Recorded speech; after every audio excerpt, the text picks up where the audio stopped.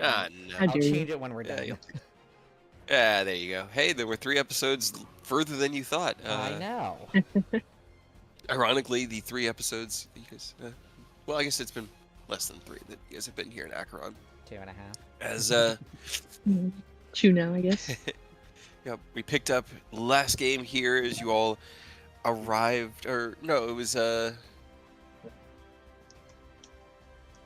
right after attempting to leave Acheron, having been thwarted on your escape and then beating the crap out of the Severin Lacrum that had met you here in Acheron.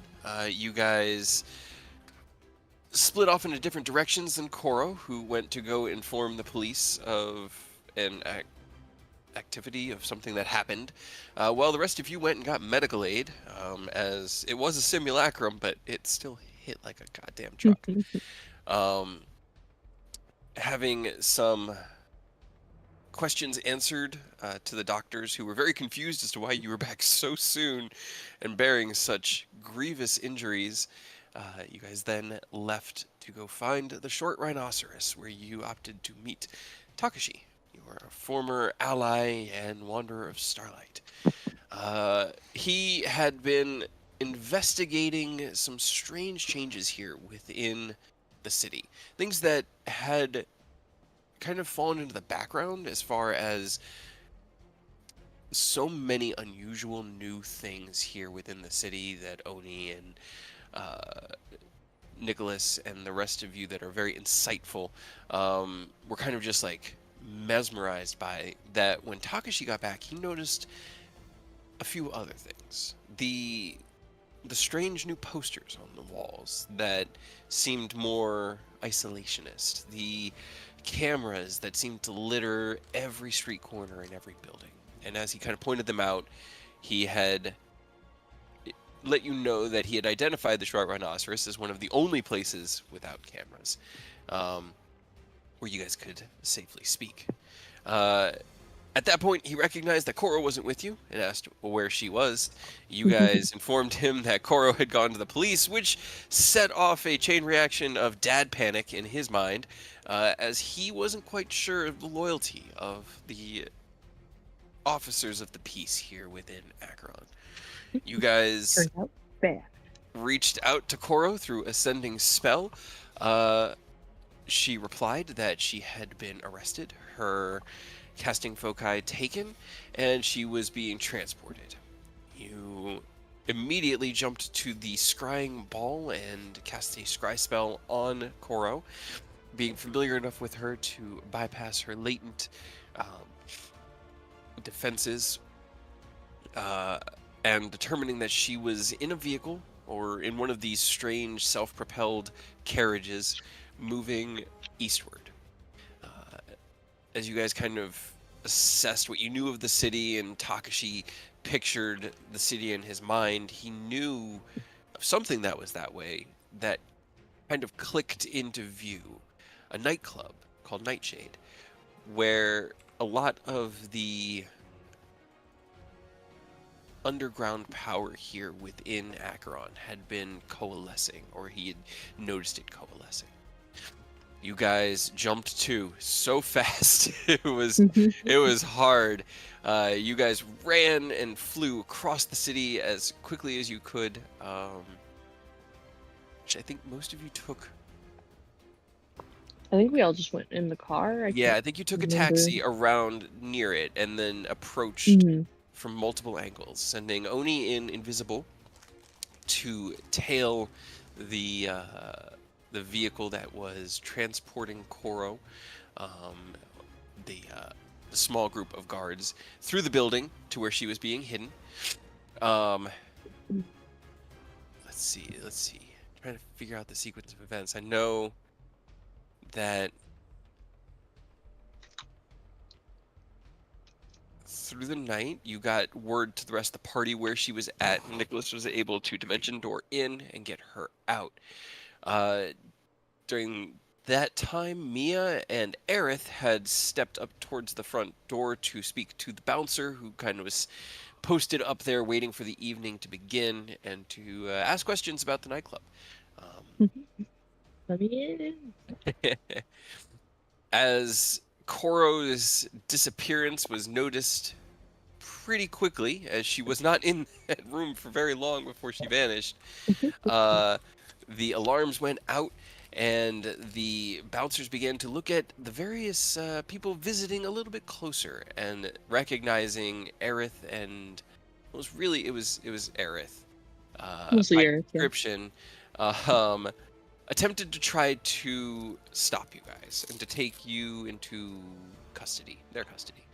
Uh, you did not like that and fought back, fighting non-lethally, while Oni contemplated his options from within the boss's office here within Nightshade.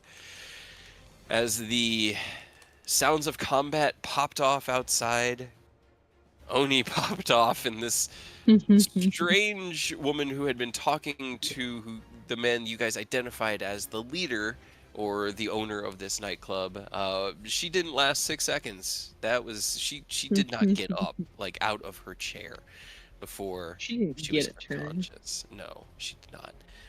It was essentially Hawk v. Lae'zel. Yeah. He could not do anything. Doosh, doosh, doosh, doosh. The battle throughout Nightshade raged as the party coalesced and windows were broken. You all kind of regathered with support in the distance from Takashi, as the owner of Nightshade came out, recognized you all, threw a couple spells, but as you began to strike back at him, fell back through a dimension door to parts unknown within Nightshade. And that was pretty much where we left off. I feel like I am missing something, but I'm sure it will come to me sooner or later. So what we're going to do is, I know at the end of last game we were still in initiative, but I'm going to go ahead and drop us out of initiative as you guys kind of like catch your breath the last minute or so of battle, racing through your minds. You gather here at the front hallway. Ken, you have about 30 seconds left on your haste, so it depends on how quickly you guys act from here. But the five of you are pretty much together. You have Koro secured. Takashi is about 100 feet away at the corner, providing range support. What are you guys doing? Well, we I'm got gonna stretch and kind of limber up real quick because he's coming off of a power word stun over here. So yeah, we got you out of that at the end of the last one, right? Yeah. yeah, That's great. one of you guys dispelled it, thankfully. So Onyx just kind of like doing stretches, calisthenics, getting a little loose, getting ready for whatever's about to happen next. And as he does, he's gonna go ahead preemptively pop his echo out. Getting loosey goosey. I'm gonna take a step in here. Okay. I guess I'll spot the two on the couch and like look back. It's like, Oni, is this your handiwork? As you... Sorry, go ahead.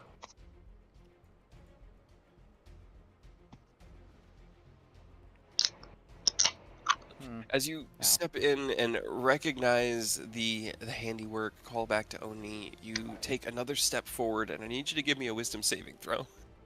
Oops. Yeah, you just hear from out in the hall. Yeah, be careful. He set off alarms. You hear a single word echo through your mind: grovel. But that's it. You're not forced to grovel, and You're like, nah. you kind of like stop, and you hear it, and you shake your head. You saved, so.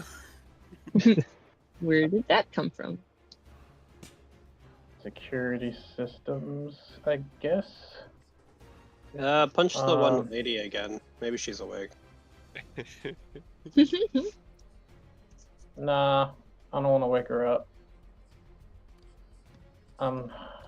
I'm not sure how to go about asking this because Ken really wouldn't know. Would there be a way to, I guess, check the room to see if there would be like a key or anything for that device still on Koro that's preventing her from talking? Make an investigation Because check. we got the armbands and stuff off, but we didn't get like the Mhm. I don't know if it She- was poker or something. Yeah. Yeah, it looks like a choker. It's about like 3/4 of an inch wide, and it sits almost flush against her neck. It looks to be made of like a somewhat pliable metal, and you were unable to find any way to remove it, but you were able to get the manacles off her hands. Oh, you said But make- investigation. Mhm.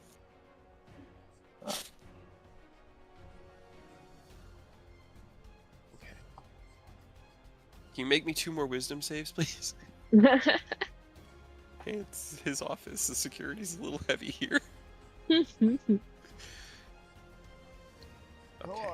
So as you step into the room, you hear What this. is this? Is this a charm or a frighten? It's just suggestion. He's just gonna fall to his knees for 6 seconds. It's useful when you're being attacked and you need to be able to get away, but in this moment, it's not exactly how he intended it to be used.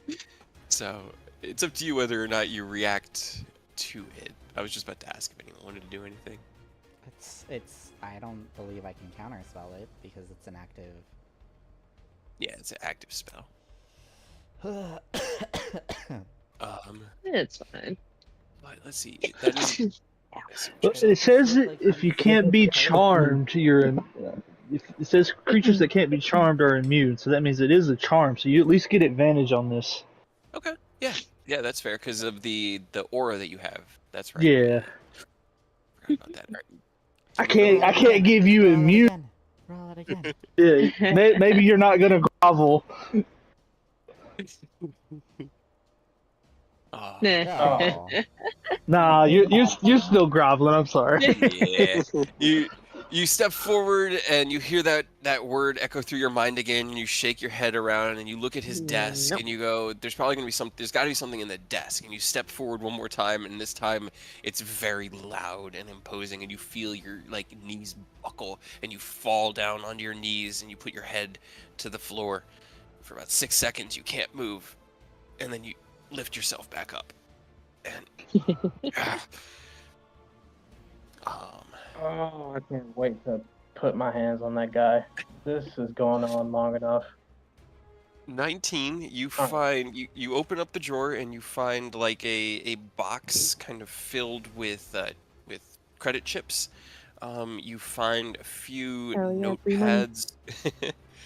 notepads with some like scheduling or what look like might be food orders. You don't find anything that looks similar to the necklace. Okay, I guess I gotta check people. Let me check this guy real quick. Roll me another investigation. Is anybody else doing anything? Yeah. I'm just gonna skedaddle back in here and like look for any kind of focus or whatever because they were talking weirdly and he's assumed she's a caster, so he's just gonna try to see if she's got something to cast with to get it away from her in the event she wakes up before we settle whatever we're doing here. Okay, roll me an investigation check.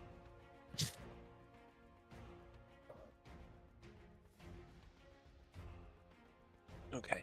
You kind of like dig through her pockets. She's not really carrying anything. Her robes look nice and well maintained. She has, well, what she has that you do identify as her casting focus is the pendant that she has tucked like deep under her robes that you had clocked as soon as you walked in here. The 5-pointed star of Tiamat. He's just gonna go ahead and pluck that off of her and toss it to Kim for safekeeping. Alright, now. You flip through this one's pockets, Ken.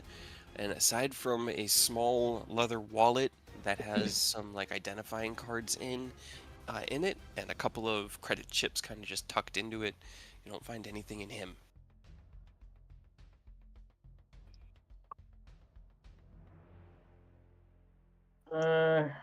You know what? You're involved in some sketch. You don't deserve money. I'm gonna take his money. Take the money from the desk too. Yep.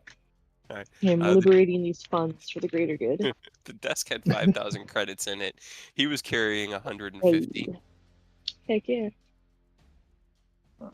50. You said 5,000 and another 150. Yep, there was a box. It was like a safety deposit box filled with them. It had it had 5,000. Are those people still there? On the dance floor? You do see them. They are kind of like cowered back into themselves. They keep trying to like push through this curtain, but every time they push on where the seam is, it looks like the curtain kind of pulls itself apart and then recloses. So they're kind of like backing away and watching as you guys are looting the office and just watching you very warily.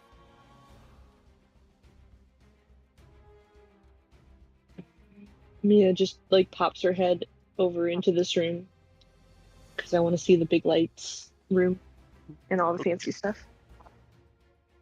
Okay. As you poke your head in, they kind of like scrunch back into an even smaller group of themselves and try to hide from you.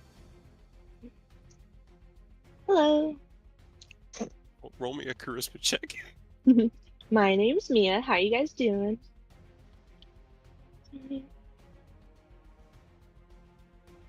Okay. They don't scream in panic, but they don't reply either. So they kind of just like push against the curtain, and you see one of them turn to the other one, and the other one turns back and goes, I know, I'm trying. It won't. And like pushes on it, and it just doesn't go anywhere, and they like...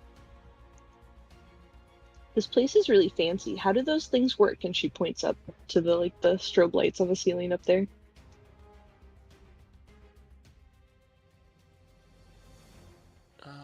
Let's see. I'm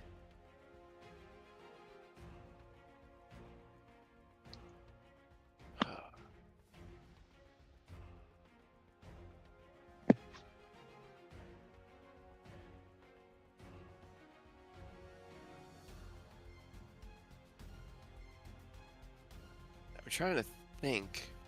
I know you're asking them, but they don't know. They're not really responding. That's fair. She keeps chattering then. Maybe it's the same way that Cora explained it way back when.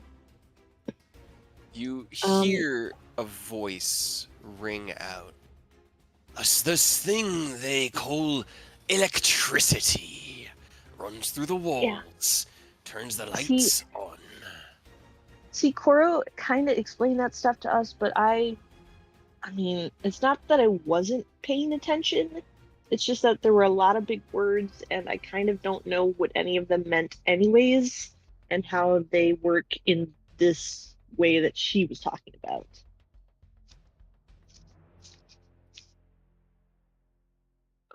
We just tell the civilians that they could leave. Yeah, I was just about to say, hey, you guys ladies can go and out the front door. It's open. Yeah, ladies and gentlemen, you have our word. No harm will befall you. But yeah, listen to the gentleman here. Leave, please. Doors open. We won't harm you. Nicholas, can you roll me a persuasion check with advantage? I'm just a little guy. You step a little bit further in, and the same she's voice. Gonna go ahead. Fly up towards the lights, actually. Like, so she's stepping in, but she's going up. Okay. Add +5 to that. Sure. Okay. As Ken adds his flash of genius, Mia, you begin to float up towards the lights. The people kind of look at the group of you. I'm going to say Aerith has followed you guys because that makes most sense just because he had to step away. They look at the group of you, and there's like a moment where their hive mind that collective unconscious weighs the risk, and in one just crowd, they run past you guys and out the front door. You also hear as they run past, they go, "Maria, come on, we're getting out of here!" And somebody scrambles out from in the coat check room and runs away with them. You kind of fly up towards the lights, and that voice echoes back through. Strange thing about magic is you don't actually have to understand how it works in order to use it properly. Yeah. Yeah, I do that a lot. Who is speaking? It is the older man that had come out earlier and then teleported away. You didn't really hear much of what he had said earlier. Oni had heard him talking with the people in the office. Can I cast Quick Look to try and find him? Sure. Can I you gotta- look the spell for me? Yeah, it's a custom spell, so I gotta Yeah. copy paste it. Heck yeah. But yeah, Mia's just idly just answering him as he talks to so that you guys can spread out and try to find this man. Okay. Let's see. 120. Okay, cool.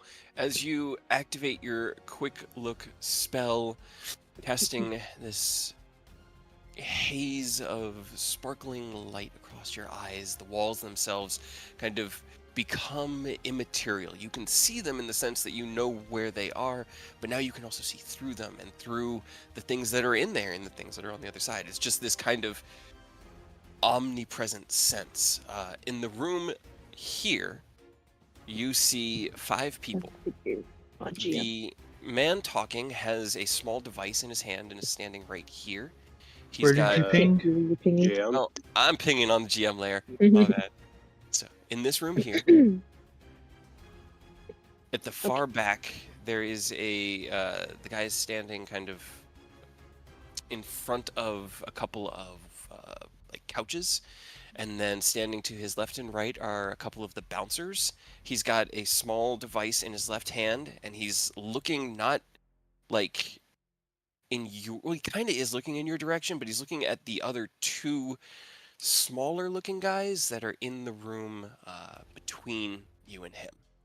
And he's kind of like pointing at them and then just giving them like that go command. And as you cast the spell and he replies to Mia about not needing to understand magic in order to use it, you hear his voice come across. Let's see how you deal with this. I don't know how it works. Do you? And the 2 guys leap through what looked to be a mirrored piece of glass, but turned out to be just like a one-way window.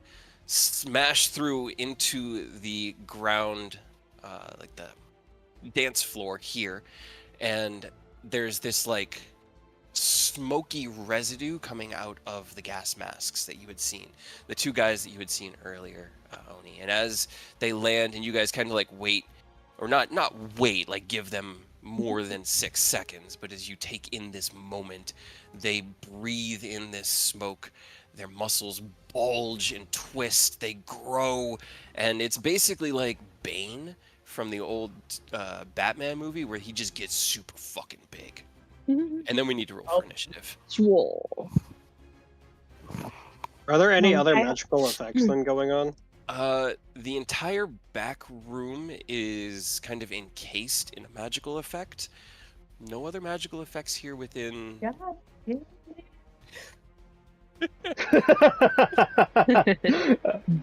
Just the quiet. God damn it. Feel it. How high up is the ceiling? It's not particularly tall. It's only about 20 so feet, because it is tall Okay, for like an interior building, but She's up like by the lights then. yeah. That's And then I'm just gonna drop these guys since these windows are now all smashed through. Put them onto the DM layer.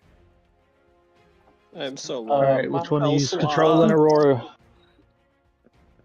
One of you guys has got to control Aurora because he's yeah, BOP'd. I can if you can drop me his character sheet. I was just gonna give it to everybody because that's easier. You are all Aerith. Mhm. Enter the drift, become Aerith. Didn't click on his token and it didn't pull it. you got your own 14. Right? I thought they said it would do that now, but no. It does its best.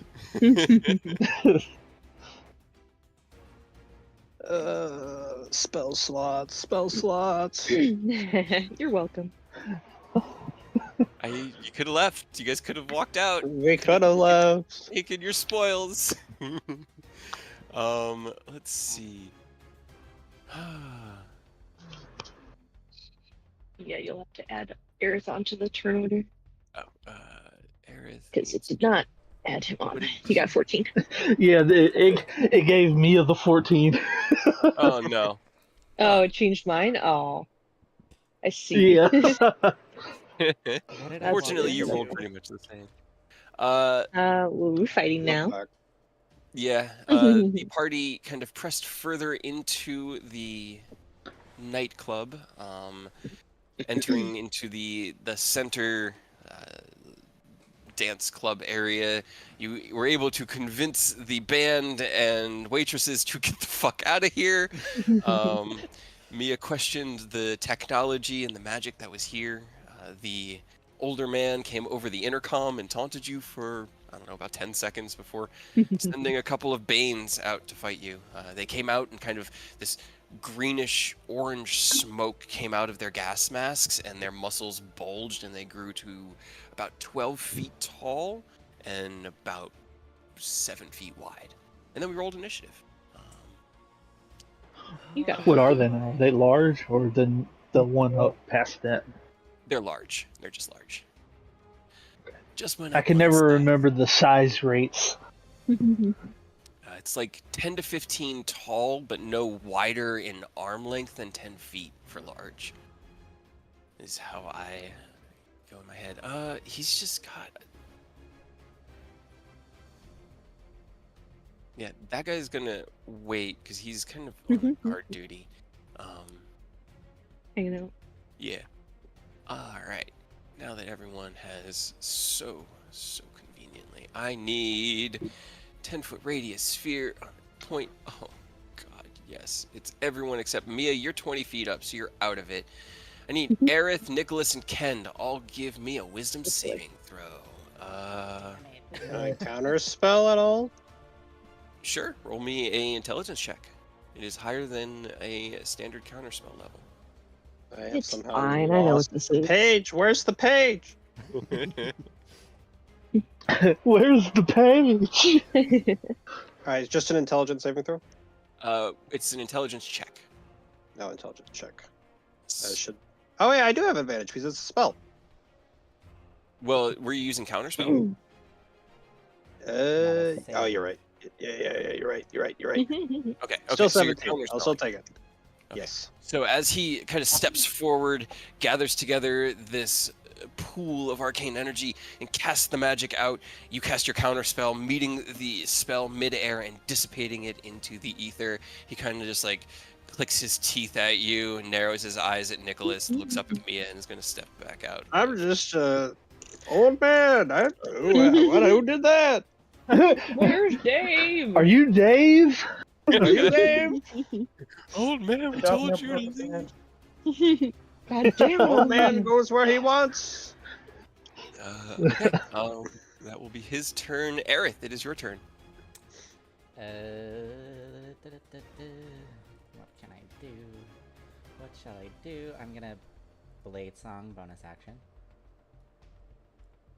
All right. They did both roll 8s. God. I was like, did the token thing fuck up? Nope. I rolled 2 8s in a row for them. Their masks are pretty rad, though. I'm not gonna lie. I Token's definitely see feet. the Bane, the Bane influence. I like it. That was what kind of gave me the idea. I saw them and I was like, ooh. Speak of the devil, he shall appear. I was born in the city. I'm was going born in the to darkness. Moan and shoot this one, Okay. and then Eldritch Blast it as well. 18 does not hit. It hits, but it kind of just like hits into a hard part of muscle that just like dissipates the energy. 1, 2, 3. Hey. Hey, Those better. all do hit Hey. Oh, so 19 hits. Okay, well, 19 we know. hits. Yeah, alright. Science. Science. Science, all part of my plan. Haha. Ooh, Hey, good one. good, yeah. I like that crit. Alrighty. 17, 19, 28. Okay, got it. Alright. That's gonna As be you my turn. activate your blade song, draw the Sicarius, kind of close the distance, firing. The blast ricochets off of the shoulder. You gather your Eldritch Blast, and as your feet land in position, you release the 3 crackling beams, 2 into his chest and 1 into that same point that you just hit with the gun. All of them kind of sending him reeling onto his heels. This that sounds Pissed him off. almost like a dragon roar. Mhm. Anything else you want to do? PTSD. No, that's it. I think Oni has a higher dexterity than Aerith, so I'm going to put I'm Oni pretty higher sure he in the does. initiative for next turn. But Oni, it is your turn now. Okay, well. The Echo's gonna skedaddle over here, and we're just gonna start swinging.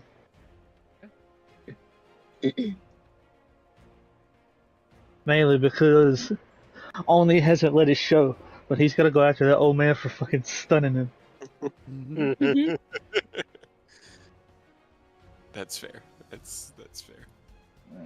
And then, just so I can turn Booming Blade off. Aw. That one, you love to see it. Okay. That hits, I'll click it. And then we're gonna flurry of blows. This is where all the rolls that we need in Pokemon go, man. It's Right. like 17 on the die, 18 on the die. Alright, and shove him back 5 feet, since he is only large. Okay. All right. As you send the Echo in, the Echo closes the gap. This heavy attack sequence ending with the open palm strike to the center core mass, sending him staggering away from you. Anything else you want to do? Yeah, I'm gonna use my movement to skedaddle up and over here. Mhm. Okay. And that's literally as far as I can be from the Echo before it dissipates. So Did you? look, it kind of worked out. So the stairs are right here, correct? So you Yeah, had to run up and around. Well, I just ran up the wall So this is because actually I could. It's just just a solid wall. Then yeah, it's an interior wall. There's no opening above it for you to fly down over. You'd have to take the stairs up and yeah, onto the then bike. I guess I will move the Echo a little bit more. Okay. Get him about right here.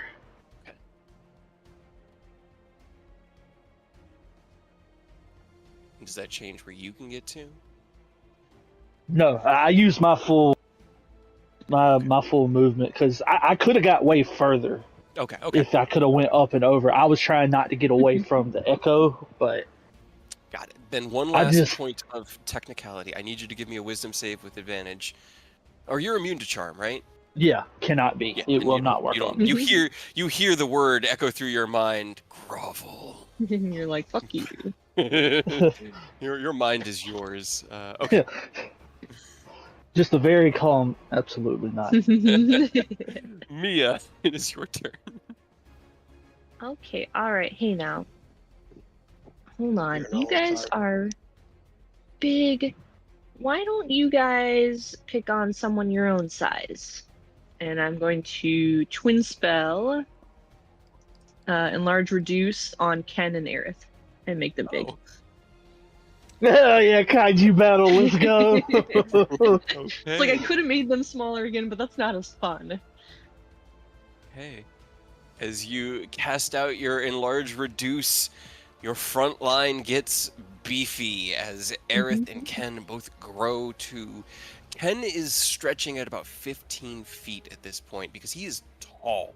Like he already borders on the edge of what is classified as medium. Bigger. At this point, Ken can basically reach up and touch the metal framework that holds the lighting and everything in the ceiling up here. I can. Aerith is about 12 feet tall, which is pretty big for Aerith. I don't like Whoa. this. I don't like this. I don't like it. But you guys both add an extra D4 to any attack rolls you make, or damage rolls you make while this size. Anything else you want to do, Mia? Okay, I'm just going to go ahead and Imagine his fucking pistol in the hand of a large guy. Now, it's like a fucking rifle to a normal person. Oh, Hell yeah. Yeah, just gonna move over here, and that will be my turn. Okay, Nicholas, it is your turn. I'm debating if I want to become a giant ape. Join the party. You might kaiju fight, bro. I like liking it so far. I want to use 2 charges of my book to cast a 4th level spell to polymorph into a giant ape. Let's see. I know we have a giant ape here from. The guys in this little Road. are like, what the fuck is happening out there? Oh God. This is everything I wanted from this battle. We thought making them bigger would like dissuade them, but they all got bigger. What is going on? And everyone was bigger. The little guy turned into a monkey. Ah, Rogue War so Chief. big. I know. I got 2. I think it's no. That's how big it is. That's the right Mhm. size. Yup. Hell yeah. Monkey time. Winton. All right. Monkey. Any movement? Do I don't get my action that turn because I polymorphed, correct? Right. It takes your action. Yeah, but you can move. Get up on. Sorry, Aerith. Can I crawl through Aerith or around Aerith, or am I just stuck here? You can move through air space. You just can't end your turn in his space. Alright. I don't know if you ever want to hear a giant ape ask, "Can I crawl through you?" Trying to go around. I just thought of it too. If you quicken spell polymorph, you could potentially polymorph, and you'd still have your action to. I do not I know have Meta magic, meta unfortunately. Yeah. I got Alright. meta magic. Well, now they know Angry what they're monkey. doing. This guy's gonna take his little pistol off his belt and start being like, "What the hell is that? He just turned into a giant. I've never even seen anything like that. What is it?" The other guy goes, "It's a gorilla, you gorilla! Shoot it!" He'll use his bonus action to steady aim. 20 to hit the gorilla. That should. 25. So the first attack hits. Don't think it has particularly high AC. It's just made No, of it just has a lot of hit points and it hits really hard. Yeah. Mhm. So the first attack hits with sneak attack for 25 points of damage. Mm-hmm. Second one hits for 12 points of damage. Angry monkey.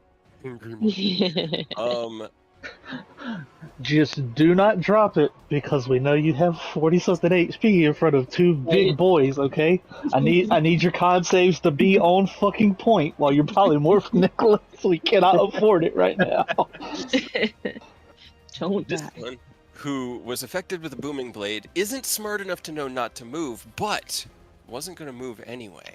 At the beginning of his turn, as he's kind of shoved and staggers off to the side, he takes this deep, gurgling breath from within the mask and looks at Ken and Aerith. I need both of you to give me Constitution saving throws as he kind of he reaches up, grabs the front of the mask and pulls it away, and this plume of poisonous smoke Hell yeah. Ew. I out want some and over both poisonous. of you. You both saved So you take 27, or sorry, halved, so 13 points of poison damage each, and are not poisoned. Well, that's good. But that will be his Nice, turn. 100. You guys have advantage on strength checks and saves, but not con. Okay. This one is going to turn around and in each hand is going to pick up a speaker and is going to turn and swing both with these wide arcs at Gorilla Nicholas. And he's going to use his improvised weapon fighting to hit you with a couple of electric speakers. Let me see. I just need to make sure I'm doing the improvised weapon rules right.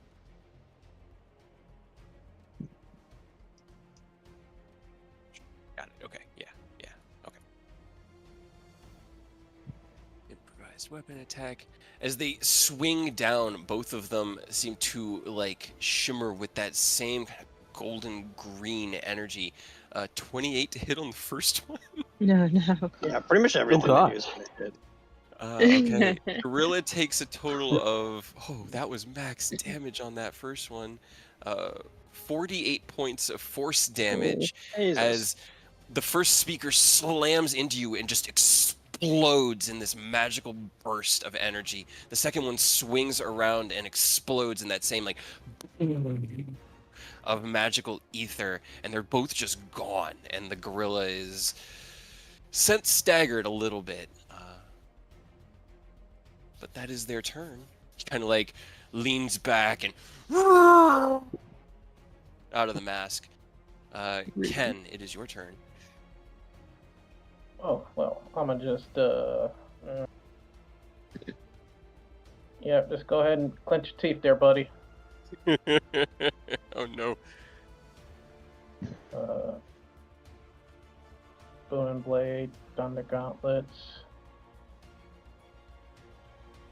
And then advantage. And on the hog. Oh yeah. Oh yeah. Yeah, those both hit. Oh, I gotta add a 1d4 as well. Okay. Yes. Another extra D4. Both attacks. I'm being big.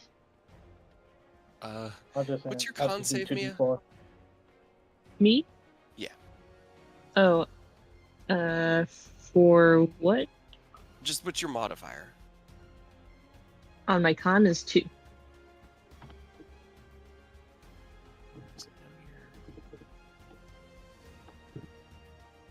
can you make me a Constitution saving throw? Because you do have to hit a 10 to keep enlarge reduce. You did take. What some did I get hit damage. with? Oh wait, no, you didn't. You didn't. You weren't in the breath. My bad. My bad. No, yeah. Yeah, That's you'll okay. stay in there. Hey. Can you roll me 2 d12s as well? Nidhogg's damage broke. Oh no! 2d12? One day roll. 5 plus 2. Where's One the day D10? roll 20 work with us. Right. 2d10s? Yeah. It will work during the final battle. It when we will. fight Tiamat.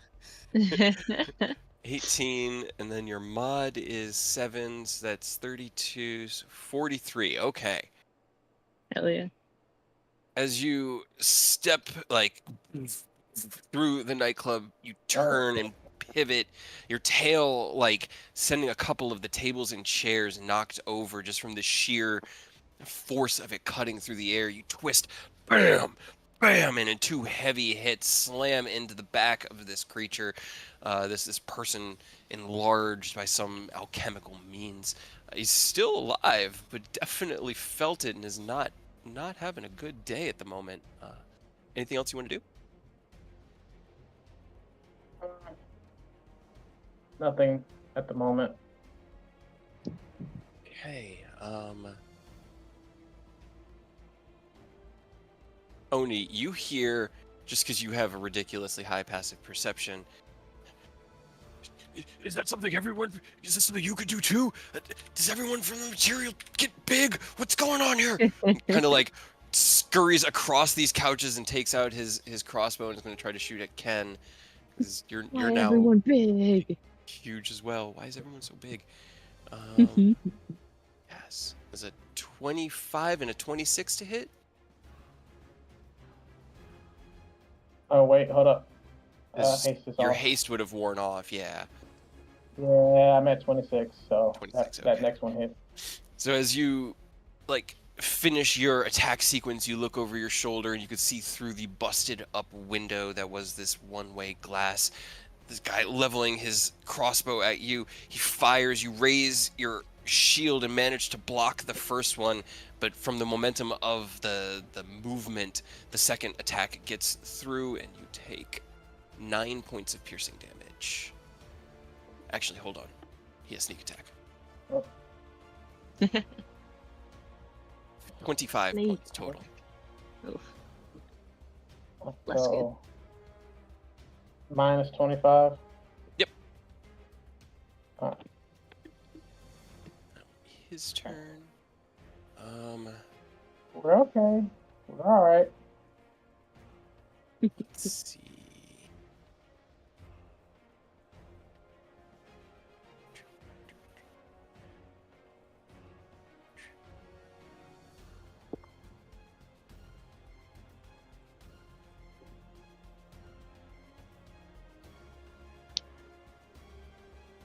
That's actually. Let me see.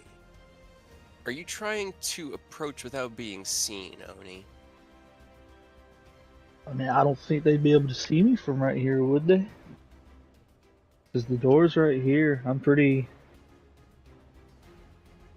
much against the wall coming up. That's fair.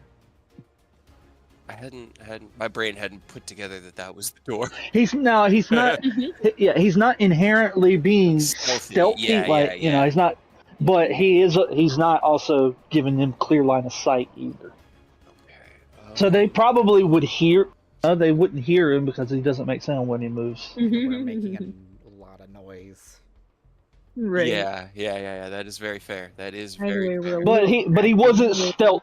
If it helps you decide, he wasn't stealthing as he came up. No. Okay.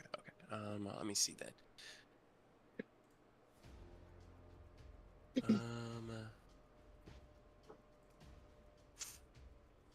Can he? Ooh, So that confirms the old man is also the material plane.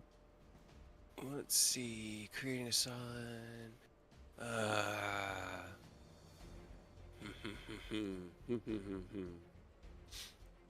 You just had to get one size bigger, didn't you, Nicholas?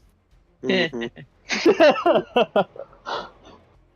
You make it Nicholas could not be contained.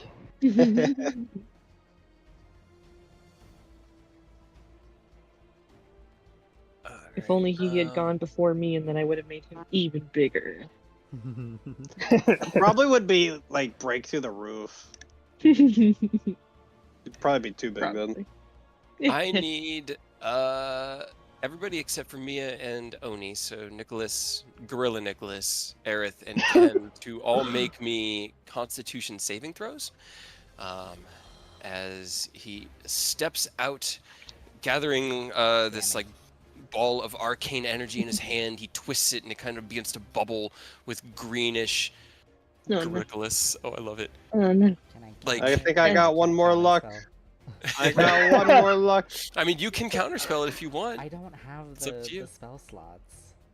Oh, I'm out of well, third level then spells. you can't.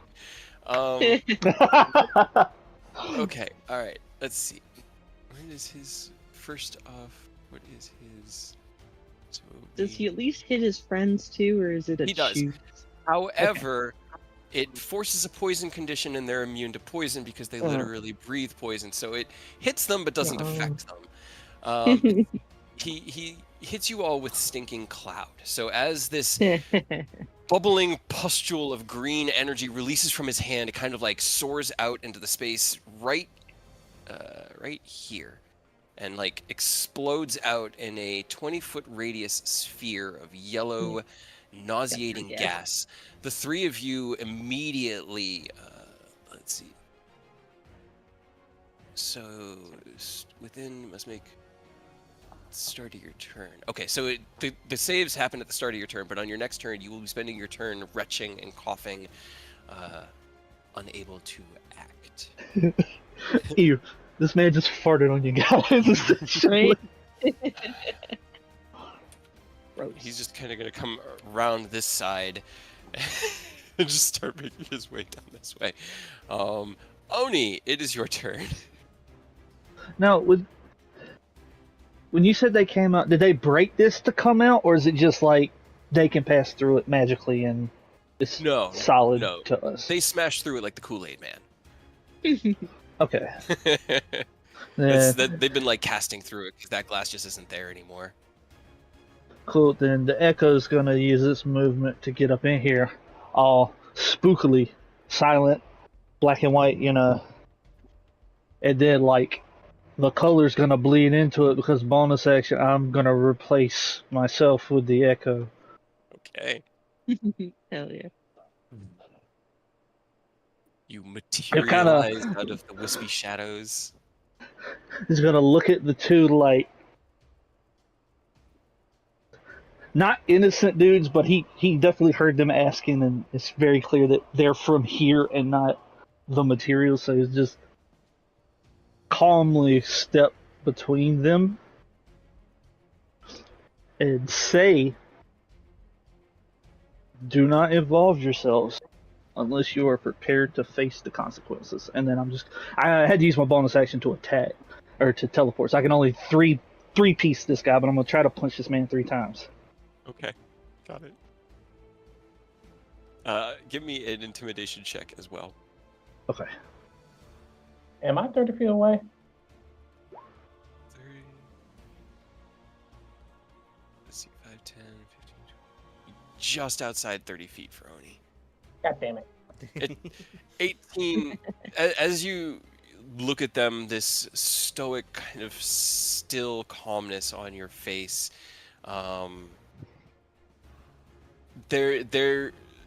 You can see the message being received in the widening of the eyes, the kind of like trembling in the hand as he's holding the crossbow, questioning what to do. You turn and smash out with your first attack, and as you do, the man kind of like twists out of the way, trying to dodge it, and there's this arc of arcane energy that comes out from his chest that deflects the attack out of a tattoo. All right. 28 does hit though. As he's kind of like half matrix leaned back, you twist your body and go into a heavy downward double hand smash into his chest. 14 bludgeoning. All right, and push him back 5 feet for me.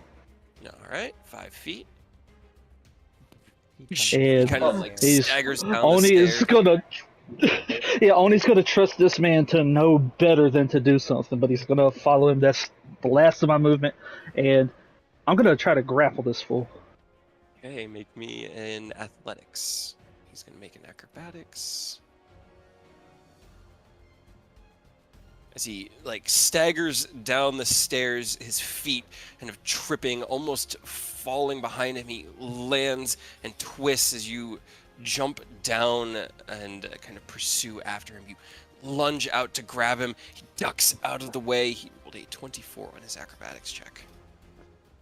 All right, and that's my turn. Alrighty. Aerith, it is your turn. I'm just gonna move the Echo because I I'm didn't even definitely roll a more than wisdom 30 check. feet away. That guy definitely knew better than to attack you.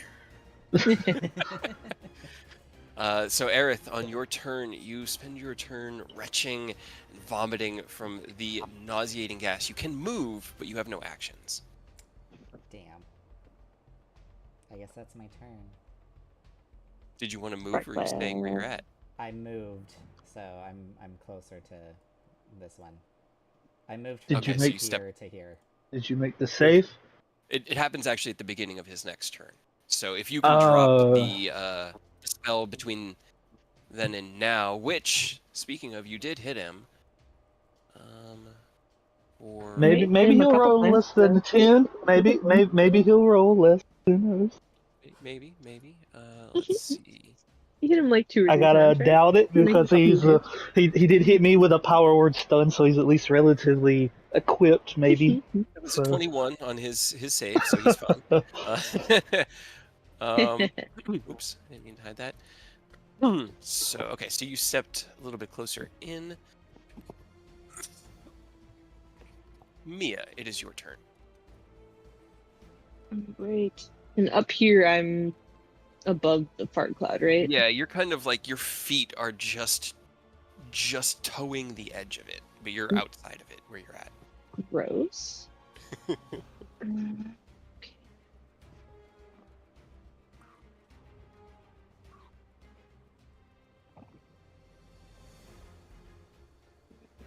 Let's see.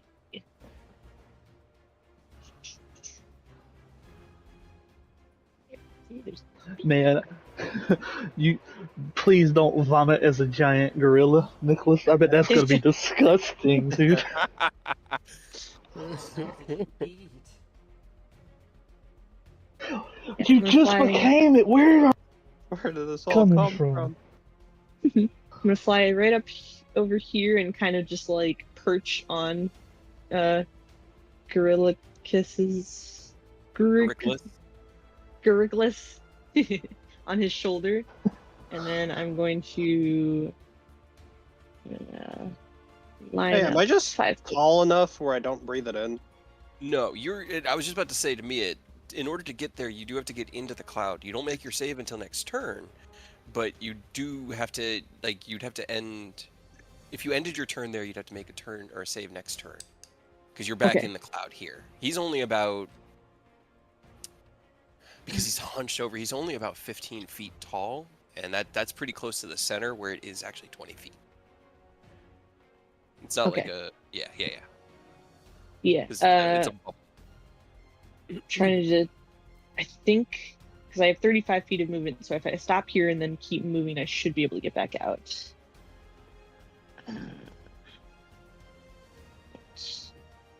Yeah, I should be able to get back out or go back up at least out of the cloud, right?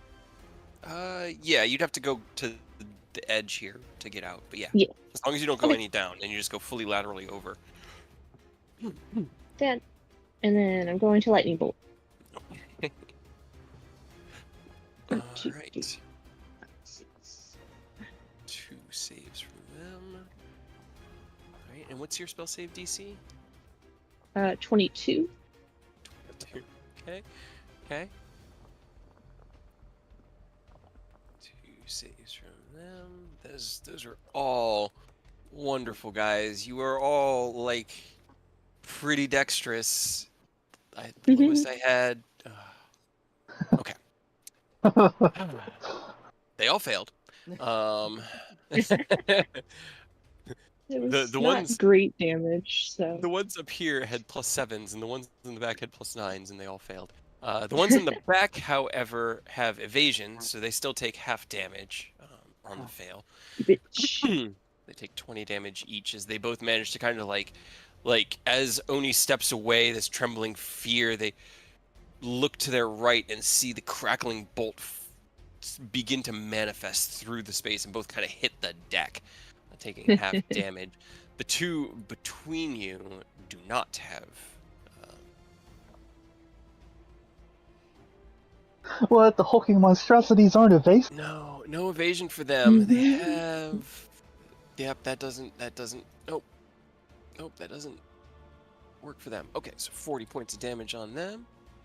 All right, the one that's kind of in the middle here, getting gangbanged on, is looking a bit messed up. And then I'll move over to the edge to get back out of the stink. Okay, as you take a deep breath, dive into the stinking cloud to release your lightning bolt, it crackles through the nightclub, flashing lights all across this room as it is normally illuminated. Oh no. Yeah, that's about right. I mean, I had to roll natural 20 to avoid it for this one because I haven't gone off in a little while. Let's see, 5 or 88. 5. A Modron chosen and controlled by the DM appears in an unoccupied space within 5 feet of you, then disappears after a minute. Yeah, Modron's nice. Your Right. hair falls out but grows back within 24 hours. Cool, let's do the Modron. Cool, let's do the Motron. Oh no. At least your skin didn't turn blue. Okay, alright. Let's see.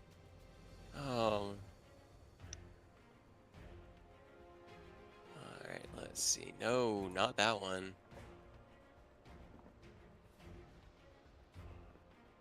Wow, what did these all come from?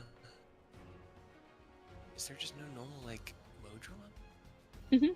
Sorry, I'm just trying to find a token, and like Right. the lowest CR one that's in here is CR8.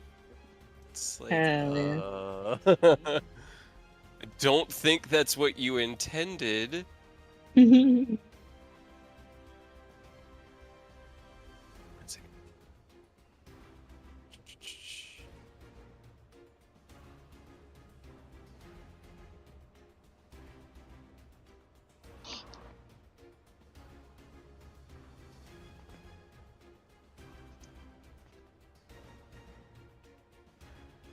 You and your wild magic. I love wild magic. It's so much fun. Does terrible, terrible things. Is there no? Oh, okay, okay, that's what it is. Okay, it's because it's Modrons are the type, but it's in here as a monodrone. Yeah, that's what I'm Interesting. looking for. Okay, okay. Monodrone. Modron chosen and controlled by the DM. It lasts for 1 minute. It does. And it actually happened for once, like a 1 minute one in combat. So it's actually useful, possibly, unless it attacks us. I mean, Unsure. Modrons are usually good guys. Hopefully. I've talked to a few Modrons. Maybe they'll be like, "Oh, hey, Nicholas, how you doing?" Granted, they might not recognize Monkey Nicholas, but you never know. You know. Okay, I'm gonna pick a number between 1 and 5. 3. Okay. All right. As you soar through the stinking gas, release out this crackling bolt of energy, you feel the weave of magic rippling around you, this kind of like shock wave through the universe that you know. That's just what happens sometimes when you cast. There's then a tiny little popping noise. Let's see. Does it say where it was created? Within 5 feet of me. Okay. Does it fly? Hopefully. I mean, if not, the guy's just gonna have an angry Modron attacking him. Okay. Okay. I got it. You see as this strange creature, and I'll because I cannot for the life of me describe to you guys what a Modron would look like.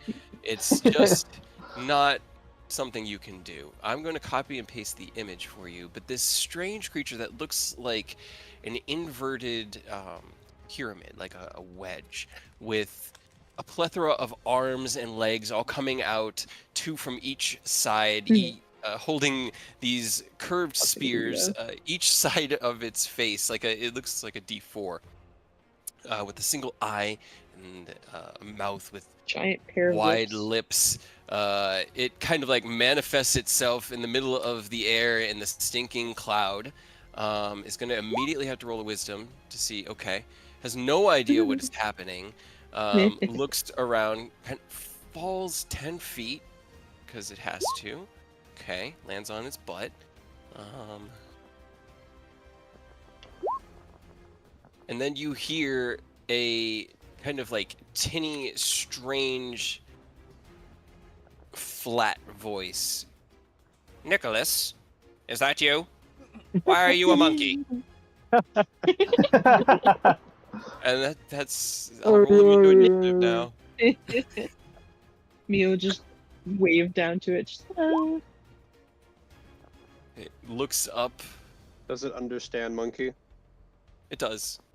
It does. As you enunciate at it, because it's not really like roaring or growling. It looks up at Mia and then looks back to you and goes. And then its eyes trail back up and just kind of lock on Mia. Alrighty. Nicholas, Garicolis, 'tis your turn. All right, so I can move. I just can't attack. Is that what it was? Yes, you have to use your action to retch and cough, but that means that you have your movement, but you have no actions. Gotcha. like You made being a 17. incapacitated. Was it not high enough? Was a Was 17 a not high enough? 17? To save? Yeah, Yes. because he No. rolled a. No. Mm-mm. Damn. Well, I guess I'm going to provoke opportunity attacks. Actually, I need you to Nasty. make me two athletics or acrobatics checks, as they're both going to try to just grapple you. Haha, I got a you- +9. Grab the monkey. You lucky. Y'all lucky it wasn't attacking. As you start to try to walk away, Nicholas, two very large, meaty hands grab onto you. Each one of them grabs you by one hand and holds you in place. You are Can I just grappled. drag him with me? You have half movement. All right, I'll drag him with Make me. me a strength check. Make me a strength check. Come on, All monkey. right. My 23 strength. Yeah. Oh, no! Come on! I can't use my magic items, can I? No, No, not not polymorphed. No. So as they grab you by the arms, you pull with your gorilla arms and they don't budge. Or you kind of roar. They don't move. They demand that you stay in the fart cloud. I don't want to be in the fart cloud. You don't want I don't want to. Can I telekinetically shove one of them? Sure. Hey, That's a strength save on their side, right? yes. Okay. That is a natural one. Yeah, get shoved. Go 5 feet away from me. You turn and your cognitive faculties intact. The Garicolis telekinetically shoves out with its mind, and the large berserker form staggers back and slamming into the one-way mirror wall that used to be there. I should have done that first. Maybe it would have been easier. Oh well. I rolled a natural, what was that? It was a natural 13 and a natural 17, and they're big and strong. Yeah. They want you to stay in the fart. It's okay. Stay with us, buddy. Oh boy. Oh boy. Oh boy. Oh boy. This guy. Oh, this guy. This guy. Just get out of there. Act like what they thought Nicholas should have done is, oh man, you're not supposed to be here. Just leave. Oh, it's kind of like, it's what is he more afraid of? You know, that's how these guys always. He just watched a Modron spawn that he has no He idea what did. that is. He did. And got hit That by a is lightning fair. bolt. A little bit. He's way over his head. As he picks himself up, he turns and he will run towards the door. And don't worry, the echo's not there. It despawned. I just didn't want to Yeah. delete it in case I summon it back. He steps here, and as his hand reaches out for the door, both his feet go out from under him, his knees hit the floor, and his head goes Wow. down. Got groveled. He has to grovel. This one, he can't pick up anything because he has to be able to actually get to the chairs and tables and various things littered around to hit you with, so he doesn't get his improvised weapon hits, but he's just going to Surrounded hit by you, big people. Nicholas. That poor monkey. Let monkey Okay. man go. Hey, get him. Yeah, make the attack, Ken. This first one is a 21 to hit Nicholas. I would be very surprised if they missed Monkey Nicholas. Wait, Knit house broke. Okay. Oh no. Your poor weapons. Yeah. Oh, I didn't change the token on either. I made it and I just never even changed it. Intelligence. intelligence. There, that should be good. Okay. You take a total of, because he doesn't have the extra bit there, so that's 13 points of force damage from the first strike. Oh, Yeah, no. get on. Hell yeah. Well, we might as well add Thunder Golem to that, right? I Hell was yeah. gonna ask if you were adding anything. And then another 2d4s for being big. Yep. Hell yeah. That's I will- 48. Okay. Plus 2d4. On the bright side, it's been really convenient that like they're not doing enough damage for the con saves on polymorph to even matter. Like we have been so they haven't done anything that it would be over 10 yet. It's so fucking good, bro. This useful. As this one holding Nicholas still by like one arm, kind of pulling him back, reels back with one fist and punches him right in the face. Garicolis kind of like staggers back and roars. And as you see the opening, Ken, you close the gap, twist your body kind of into his. Are you going for lethal or non-lethal at this point?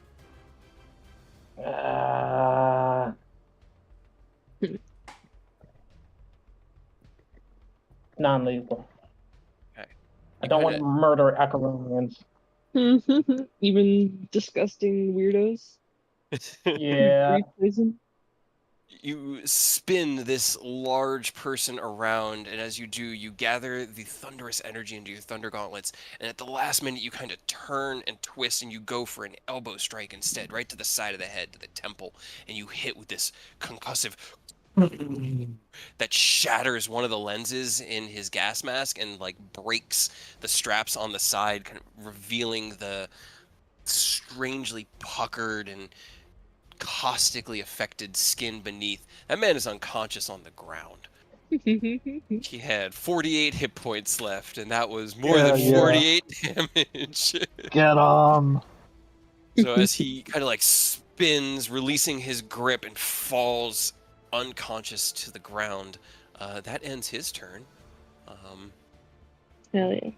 This one that just watched that happen is going to reach in through the window, grab a table, twist, and throw it like a saucer disc across this gap at you, Ken. That is gonna be a Dodge it. has a 17 to hit. So Hey. as it flies through the or across this gap, you kind of like reach out, grab it, and throw the table off to the side away from you and Aerith. While you're going through that motion, he twists around and grabs a chair. He's gonna run at you with the chair on his hand like a meaty gauntlet, and he's gonna try to hit you in the head with one of these honestly plush, luxurious looking chairs. That is a 27 to hit. God damn it. So that is 17 force damage.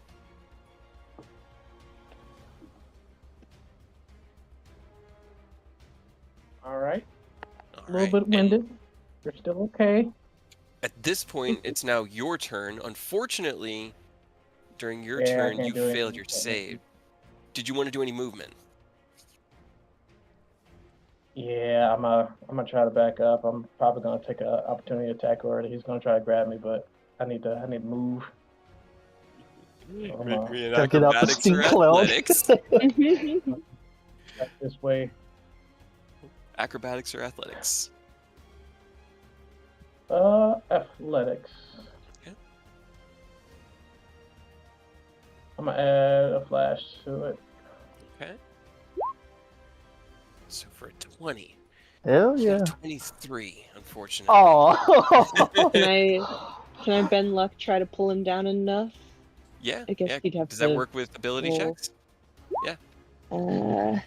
Yes. Yeah, ability check. Yep. Go for it. Roll a d4. Maybe.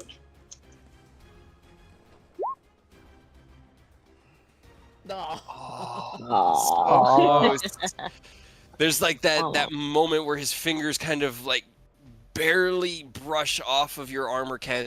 Think you've gotten away, and then there's that lunge forward, and the grip is like iron, and you are well. You could move, but it would cost you double movement to drag him. I gotta make a save now, right? Will you make the stink cloud save at the start of your turn? Actually, we just did it a bit early last time. Oh, okay. Yeah. So, all right. I'm trying to drag this guy. Okay. Or no, it's actually like yeah. Okay. Make me a strength check. Oh, I got advantage on strength check. Nicholas did.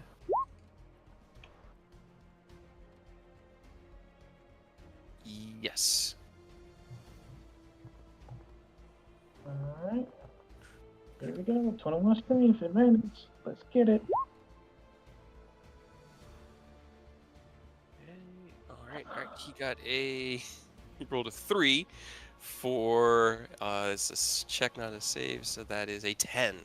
So that does you are able to kind of drag him. It does cost you double movement, so you only have 15 feet, but you can drag him wherever you would like to end. He will come with you. Yeah. Well, let me get like right here. Okay. Get out the cloud. Yeah. Yeah, that's fair.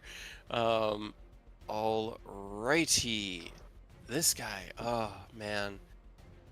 Afraid, doesn't know what to do. Self-preservation instincts not exceptionally high, but also not stupidly low. He's kind of like fallen back into this couch and is looking past Oni at the boss man. And then he's gonna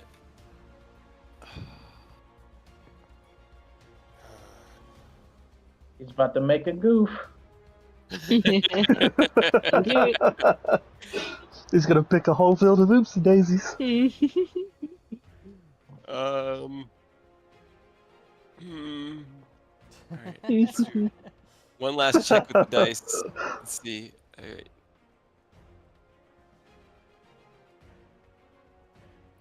Okay. That's he kind of falls over, runs over to his buddy, and kind of like tries to pick him up. What are you doing? We've got to get out of here. It's not worth it. Come on, we gotta go. We gotta go. And his buddy's like, I can't get up. That would be groveling. theirs. And then it's the Modron. What does the Modron? Yeah, what does the Modron do? I wanna see what Modron's about to pop off. Right? That's right. Me too. It does. I don't know. Let's see. A tri-drone. Fireball. Cuts to the outside of the building, and there's just like an explosion that blows every window out. He manages to save on the stinking cloud. Yeah, let's go. That's our boy, Modron. You kind of hear that. This place smells awful.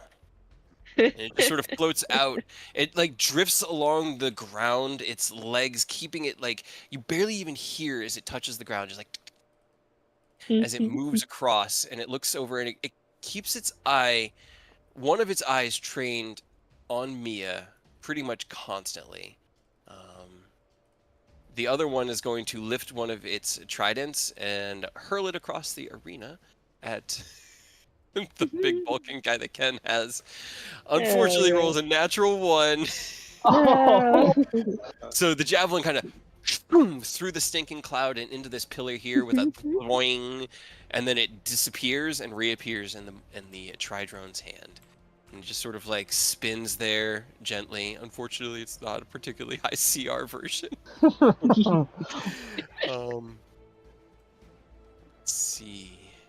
Now it's his. But there is at least always one eye. It's like as it turns, the other 3 sides are taking in the surrounding, but as it looks, there's always one kind of watching Mia.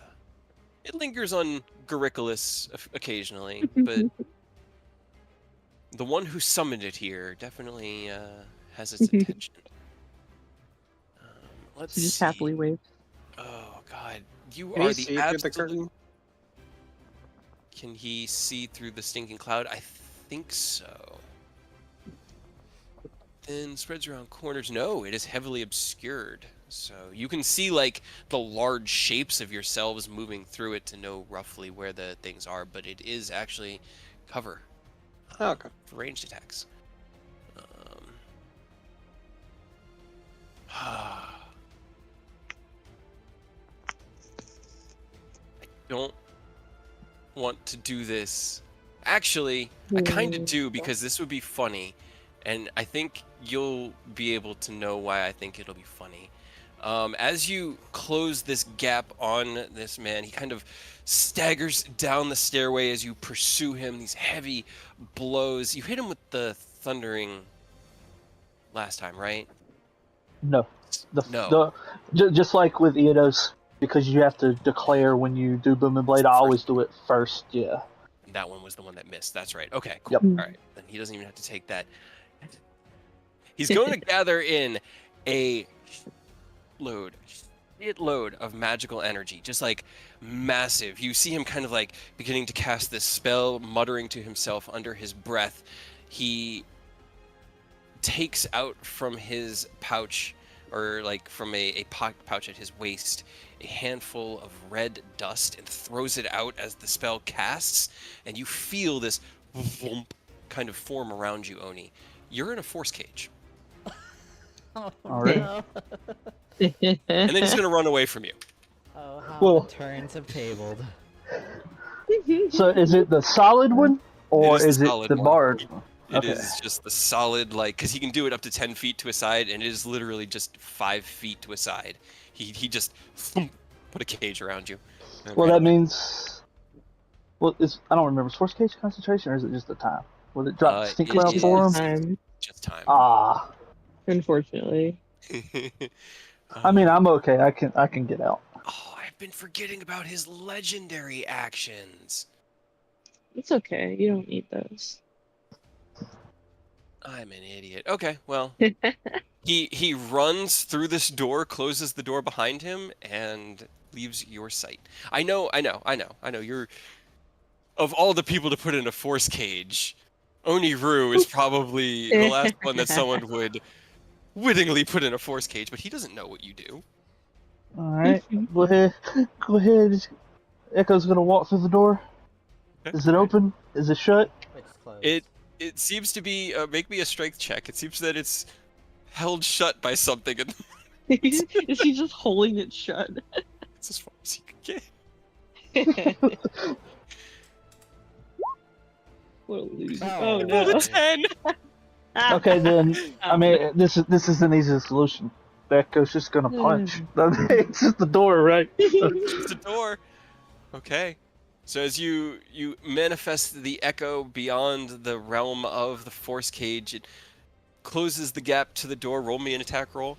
It grabs the door handle and tries to like push the door or pull the door open as you had seen him do. I'm just judging by the way that the door flow looks. Yeah, that hits. Roll me damage. It's a door. Was this just the? I guess it doesn't really matter. 10 was its HP. So, as you try to open the door, there's resistance on the other side. The echo kind of steps back, centers itself, and with a punches into the door. Your fist blows apart the center of the door, and you can see him on the other side of it, like his arm and his lower body holding the door shut. But I could see him now. You can see him now. Yes, he's still right there. Is he within striking range? Yeah, literally right on the other side of the door. Okay. Through the small gap in the door, at one point you kind of hit the edge of the door, causing the splinters to shard in a little bit, opening the gap wider. Go ahead, roll me damage. Okay, so if it's opened wider on that second one, Mm-hmm. Because I'm gonna step here. Because I hit him, I can move him 5 feet. Drag him through the splinter door back right here. Get over here. All right. As the second punch goes through the door, you grab him by his waist and kind of I pull guess he him probably have to through, be right here. But sending splinters of wood into this backstage area, and he kind of like slams into. God damn it. He looks up at you, still in the force cage, like Oni, all tranquil with his shadow or echo. Oh, he's very perturbed. All right. End of your turn. He's gonna use a legendary action to make one of his melee attacks. He's gonna reach finally for the weapon he carries at his waist, which is this. It honestly just looks like a brass knuckle with like a flat blade or flat side at one end, and as he draws it, this crystalline blade manifests itself. It's about like 14 inches long, and he's going to swing and cut out at the shadow. What is your Echo's AC? Because it's 10 plus your it's no, it's 14 plus proficiency, so it's a 19. 19. All right, so 13 misses. His second. Oh, that's right. It's not his turn. That's a legendary action. So with his first legendary action, he misses. Aerith, it is your turn. Do I make the save? Yes, right now. Make me a con save, please. Actually, I need to make a 10. I saves need to for make this 3 other man. 10s. It is a 17. Drop it. Drop it. Drop it. Drop Double it. Natural ones. He has a +8 to his con save. So as Oni pulls him through the door, the It's a stinking little cloud distracting. dissipates. Hell yeah. You don't need to make the save, Aerith. You are free and clear. You can finally breathe clearly. Guys, he has advantage on the saves. The first one was a 17 and a 1, and then I rolled 2 natural ones. There's 3 ones in a row. 3! Hell yeah. That's what we love to see. You can, however, what you find is that this curtain is as impenetrable as a wall. You kind of press against it, and it does not allow you to push through it. You can't find like a seam to get through. It was what the and I will let you remember this because you didn't actually hear this narration. It's what the band was doing when they first saw them. They were trying to get back through the curtain, but the curtain wouldn't like open and let them pass. Does it go all the way to the ceiling? Mm-hmm. It runs at least up to like where all the structural work is and like the lighting and stuff. So you'd have to. Okay. It'd be what is that? Difficult terrain to kind of like climb through it. Can I redo my movement then? Yeah. Yeah, I'm cool with that. No, See waste your where turn. to, You said this There's also a part door was over open. here today. This is a doorway. Yeah. Was this wall There's a door over open? there. That's that's yeah, broken. That was Now, smashed. just a heads up though. Oni's in a force cage, so that means this area, That's blocked, like yeah. it right here, is probably Yeah. going to be blocked on you. Unfortunately. Can I Right. squeeze through this door then? To get to the other side? The door is locked, but you Yeah. could squeeze through the space. However, as you check the door, it is arcanely locked, so you'd have to smash it down. Yes. I guess I'll try and smash it down. Okay, roll me an attack roll. His security Yeah, is hell in yeah. effect his glyphs and wards, guys. Yep. That hits. Roll me damage. You got another D4 for me, big. Yep, give me another Beep. D4. Okay. You Okay. slash out. This one, while physically it looks the same. As you hit it, it looks like it has some sort of arcane protection on that the one that Oni smashed through didn't have, as this one actually has, like, it's the barrier of the spell. So 14 doesn't quite destroy it. You kind of like smash through it with the blade of the Sicarius and carve through. You can see through the other side, but you can't climb through it. You'd probably have to do another I go again. 16 points of damage. Yeah, that hits. Roll damage Get up. You know, and roll for big. not a D4. Big. Hit him with a second 14. You smash out at it again. It's pretty much, you could force your way through. If you force your way through now, you'd have to kind of be careful about it. Make a dexterity check to avoid any of the sharper Take bits, some but you could splinters. potentially cross it. Okay. Just a couple. Push your way through. You do take 1 point of slashing damage as one of the sharper shards of like metal hinge cuts you Oh, just lightly on the shoulder. Or door cut. But you do make it in here. A door cut. You got a splinter the size of a door. Splinter. Finally, I need you to make me a wisdom saving throw at advantage. Okay. Hey. You hear grovel, Bitch the fuck. Like now. but you just steel your mind against it, and you pretty much like push your way Do I through, even and have you enough look to your movement to left. block him? Block who? Oh, where are you trying to get to? I'm trying to get to him.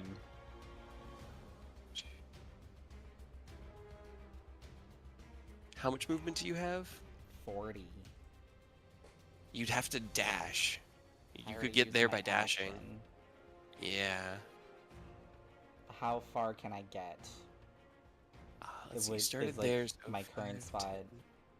Every bit of movement that you just did was difficult terrain because you had to, like, you're big, so you're having to squeeze through Nicholas's space, or Gariclus's space, and then squeeze through this kind of like, well, this you're like half up on the stage and like Okay. smashing down. So unfortunately, maybe another 5 So feet. big.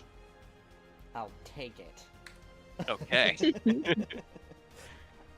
Alrighty. End of your turn. The boss man's gonna make another melee attack.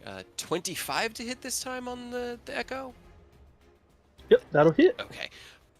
The echo is dissipated. Well, because I can do my stuff through it, can I also use my reaction on the echo? How much damage does it do at first? Because I might not even be able to actually reduce it enough. 19. Okay, I'm gonna use it just because I'm in a force cage. There's nothing else for me to do. I'll try to, but Okay. I have to use all 4. Hope and a prayer. Oh. Oh. It's Is that it's enough? 23. It's 23. Oh. Yeah. 23. Okay. So I was he gonna survives. laugh so hard. Dude, it was gonna be a hard break. But that's all 4 stocked up. So if he does it again, the echo is just at its it's on its own. But he got to one more turn, maybe. Did. He Okay. slashes out once more, and from your perspective within the echo twists, kind of clasps the blade between its hand, and with a twisting motion redirects it away. The blade kind of twists up and around like a rainbow around and over you. Mia, it is your turn. No, hold on. Shit. I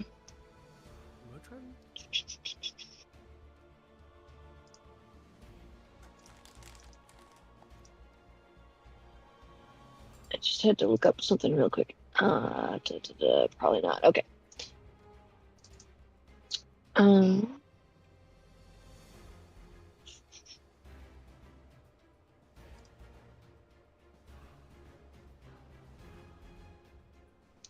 Sorry, I'm trying to look up rules of force cage.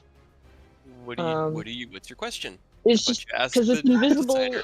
I know. I was just trying to see, but since it's invisible. Like, if I get over there, I could still see him. He has to make a thing to teleport out of it. But if I teleported him out of it, Would I make the save or? Using Vortex Ward. So you again, you can't. Well, you'd have to go up and over. Yeah.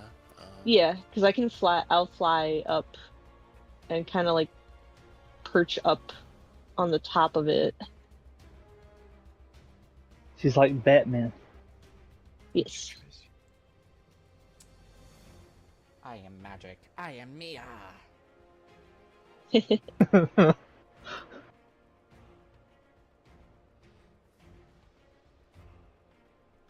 He would make the save. He would make the charisma saving throw. Okay. Regardless of the source of teleportation or the source of the effect, he makes the save. So my original question was whether I could make a pass wall through that, but I don't think I can because it has to be on a wooden, plaster, or stone surface. That's what I was Googling, because I feel like that was a stupid question. No, there are no stupid questions. There really aren't. It's just sometimes there's nuance, but that's what I'm here to decide. So you just have to read all of the ridiculous Reddit posts that people put about their sessions and their DM rules. I read RPG horror stories a few times. I can't. It's just so. Oh, it's my brain's so bad. Alright. Then I just want to stop him from getting away. Then, if I can't help Oni as well. So how do I do that? I guess I could just.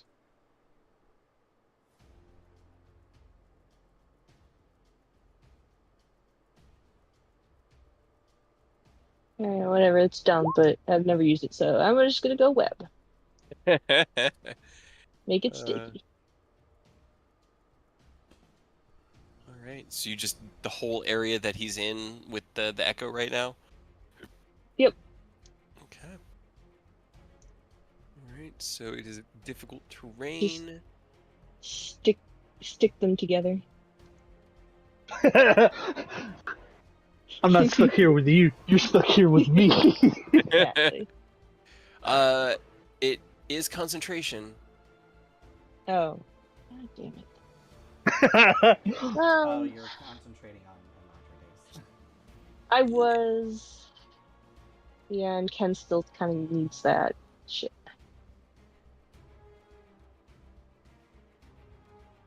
Was unprepared then. I apologize.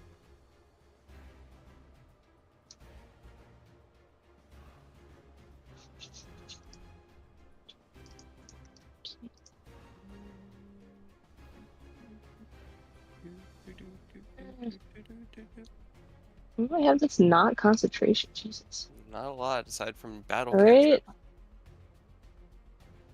I mean, I have enlarge reduce, so it's not that big of a deal if you lose it on me.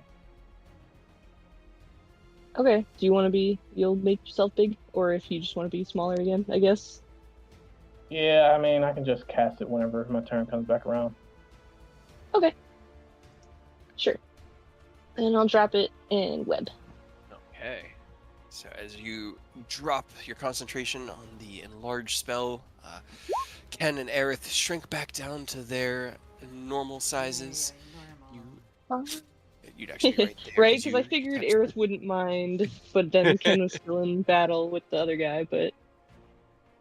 Releasing your web spell, you fill the backstage hallway with sticky webs that make it a rough terrain. Anything else you want to do? I'm just gonna watch, kind of. Peering over the top of the curtain? Yep.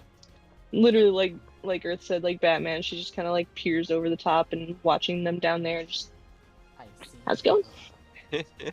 Alright, Garicolis, it is your turn. Let's finish off this guy. Okay. Get him. Finish off. Looks like he's been hit once. Oh no. Well, those both hit punches, so. Hell yeah. Does it not? I think I have to manually roll it. Well, you click the name fist or the word fist. and Yeah, I it'll do did. the damage. To fist. Oh, never mind. I see. I'm smooth brain. All good. Hey, that is a Hell yeah, hit. Garicolis. fist. Did you want to roll your own damage for the second one or take my 17? I There you can. go. More. All Hell right, hell yeah. yeah. Hell yeah. As Yeah, you giant apes are good. bam, bam, two heavy club attacks to the back of the head. This guy I kind can of actually be right here because I have 10-foot reach. you have 10-foot reach, staggering Oh, yeah. forward. Okay.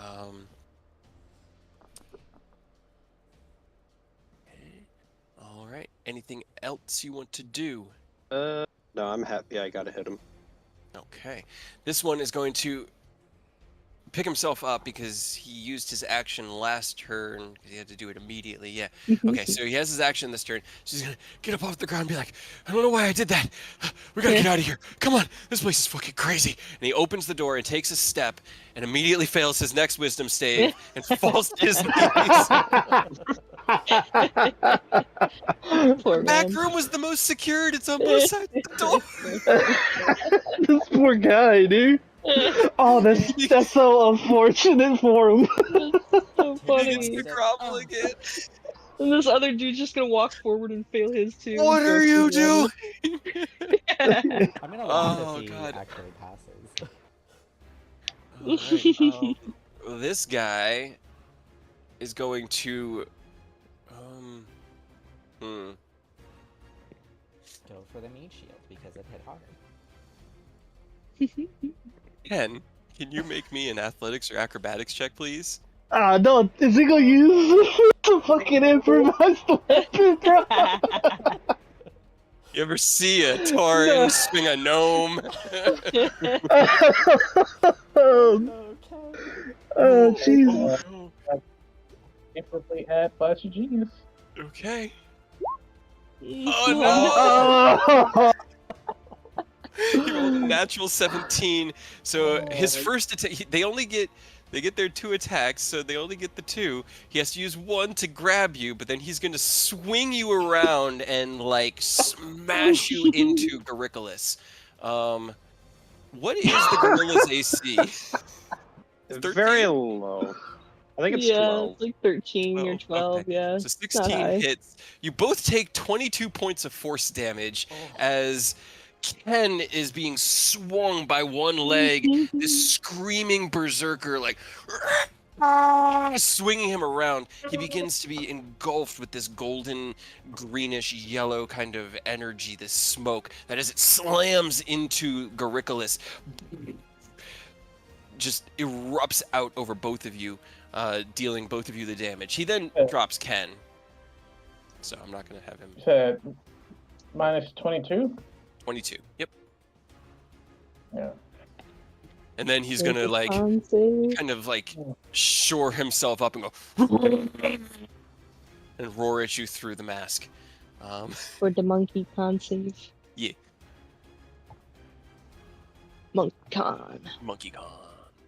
Monkey. He's got baller con. yeah. I do have pretty good. Right? Just gotta roll above 10. Hell yeah. Yeah, you're good. All right. That is the end of his turn. Ken, it is now your turn. You kind of like slam off of the form of Garicolis. You feel your body hit the ground like superhero landing, 1 foot flat on your knee on one. You lift yourself up to a standing position and look up at the berserkers screaming bloody murder at you from above. Activate Platinum Heart. Gonna use a charge to activate Escalon's Retribution, Okay. Lowers your current hit. because I haven't used that yet, and I believe this will be the perfect opportunity to use it. Okay. As you slam into Garicolis, this blast of force energy radiating across your body, you dig deep into the depths of the well of power and call forth just the tiniest spring that you need. And as you feel the platinum energy fill your veins and guide your hand, you have advantage on all attack rolls, saving throws, and ability checks till the end of your next turn. Hell yeah. Yeah, yeah. Get him. Alright. So, we're... I'll use my last third slot, because we need this.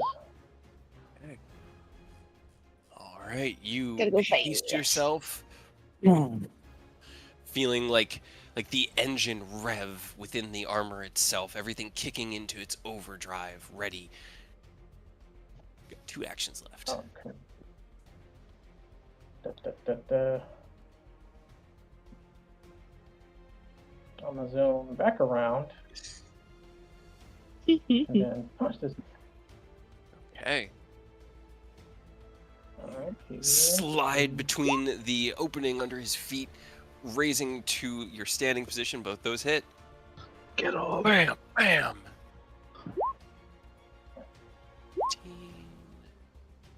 10, okay. All right. And let's see, that's anything on your bonus action? I'm going to attempt to drink a potion. Okay. All right, well, you roll your potion. This guy, who I've already rolled for, and it's just, they have a 10% chance of passing this dude's save. It's not good. He takes 1 step forward, like, what are you doing? Ah! Grovel. You hear,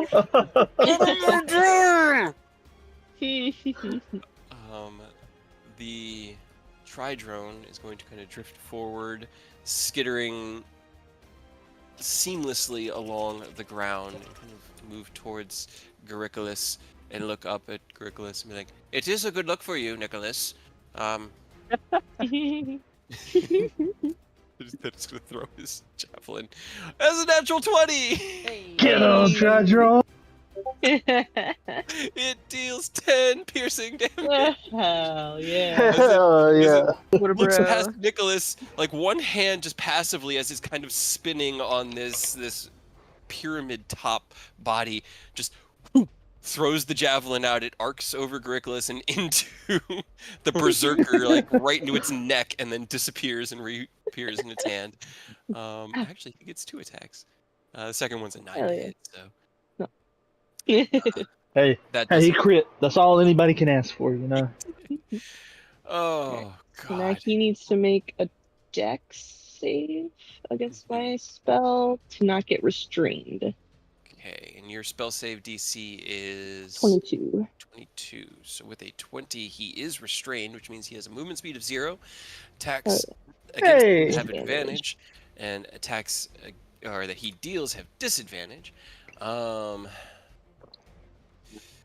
boy! Oh boy! Oh boy! Oh boy! Oh boy! He's having a grand He old could. time. I hope so. I mean, he just doesn't want to have to use like. He wants to be able to do more, but this fighting is not what he is designed for, and he knows that.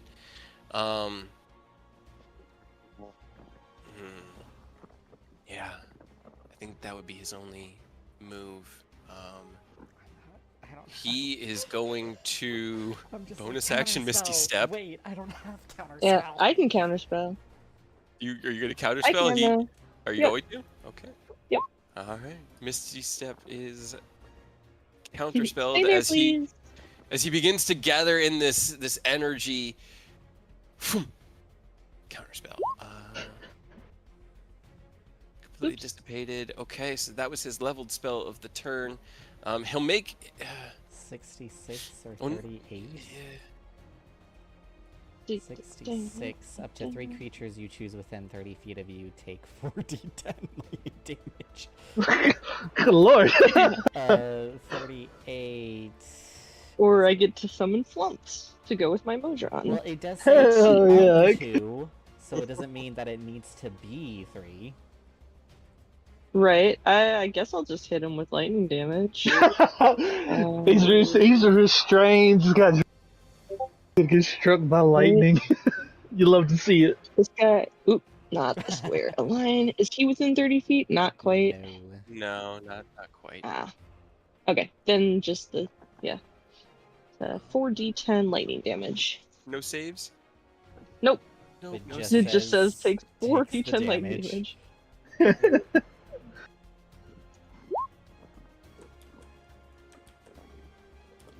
Oh boy. 18. Okay. Okay. Those ones that Could've hurt been better. me. Yeah, right. But there's a 10 too, so That kind of is true. balanced out, Yeah. sort of. So you can't do that this turn. 'Cause that's a leveled spell. So then he will do, because he can break his action up the same way you guys do. So he'll do one disadvantage attack at Echo Oni. That is a 14. That does No. not. As he kind of like struggles against the webs, he slashes out haphazardly at one, and then he looks up at Mia. And I need you to make me a wisdom saving throw as you hear his voice in your mind. You're not nearly as cool as you think you are. Oh, Whoa, dude, that's rude. vicious mockery. Aw. It was a vicious mockery for almost maximum damage, but you rolled a natural 20 on your save. She's like, oh, That that was man, rude. that man said you're not nearly as cool as you think you are, dude. Damn. Well, I don't know how cool I even think I am, so I don't know how to quantify that. That's the end of his turn. Oni, it's your turn. Oh, You also, unfortunately, Well, need to make you a do dexterity too. saving throw. Nah, he's immune to all conditions. He Oh, does Oh, not. that's right. do You that. can't be restrained. Hell yeah. Well, the Echo is immune to everything. Unless you deal damage, no conditions or stuff work on it. So Mhm. if you ever want to That's like stinking cloud, he can be chill. Hell yeah. Good to know. But yeah, I mean, he's just gonna swing. Like Oni can't do anything, so he's just kind of sitting here like, well, this is where we're at for the next hour, I guess. Right. He has advantage because he's restrained. Mhm. Oh, okay. Yeah. Attacks against you have advantage.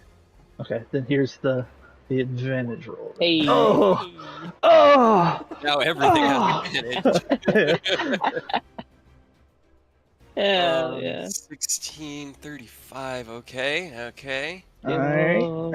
Let me turn Booming Blade off, and we'll keep on rolling. It's just too bad he's stuck in place, and there's no funny place for me to move him right now. But hopefully, we can finish him off. That hits. That hits. All right, Is and he then still I'm gonna Uh, spend it. barely, yes. Okay, No, go then ahead. I'm gonna key point flurry of blows. Okay, alright. Go ahead, roll me damage. Okay, alright. Lethally or non-lethally? Non-lethal because we still want to ask this motherfucker question. Right. Alright. As he kind of like struggles against the web, he looks up at Mia. He looks over towards Oni, who I picture you, Oni, the real Oni, has just kind of been in that like meditative stance within the force cage, just fighting through the echo. Seeing this echo and just wailing on him, he looks like he's fiddling with the ring on his right hand as you like crack him, bam, bam, bam, bam, and then with this heavy overhead strike right to the base of like the nape of the neck, there's a crunch, but you know well enough to know that you didn't like break his spinal cord or anything, but it is strong enough that you just see the lights go completely out and his eyes just kind of go vacant, and he falls against the webbing that is now holding him aloft. Alright, well, that's my turn because I am still in a force Hell yeah. cage. Okay. Aerith, what would you like to do? I'm just gonna hop You on s- my broom and fly over here and see that he's unconscious. Yes. He is. He is being currently held, suspended in web. Let's see.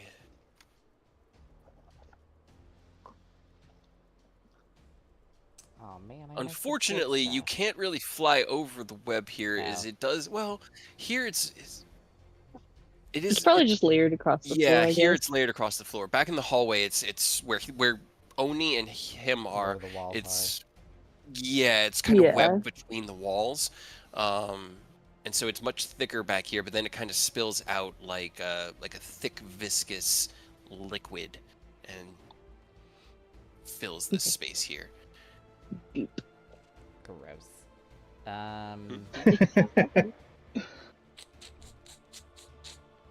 Can I fly back to the door and shoot this guy? Sure. Da, da, da, da, da. Oh wait, I have advantage on. That shouldn't happen.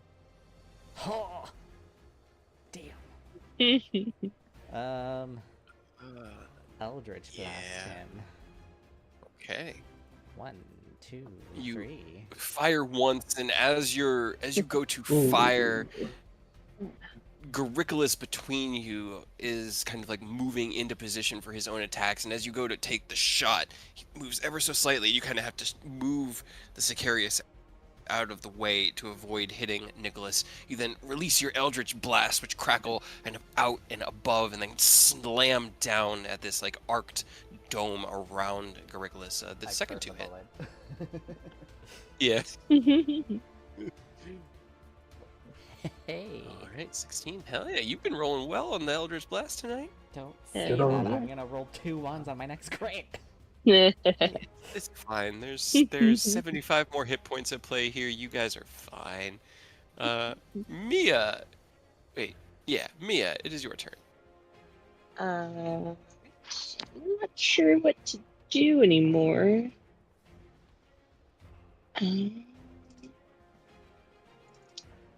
Yeah, she figures they've got that one other dude, so she's just gonna kind of like crawl her way over the scaffolding over here, and then kind of just drop down here in front of Oni, and just like peer at the invisible force wall, like looking and kind of craning her neck and reach out to like touch it. You can kind of feel it Touch. ripple as you press your fingers up against where the border of it is. Well, this is weird. Are you okay? It kind of like chuckle a little bit, like, yeah, I mean, I'm fine. It's not damaged. I'm just sort of trapped here now. I could try to get out, but I don't know how well that'll go. Does any sound travel through it? Mhm. Okay. It is magic. Can I help somehow?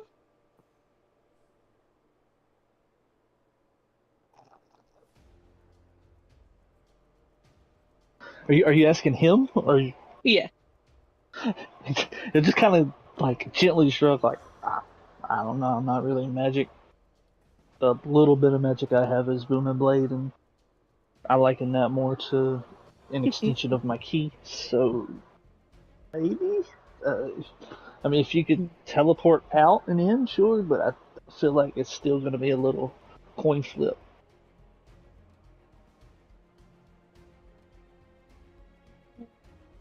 Okay, I'll just use my turn to like study the cage and try to see if there's a way I can help Oni out of it. Okay, roll me your Arcana check.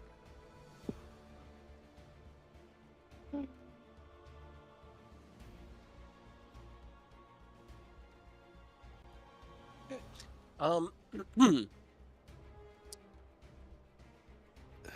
So you can tell that teleportation would be difficult, but isn't impossible. However, every other magical effect doesn't really.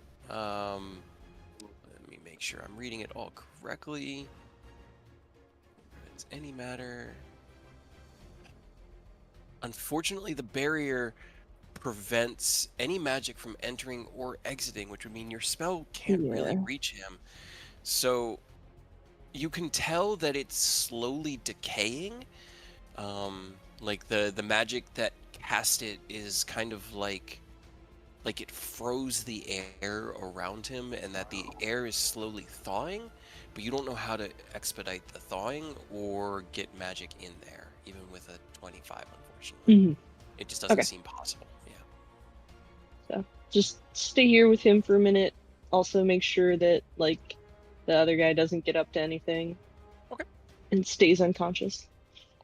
Alrighty. Actually, that is. I'm gonna go ahead and, because we had some other unconscious friends, I'm gonna put them on the DM layer. Bloop. Because you guys don't know what's happened at the front of the nightclub anymore. No, don't say that. Nicholas, it is your turn. Hopefully excuse me. Hopefully we can finish this guy off. Oh, Hey!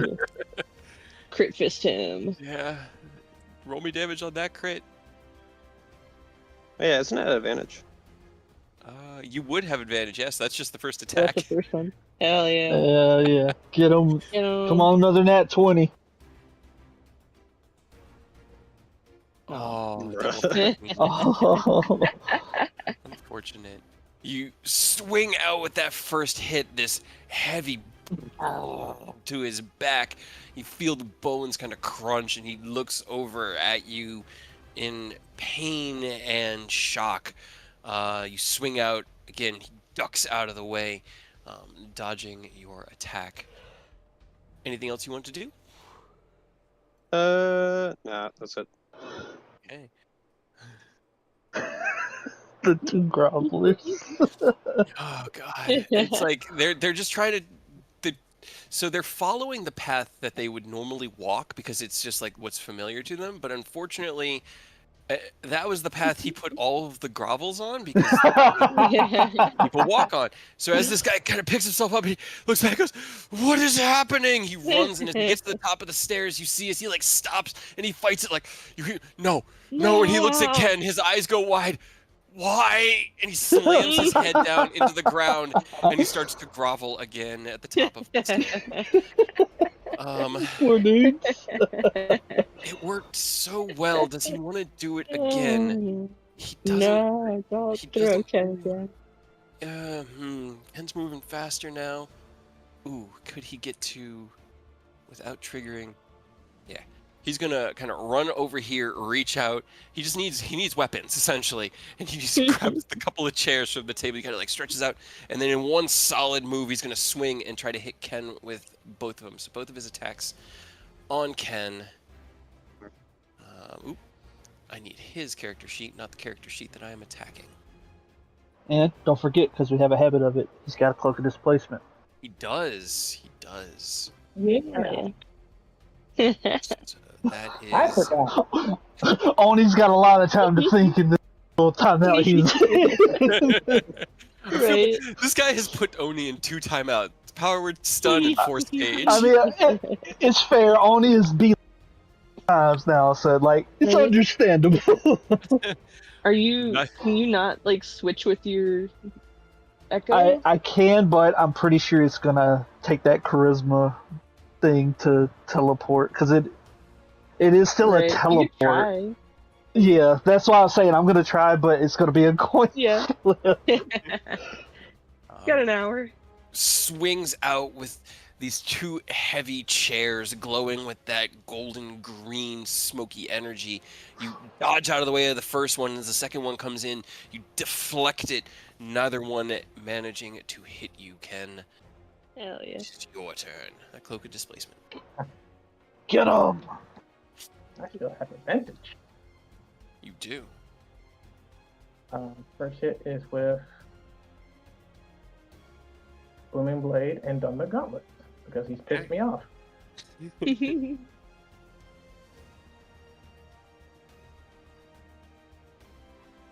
Fortunately, 18 misses, 30 hits.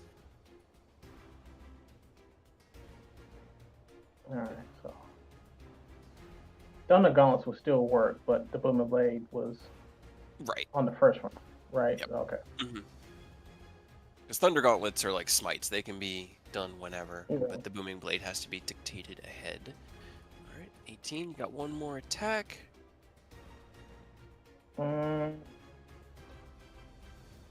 Yeah, let me Haste just action. Yeah, I'm kind of I'm like, it's a coin flip between just wanting to punch this man again. Can I like analyze him real quick to see like how close he is to being put down? He looks like he is barely holding it together. His gear has already like started to tear away. As you punched out with the first attack, he blocked it with like a large meaty fist, and as the thundering boom from Thunderblade, um, Booming Blade, kind of pushed his hand back, it wasn't enough to deal damage because it was a block, but he kind of like reeled away from it, still feeling the pain. As you swung in with your left hand, it looked like it took about half what he had left to endure Okay. that one hit. So you'd Yeah, estimate he could take maybe one more.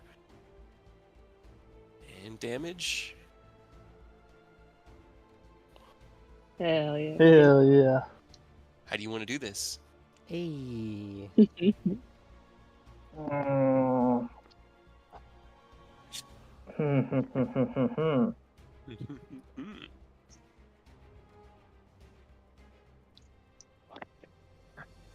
I'm sorry. Give me a second, because somebody trying to text me something.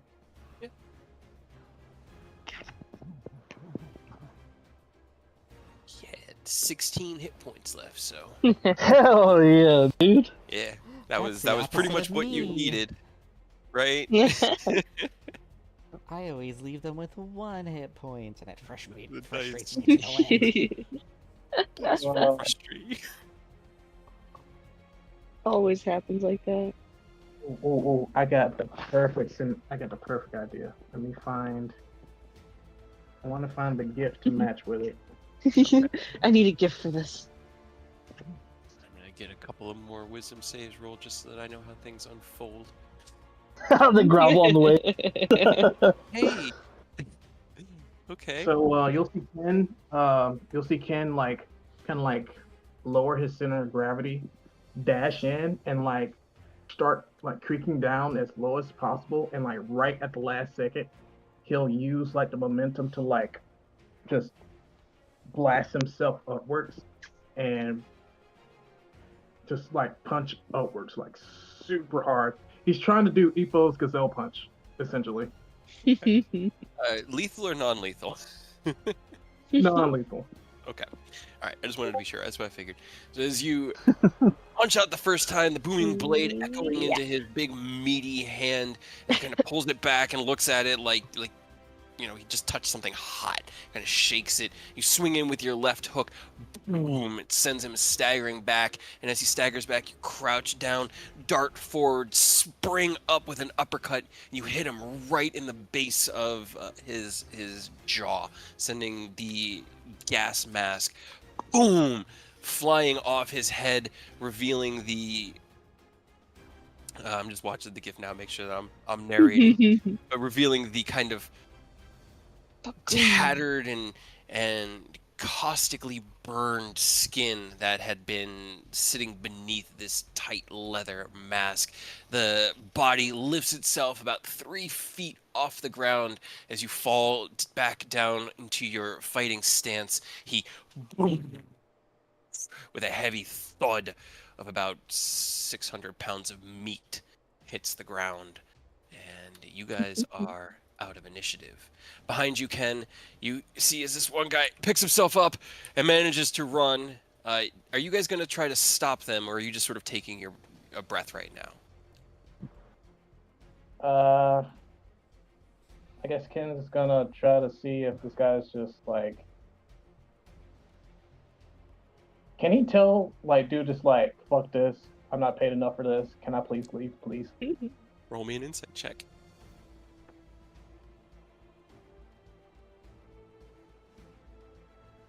Oh, this won't have advantage. Okay.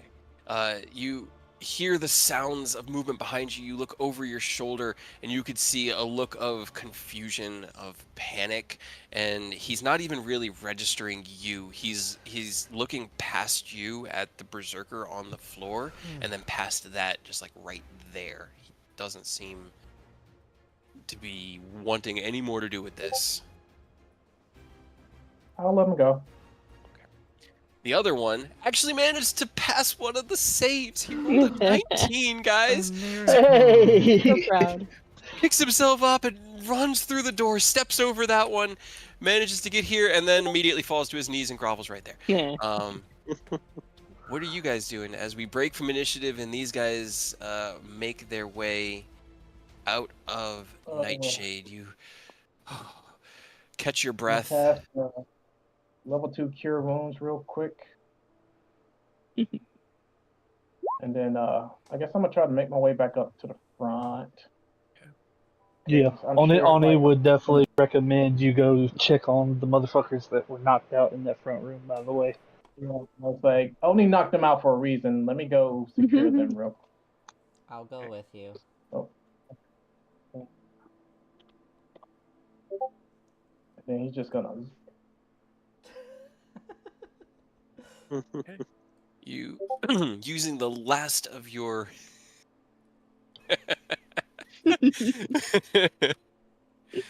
your hasted movement, you kind of dart across. You open the door.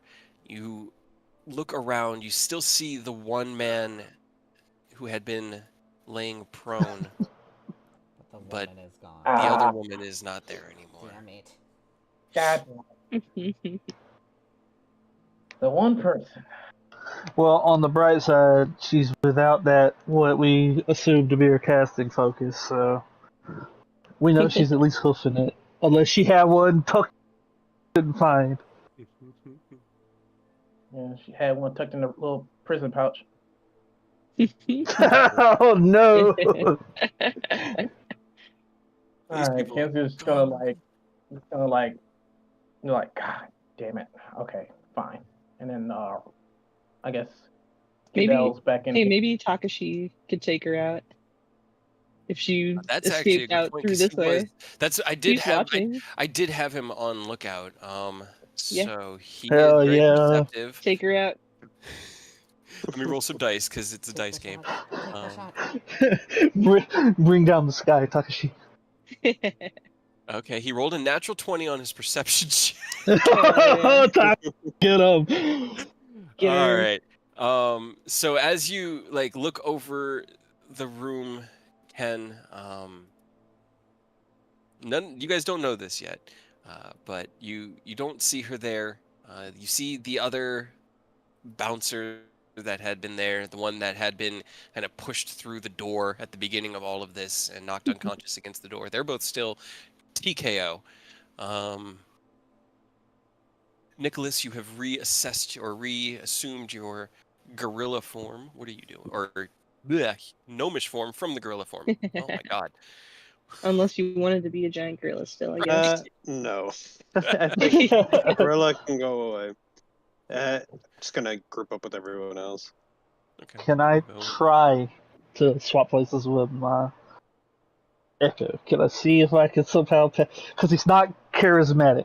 Oni is anything but charismatic, so I don't think it's going to work. But Roll me a charisma saving throw.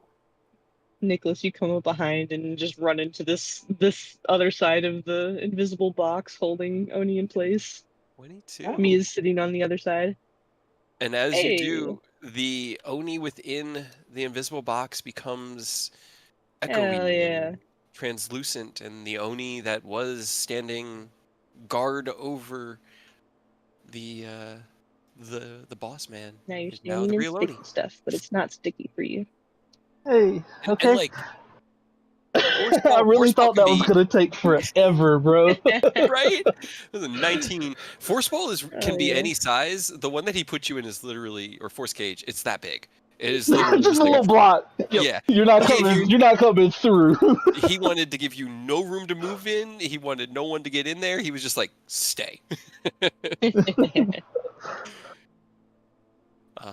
But yeah, you swap places with your Echo.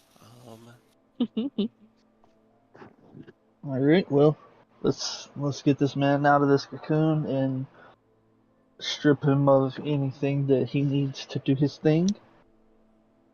As Do you want me to just drop the web, or do you want to just pull him out of it for fun?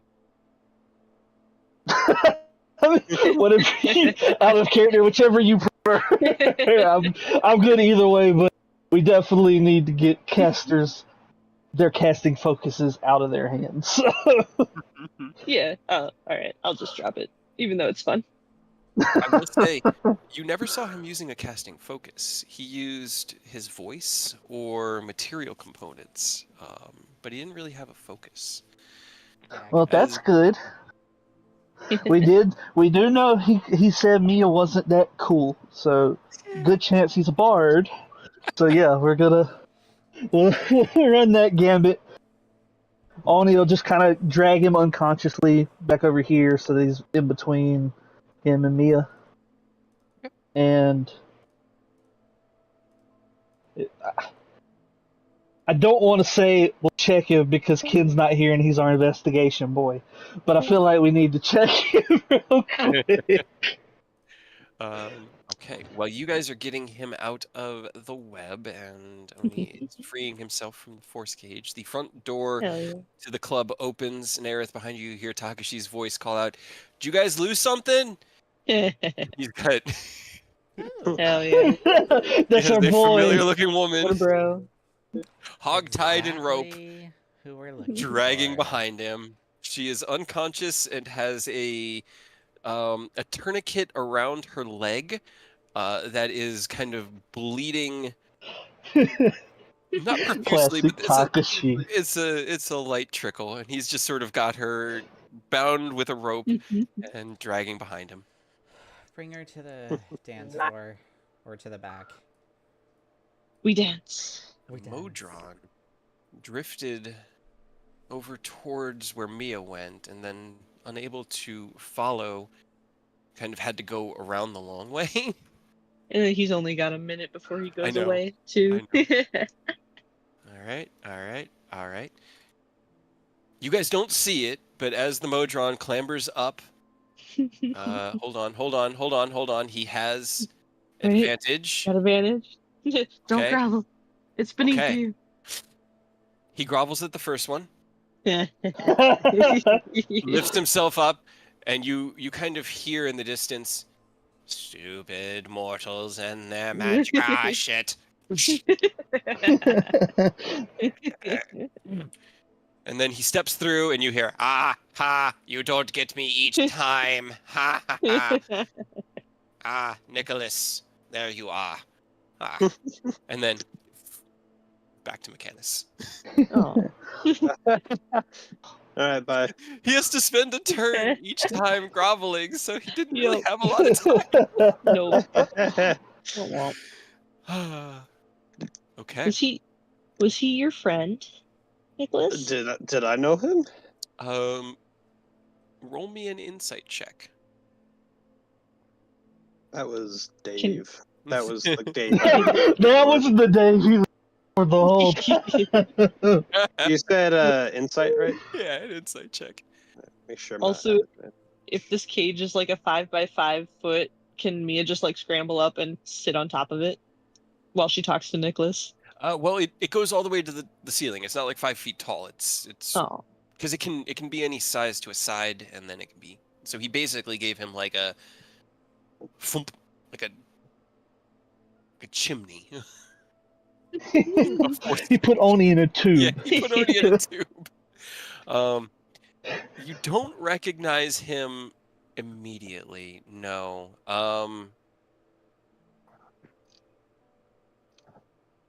You think it's something like Delta Alpha. They all have strange names.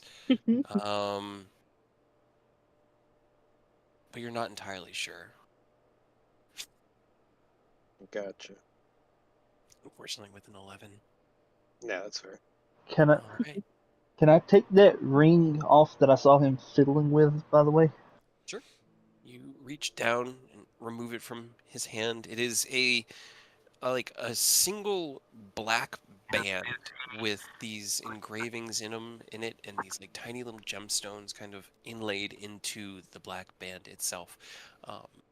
Both stones right now look dark.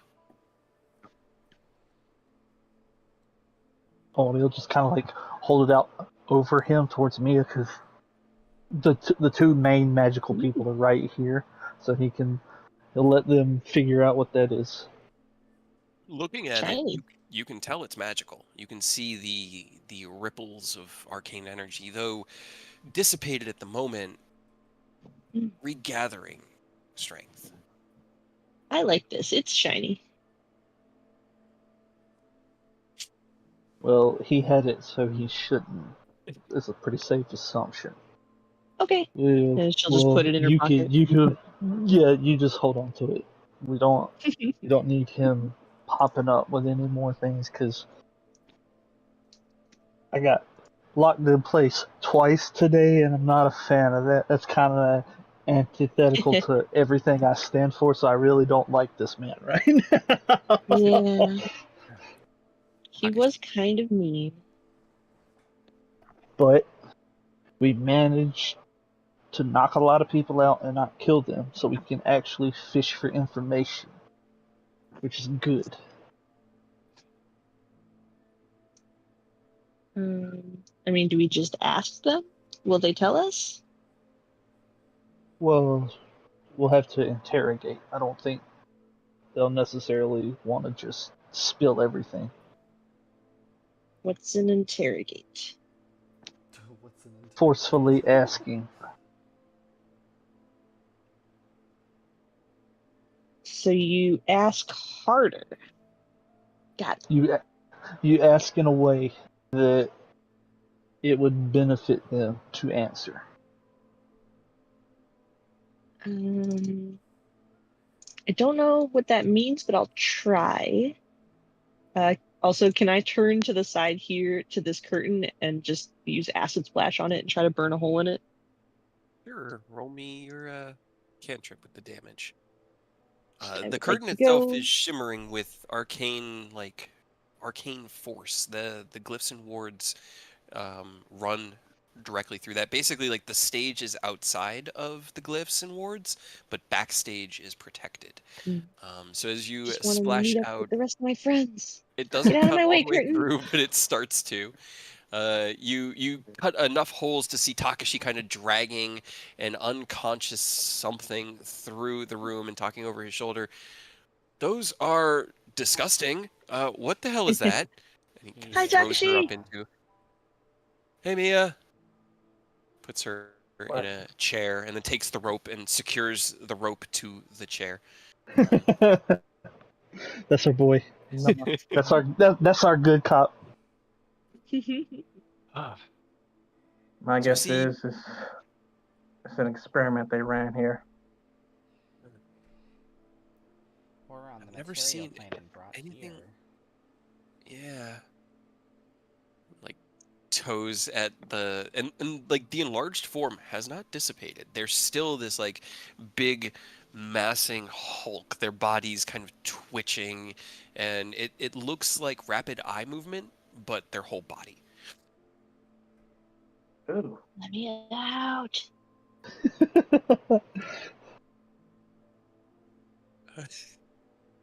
Almost there. You could get an arm through, but as you do it, you kind of like push your arm through, and you can feel this like I arcane field pushing back against you. just stick my arm through and start waving. You're almost there, Mia. Okay. Do I have spell slots? Polymorph was a perfect use of having no spell slots left because Big Gorilla made a Yeah. lot of difference. Hell yeah, it is. I got level 1 spell slots. I have a level 2. That level 5 is not supposed to be there. I didn't know that's gone. So yeah, that's it. So I only got level 1 and 2 spell slots. Hey, that's better than nothing. Right? You're about 2/3 through a person-sized opening in the curtain, Mia. We'll continue to work on it then, I suppose. Okay. It takes about another minute or so while they situate the woman in the chair out there, and Takashi kind of like stares down at this big hulking form with a look of. Go ahead. Just had a thought. We probably shouldn't be starting the potential interrogation here. just in case cops show up. Yeah. That's fair. Maybe we can go to your house, Takashi. She's like halfway through the curtain at this point. If you guys want, we can, but you're not gonna like it. Why is it dirty? Very, very Oh. dirty. The only place I Can could we think of clean it? that would be safe is where I've been hiding.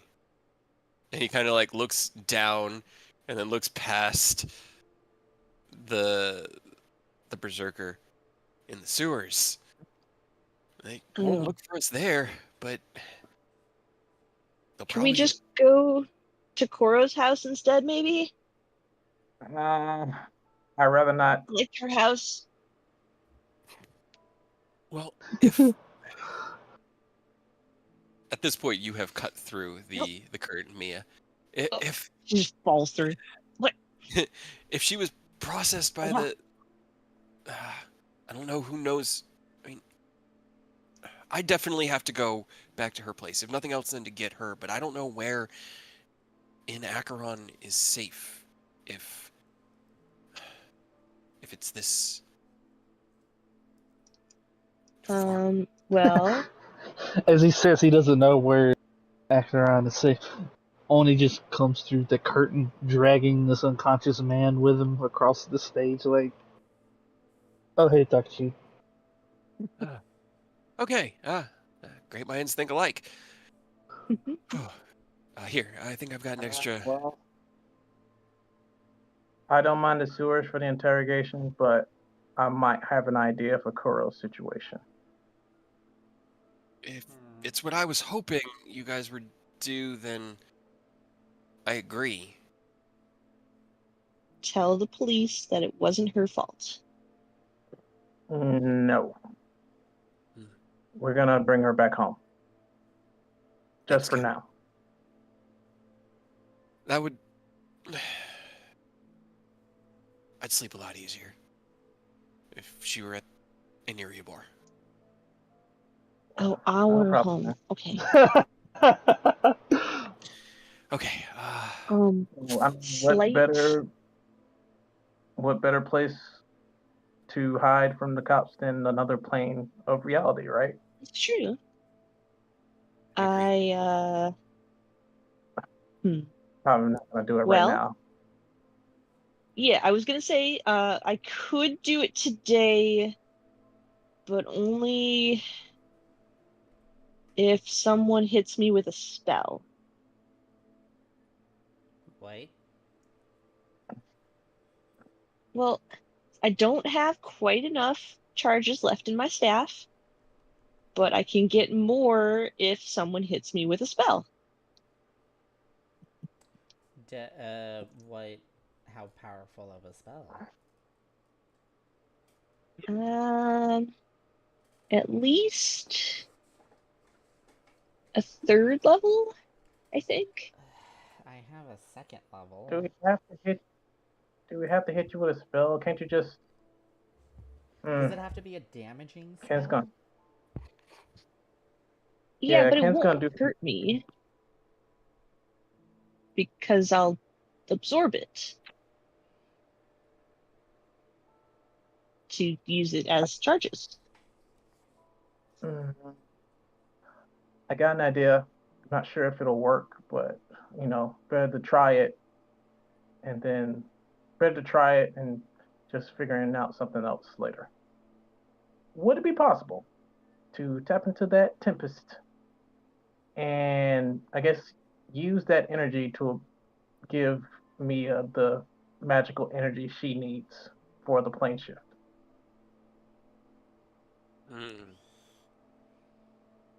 Roll me a wisdom check. This isn't even like doing it. This is just trying to see if you think it's possible. This will be flash number 4 for today. I can also try to bend it if you need help. 22. That's pretty good. Okay. 22 is good. You have a good understanding of magic. You've now seen propulsion done in 3 different ways. You have seen arcane propulsion through the APMs.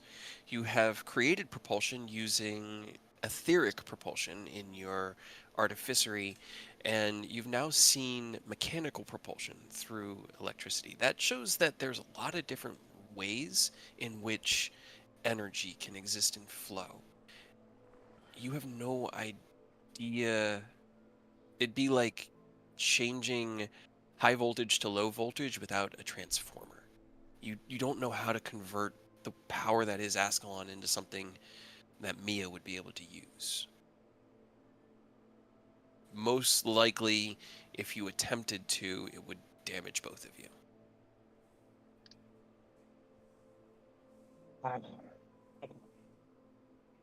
But that's Well, why you we can do wisdom that. check it to determine whether or not it's going to Yeah. be possible. Right. Well, you Also, then more you'll well, just have to hit me. well, you mull that over. Kim and Aerith, could you give this old guy the once over just to make sure he's not hiding anything? Or I Why don't you can get him in the...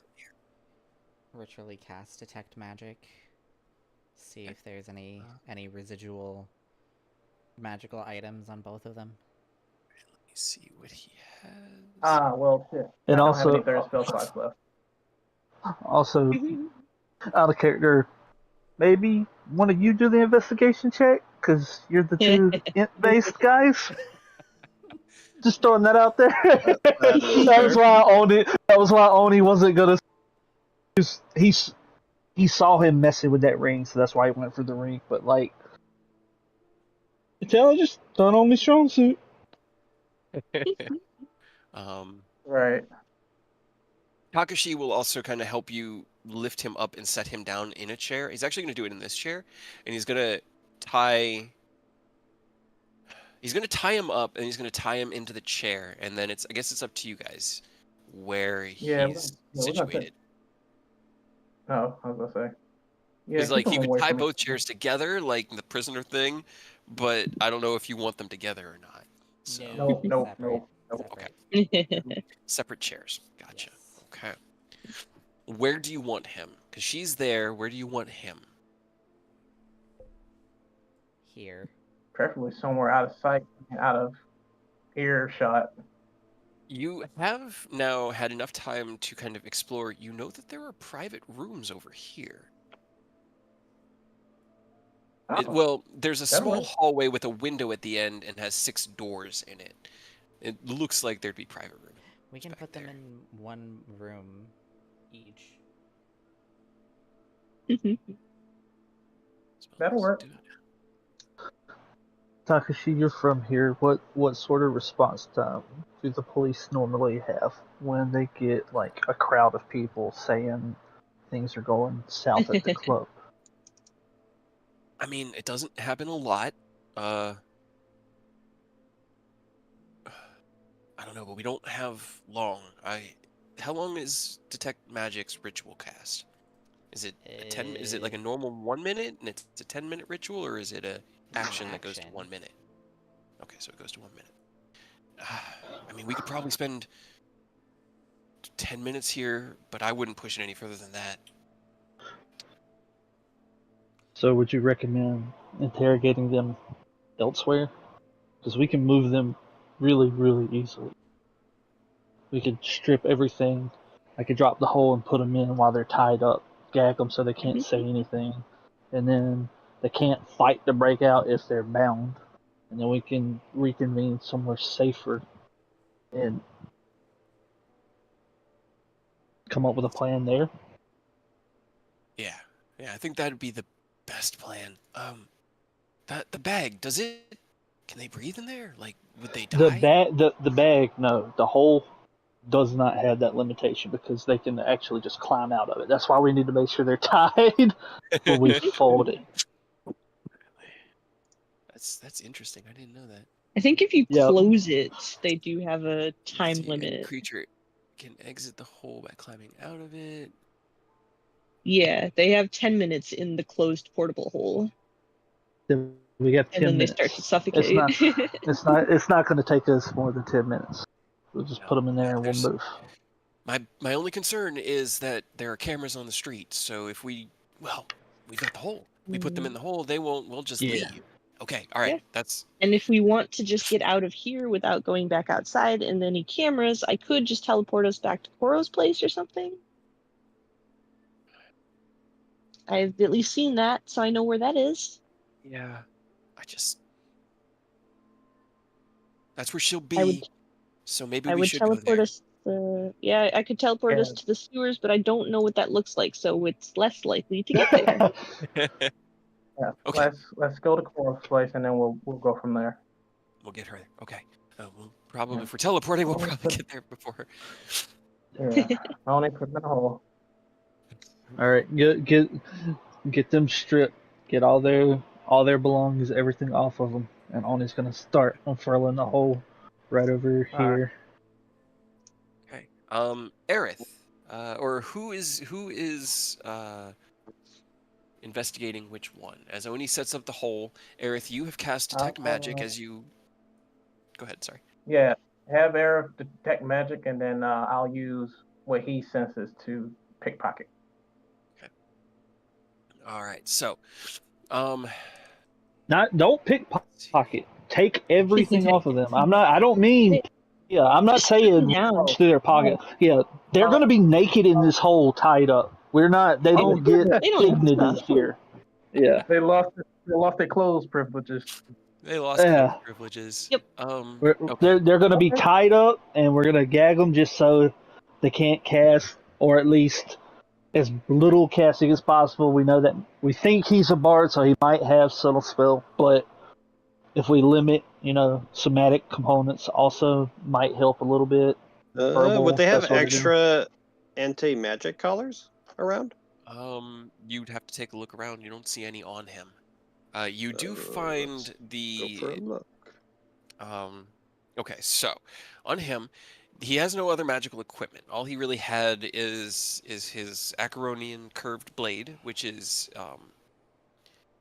it's kind of like a plasma weapon. The blade itself seems to manifest out Fancy. of crystallized energy. It activates as Lightsaber. activates as a +2 scimitar. But it's only about 18 inches long, and it hides down to about the size of your fist. So when you hold it, it's like a handle with that guard in the front of where your fingers go. So it looks almost like brass knuckles, but it's flat on the side where the cross guard is. And then the blade kind of just materializes and crystallizes into form and then can be dissipated. When he went unconscious, it kind of just like shattered into energy and dissipated back into the environment. Very clearly not Acheronian in design. It's just what he is carrying, so it's what it was named at the moment. Yeah, Ken's gonna take that specifically. Okay, so Hell that is yeah. his crystalline curved blade. As you strip off his equipment, you can find it is a magical tattoo on his chest. God, my nose will not stop running while I'm trying to think. It's like all my thoughts are leaking out my brain. Get them back. It looks like a kind of Ouroboros, but instead of one head eating one tail, it's a head eating a tail, eating a head, or leading into a head, eating a tail, leading into a head, eating a tail. There's a total of 5 heads, all eating the tail of the serpent ahead of them in a circle around his chest, or on his like right pectoral. And on the interior of it is a 5-pointed star with like arcane rune work. This is his this is his barrier tattoo. Easily recognizable by the people that pretty much created the barrier tattoos, or at least made them popular within the Sword Coast. He's not carrying any other equipment. He is carrying it's like a key ring, but they are pieces of an acrylic material that's similar to the chits that have like small bits of crystal or gemstone at the end of them. And there's a dozen of them. I'll take the He key ring. has Okay. He has a wallet with 1,000 Acheronian credits in it, but no identifying information. No other like you found on the other person, like cards or memberships or anything like that. It's literally just sort of a like a coin purse of these Yeah, acrylic that's chits. going into that's going into Rob the credit. man. um, but that is pretty much all he was carrying. She. She had the casting focus that Oni found, which was the 5-pointed star as well. Who is taking? Well, I guess it doesn't really matter because you guys are just literally taking all of you're taking their clothes and everything, right? How far are Yeah. you Yep. stripping them? Like all, skivvies or all the way. all Yeah, the way, they're buck they're ass naked? they're gonna be naked because we've learned too many times that people always hide stuff somewhere that they shouldn't. So we're not. If they've got it any deeper than that, good on them, I guess. But You find no hidden pockets within them. No pouches or things tucked up anywhere. You do find um, it's on her. There is a strange bit of scaling around the base of her neck, like her shoulders. There, it's like these deep green scales kind of growing just ever so gently out of her neck and down in like a triangular shape down the center of her spine. Um, they they're not it's not like a full layer of scaled skin, but it's kind of like a grotesque combination of them. Um, she has a single tattoo that you find as you kind of like are giving her the really good once over. You lift up her hair and you find a single tattoo of Draconic at the base of her skull, like right where her skull hits her spine. What does it read? And as you read it, it says Avis. Oh, I didn't mean to do that. I was looking at that would be the common spelling of the. It's like 3 draconic, um, um, Characters. yeah, where it's like Avis. That would be how you would spell it in common. So it's supposed to be like Roman numerals. Kind of. The draconic looks more like a curved kind of kanji script. Huh. It's more of like what you would get if you were carving it with claws. So it has this like very fluid like. So she look is to it. either a sorcerer with green dragon, or she was one of the experiments of Thune. This has all taken you guys about 5 minutes, and at this point, Oni definitely has the hole out. You have looked over the gentleman and made sure that his bindings were secure. Did Who has a good Nicholas find survival? any? Oh, Did Nicholas find any collars? Nope. With Ida's gone, I think. I was gonna say with Ida's gone, I think Ken would be next up because I got a 6 in survival with proficiency. I think. Okay. I've got 15. Oh, there you go. Bet.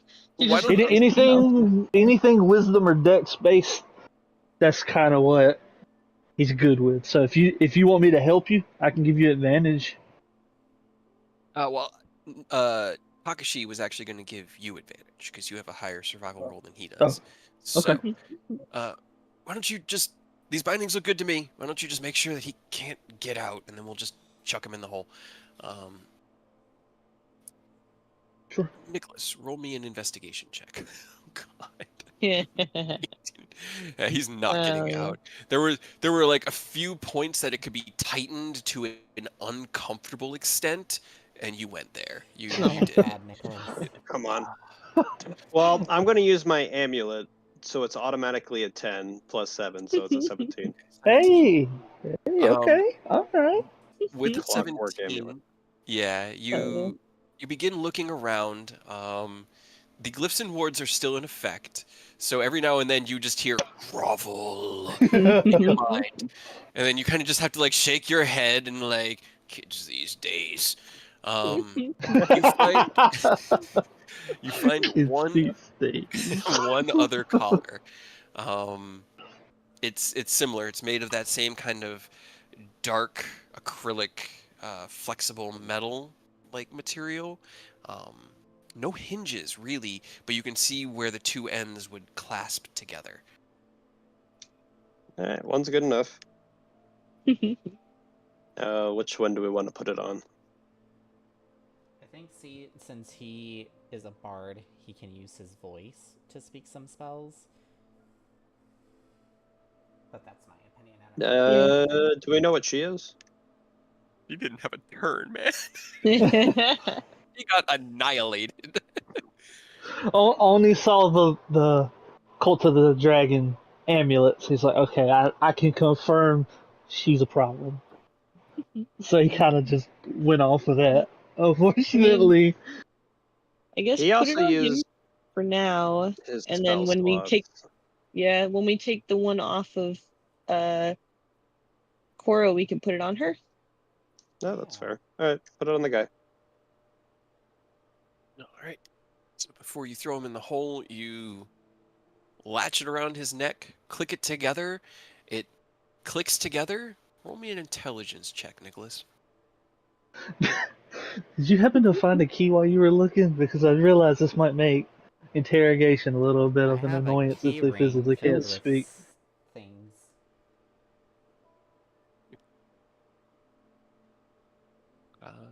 You click it together. It adheres together. You kind of like give it a tug. Seems secure around his neck. Okay. You didn't find any key ring or any key with it. It was like you found it back in his office in one of the like left-hand desk drawers. It was just sort of sitting there unattached at one end, among some other like papers you flipped through but didn't find any other keys or anything that would look key-like.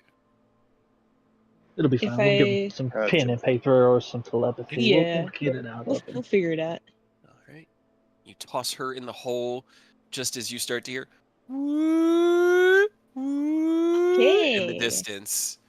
It's Time very to go. far away to the point that Takashi and Oni are the only ones who at this point can really hear it, but Takashi's ears perk up and go, all right, we got about a minute. Put them in the hole. They are in the hole. Teleport Cool. us out. Everybody here. Everyone had. Only All right, just let's go. Only just folds the thing up real quick. Like, all right, we're good to go. We're good to go. Okay. All right, roll me a D100. And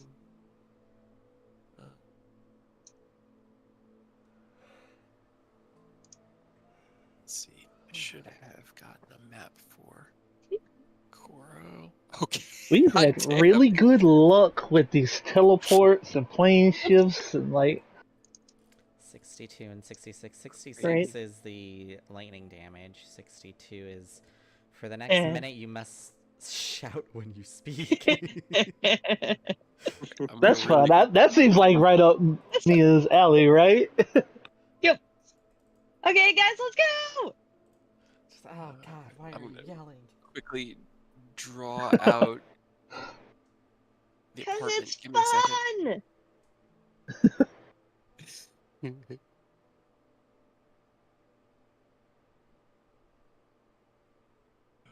Right.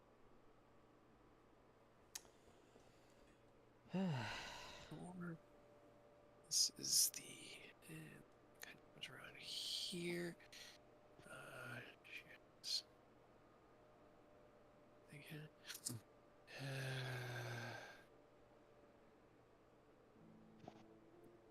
There's a. Okay, so over to our drawing a bard. the blank one. I have your tokens here. I gotta get the bad guy tokens. All right, so as you begin to hear the sirens in the distance, this strange kind of rising warbling that sounds almost like a monster, but uh, nothing you've ever encountered before. Almost like music, but really, really bad. Um, Takashi says it's time to go. You close up the hole into its normal little silk fabric form. Mia casts the spell, and in a flash, you all remanifest within the familiar living room of Koro. So, the way that Koro's apartment is, this is the living room, this is the kitchen, this is the bathroom, this is the master bedroom, and this is the guest bedroom. That's it. That's how big this place is. It is not particularly large. You guys kind of reappear here in the center of her living room, which is filled with furniture that I started to draw, and it's just theater of mind, guys. There is a balcony that I forgot about that kind of goes out here. It has a door right here. But that is Koro's. It is dark. There are no lights on. It is nighttime here within the city as the dusk fell while you went over your spoils of war. You do not see Koro here. Where Mia did she just go? scrambles up onto the couch and sits on the couch and turns on the TV. Well, I told her to go home, but that was only like 10 minutes ago, so I think we got here before her. Okay. Yay. I guess we stand by. Oni, If you could just every so call her. often open up the hole. I don't have the spell slots for that. He just nods and kind of like wrings his hands a little bit. Like, the Takashi you guys knew was very unworried about hardly anything, but his daughter seems to be the thing that causes him to worry. Like, nothing else.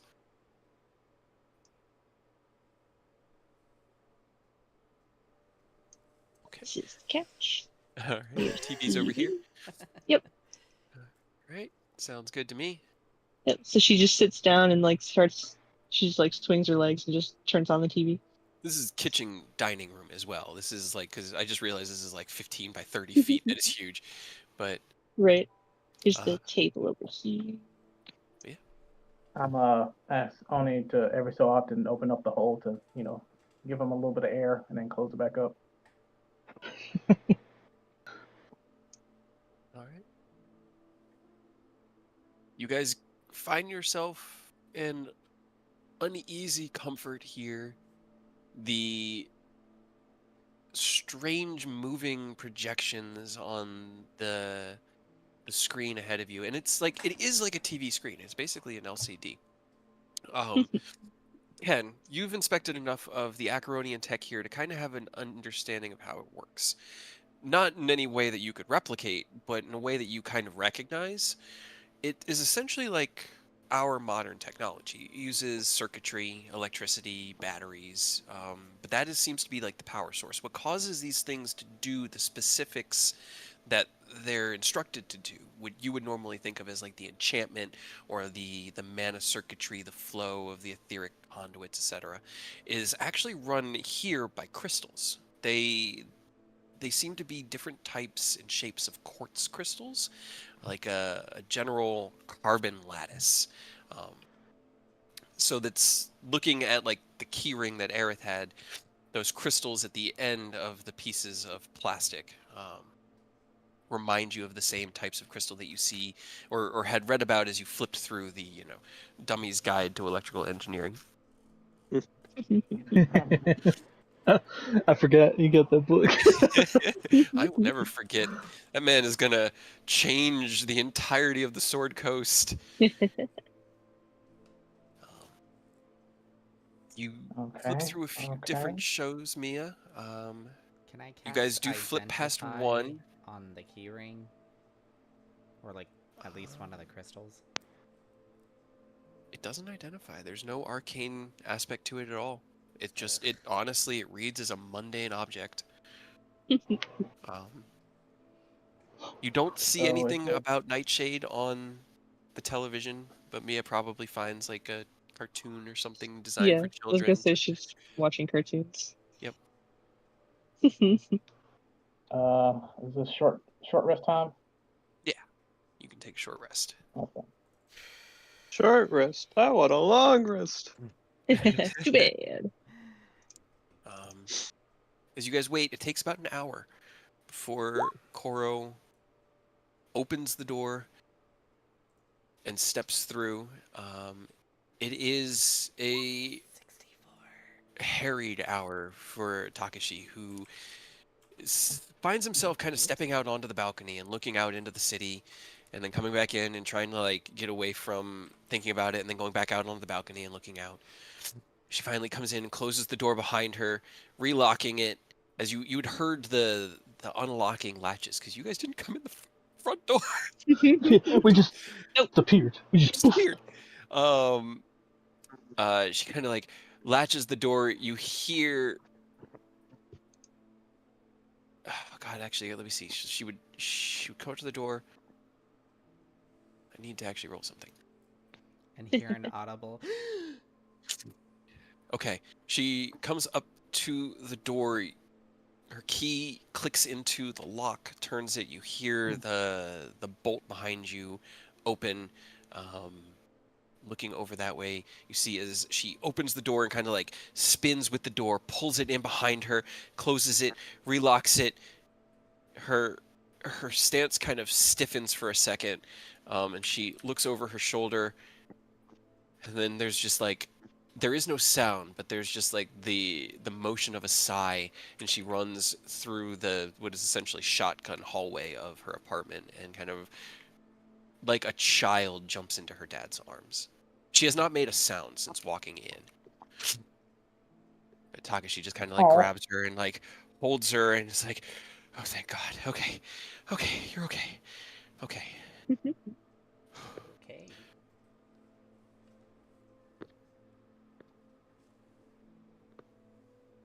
I'll close the door since it is now locked.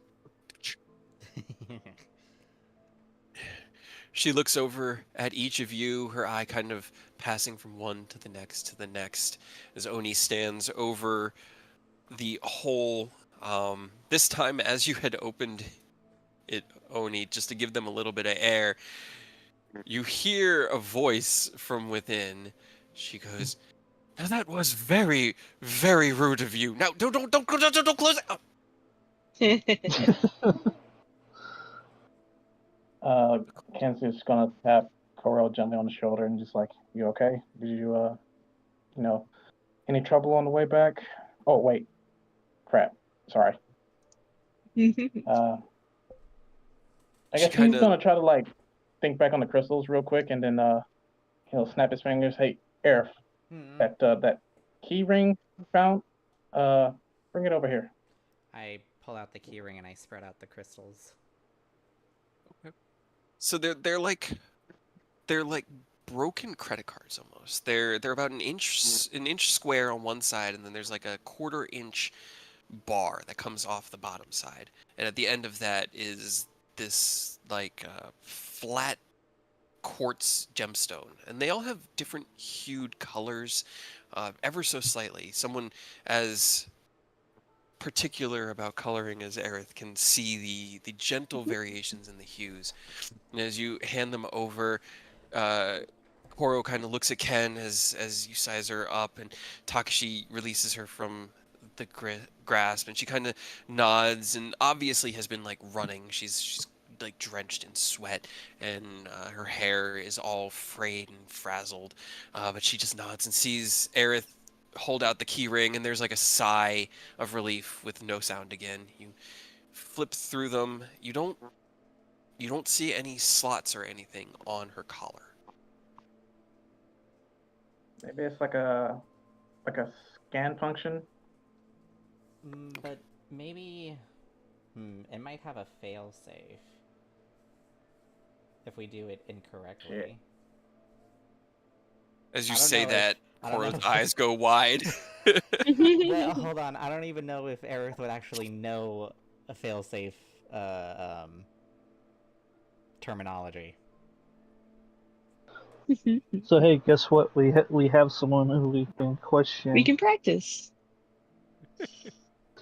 because I mean I'm pretty sure he's gonna have to answer correctly because if there is like a failsafe in place, all we have to do is tell him we'll just start testing these on yours. We get it, and he'll pretty much have to do it if there's some negative repercussion, right? That's true. Yeah, that's true.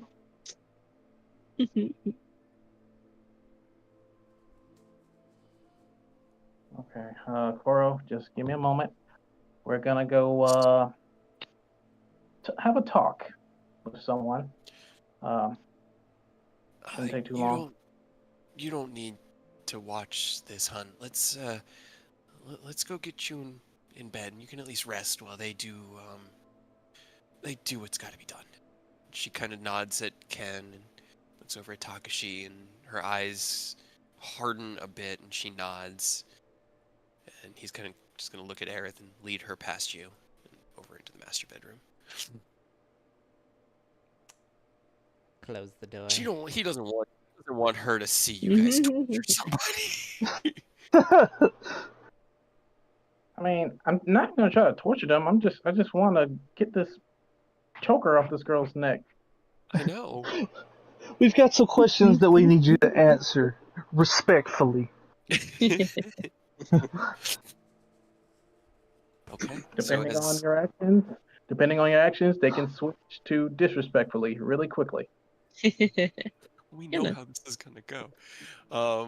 As the door into the master bedroom closes behind you, you hear a small click of a interior lock. What you guys doing? Let's The gentle play chatter doctor. of TV still going in the background. It's probably like Dora the Explorer, but like, oh God, I'll come up with a pun. Don't strain yourself too hard. Well, I'm not going to be able to think of it in this moment, but I'll come up with it later, and then it'll be really funny. All right, what you guys doing? All right, Oni, open her up.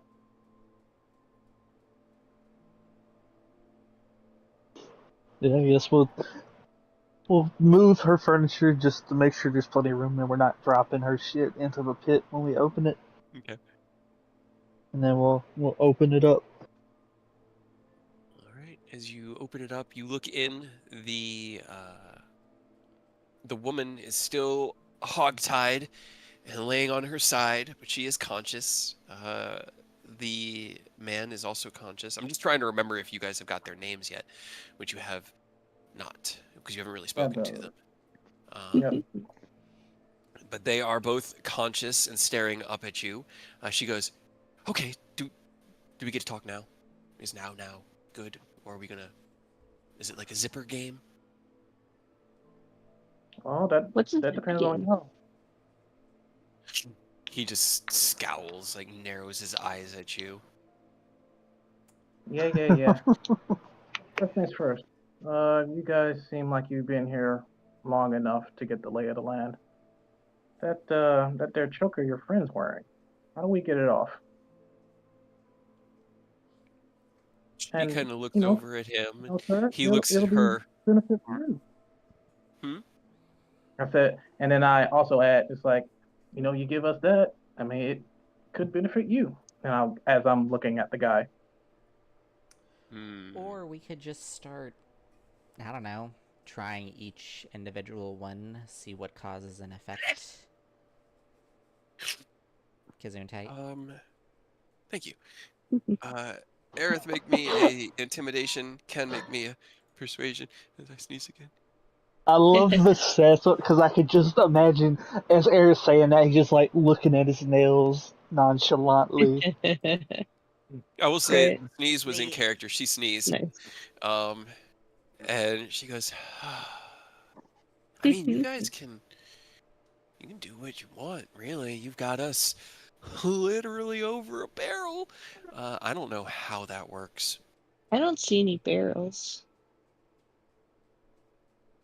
I could make a barrel.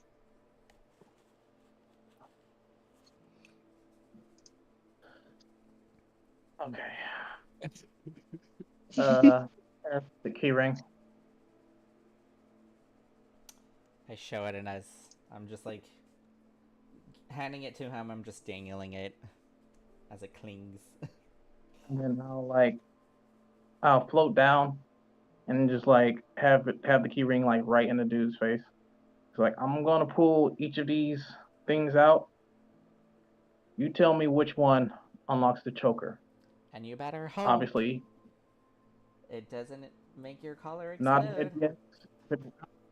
Yeah, nod your head yes if it's the one, or nod your head no if it's not the one. Roll me a And then persuasion check.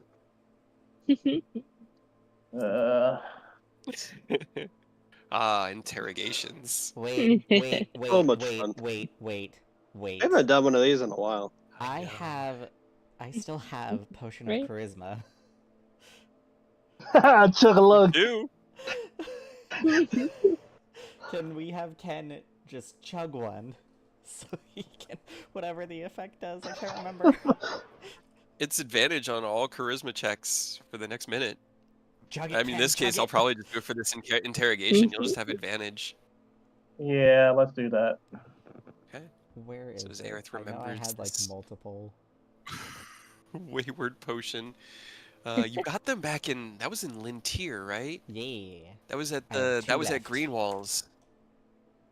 And or No, it was yeah, in his mansion. Walgreens. Was it in his mansion? It was in his mansion. Yeah, it was yeah, in yeah. the multitude of crates. Yeah. That's what it was. Yep, because he used it for business deals. Yep. That makes sense. Okay. Okay. Persuasion advantage. Yep. So You start flipping charisma? through the keys. Yay. You get to the sixth one, and he just gives a subtle nod. He's got like a scowl on his face, this look of frustration and anger, but he nods. Okay, 6-1. Okay, thank you. And then Ken will fly back up. Okay. Koro takes priority. I'll be right Okay. back in just a moment. Enjoy Okay. the darkness. Oh, it's actually pretty peaceful in here. Just don't forget about us. No promises. Can you? Yeah, go knock on the door. You know, it's like, hey guys, it's me. We might have a way to get that choker off you. All right, that'd be great. I think. Come on. And he'll open the door. Koro's kind of like sitting up on her bed, her knees up to her chest. Like she's taken off her shoes, her tattered clothes and wet clothes are off. She's like just kind of pulled into a robe at the moment, but she still has the collar on. Okay. He nodded at the 6th one, so let's give it a shot. Okay. You run the sixth one kind of around the outside of the collar. There's a at one point, but nothing else happens.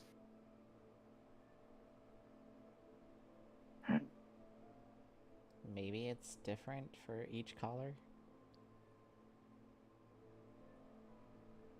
Yeah. All right, I mean, we'll can start she back from speak? 1.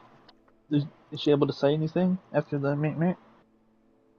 Tries to enunciate and is unable to make any noise. Damn. All right, start back from 1, work our way back. Are you just trying them on her? Or are you going back to him? Yeah. Yeah, I'm gonna go back to him. It's like, Okay. you lied to me. Kind of like narrows his eyes at you. So let's specify this. Which one opens up the one you put on Koro? Roll me another persuasion check. at advantage because the potion is still in effect. As you drink it, you feel this kind of like bubbling Hey. warmth in your stomach, this feeling of the world being a little bit more malleable to your will, a little bit more bending. Um, you he kind of like scowls and then kind of rolls his eyes and gives you like he can't really move his hands or his feet, so all he can really do is move his head and like his eyes. But you start going through them again. This time you get to the 9th one and he nods at that one. Okay, thank you. And then he's gonna fly back up or float back up and try the ninth one on Koro. See you in a few minutes. You head back into Koro's room. Takashi's gonna just sit next to her. You run the 9th one along her collar. There's a beep, and the latch comes undone, and you hear her go, "Oh, thank God! Oh, that's so much better. Oh, thank you." Now we have another collar. As the collar falls into your hand. I rolled dice to see which of the 12 keys, and it was a 6 and a 9. Nice. Hey. Hey, nice. All right, so out of character, I don't really have a lot of. I'm not good at interrogational questions. So, does anyone have any ideas? I have a few. Well, we should definitely try to find out how long they've been here, where they got like what they got their hands in right now, because we know they're in with the police, at least in the cameras.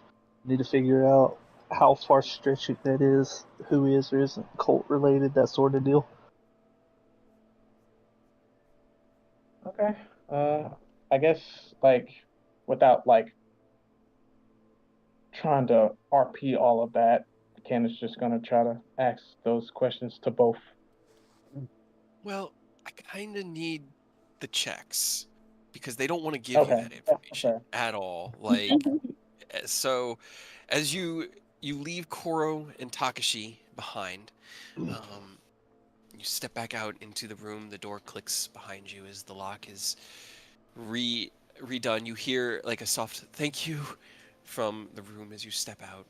The hole is redeployed, and you lower yourself back into it.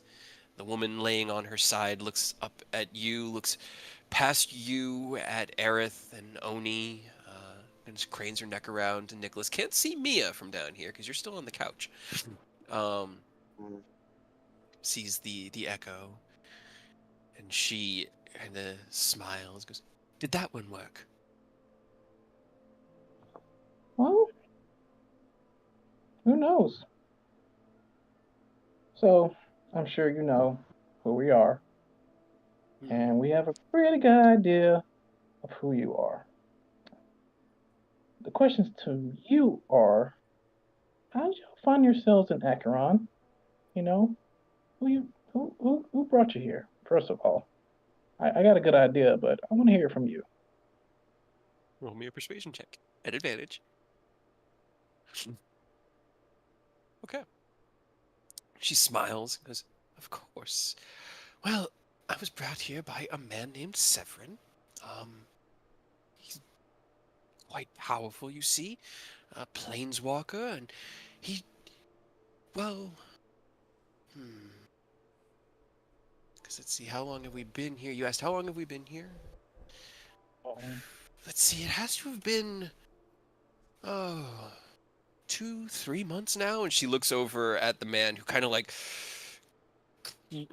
creases his face up, like scowls at her, like, "What are you doing?" And she just kind of like shrugs. Let's say 3 months. Insight check. Well, seems your friend will.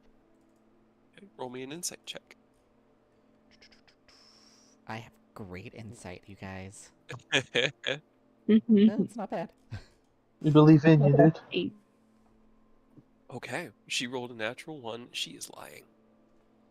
She is trying to hide lies in sweet tones, but she is definitely lying. I pull out my weapon and just aim it right at her, close to her eye. Roll me an And- intimidation check. Can I chug a potion? Sure. I was gonna say, if you want me to, I can cast suggestion on her and just suggest that she tells us the truth. I want to What see would what you my... suggest? Well, I guess suggestion. Honesty. Honesty. 19's not bad. She kind of like licks her lips a bit at that. Her eyes dart from you to Ken over to the man on the ground. She goes, "Sorry. Old habits, you know how they are." You better kill those old Alright, habits so- then. Of course. So, let's try this again. Well, we know Severin brought you here. How long have you been around to, take in the sights? She looks over at him. What harm does it do? We've both been here for 20 years now. The man kind of like pulls against his bindings. He goes, Koravor, there's no point. I mean, 20 years, 3 months, what's the difference? We're here. Right? And she looks up at you and smiles. Were you the only one sent here?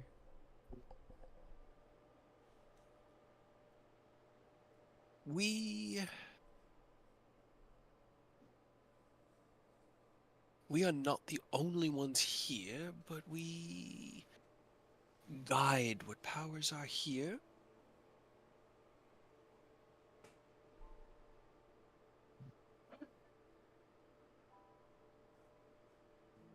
All right, I'm gonna use my last charge so I can cast suggestion on her, just It's to a make it wisdom simple. save, right? I'll just link it. It is A wisdom save, yeah, cool. And Yes. what's your spell save DC? 22. 22. Fortunately, she managed to save. Wow, She rolled a 24. I'm very annoyed. As you cast out your spell, it kind of like washes across her mind. She just blinks up at you with these crystalline green eyes and is just like, "No, that's just rude. We're having a conversation." I'm gonna take a long rest. You guys have fun torturing. Nicholas just toddles off to get a nap. Yeah, he gets back to his chair. I got no spell slots, no portents, no nothing. I'm sorry, man. It's been a long day. It's been a long day. Yeah. Nicholas is usually in home by like 3. It's way past dinner time. It's very far past dinner time. It is I haven't actually even had quite- lunch. It's much past dinner time, and I'm really not even sure you guys had lunch. It's just adrenaline going today. You probably like snacked during your short rest, but just nibbles. Yeah. All right. As Nicholas toddles away to the kitchen, she looks over at Aerith and Ken and just smiles welcomingly. Well, you're a lot more coming than I. Well, let me not say that. You're a little more peppy than we usually come across. It's kind of a refreshing change of pace. But we both know why we're here, so let's continue on. Okay, You? so 2 decades. That's enough time to, at the very least, cause some subterfuge. How deep you guys go into the leadership here? Who do you I mean, Vaughn? I'm not. Unfortunately, the business side of things, I don't really care for at all. It's boring. It's tedious. You people, you're all so simple. Well, maybe not you, but she kind of like looks up towards where Nicholas was. Most of them are. How deep have we penetrated their society, Corvor? And he kind of just like, he like, it looks honestly like his mustache and beard just become one solid mass of like white hair and fur because he just crunches his mouth together as hard as he can. It looks like he's not talking.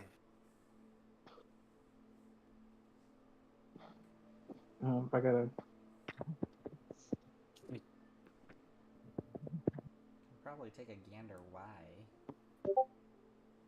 I mean, if we have a minute, Phrasing. what does that tattoo mean? Hey, what is it? Okay. So I guess that means you will be the one to know. Now, if I were to take this here choker off, how likely would it be for him to cast a spell and try to escape?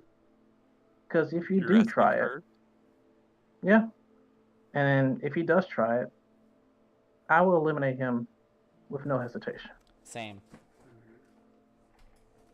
Obviously, that won't matter much to you, but I'm sure he wouldn't want that, do you?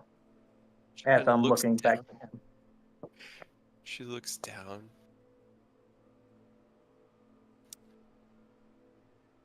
I don't know. He looks pretty upset, doesn't he? If I were to hazard a guess, I'd say chances are pretty good he's gonna try something, but what that could be, whew, who knows? If Okay. he does try something, that would be the last things either one of you would do. Rude, rude, rude. Ken, can you roll me an insight check, please? Just something I thought of that you wouldn't be able to call for. Got it. Okay. She just sort of I'm gonna use my smiled. last class for this. Okay. All right. With an 18, then, that does change things a bit. As you listen to her words, there's something familiar, something that you've seen before. The way that she talks, it's almost like a cat playing with a mouse. Like she doesn't really care. There's this air of superiority that you would akin normally to dragons. Oh boy.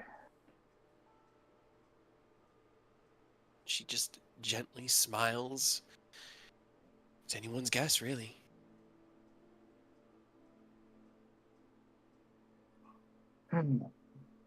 Harry, come down here for a moment to assist. Mm-hmm. I got an idea. Dr. Aerith, I need to see you in the other room for a moment. You close Ken the is hole just up? gonna materialize. Yeah, no, Yes. Ken's gonna materialize justice in his hand, Okay. have it right there on Dude's neck, and then with his other hand, he's gonna give Eric the key. I guess the key ring. You know, make sure Okay. he knows which key. We're gonna unlock Okay. this. The second I see you're attempting anything, if you so much as twitch wrong, you're gonna be going, you know, you'll be taking an express trip to go see Miss Zario. Capiche? Roll me an intimidation at advantage. My nephew say kaposh. Gosh, oh my god. Kabosh. He kind of narrows his eyes, looks over at the woman who just kind of smirks, and then he looks up at you and nods. I will say, as you manifest justice, the green room Fucking damn it. is alight. And like eyes wide, and look back at her. Like he'll like Just he'll smile. he'll compose himself. Like he'll eyes wide briefly, and then recompose himself, and then looks over, and it's like in Draconic. Well, I guess that breaks the myth of dragons being around in Acheron. We do tend to get around, don't we? Touche. Touche. I point But my weapon anyway, at her back to it. and take the crystal and scan Ken? it across his Yeah, collar. Ken's gonna hold. Yeah, Ken's gonna hold an action, like actually hold an action. He's gonna keep his eyes laser focused on him. The Okay. second he twitches wrong, that's it. Okay, give me an insight or perception check, whichever you prefer. And as Aerithina, I'm better with perception. okay, leans down and clicks the collar. You run the sixth key kind of around the edge till you hear a beep, and the collar clicks open. And he, I didn't realize that it kind of puts a pressure on your Adam's apple the whole time it's there. Unfortunate design flaw.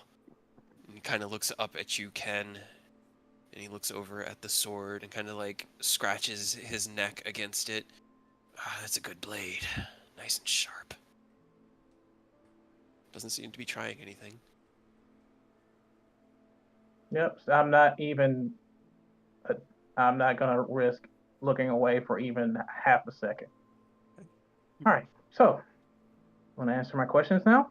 You seem like the more of the business type that she described.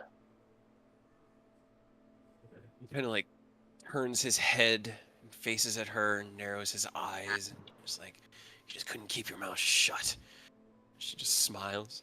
Not in my nature to stop talking. He looks back at you. Yeah, I was sent to handle the human resources here. Okay, out of character, is he like cult HR? I mean, he's a bard, man. What do you think? Essentially. He had very few Oh, combat God. spells. You took like he looks like a badass, but he's basically just the head of HR here. Kind of just sneers at you though. So I probably know what you want to know. Why would I tell you? You're gonna kill me. You're the Wanderers of Starlight. We know from moment one, if it's the cult, it's on. I'm as cult as it comes, buddy. Why would I tell you anything? You know, since the beginning of our journey, if you'd have met me when we started all this, you'd be right. I've had a burning hatred for you and your kind since as long as I can remember. You guys took everything from me, my home, my birth parents, any semblance of a normal life. But as I've gotten older, I realized that hatred, I can't let that hatred burn me alive anymore. So I'm giving you a chance, however abysmal, to do something right. Take that chance while I'm being nice. Otherwise, you'll get exactly what you've been hearing. Roll me a intimidation check at advantage. See, the words dictate the DC, which is why it's important. The advantage is given through. He kind of like sits back.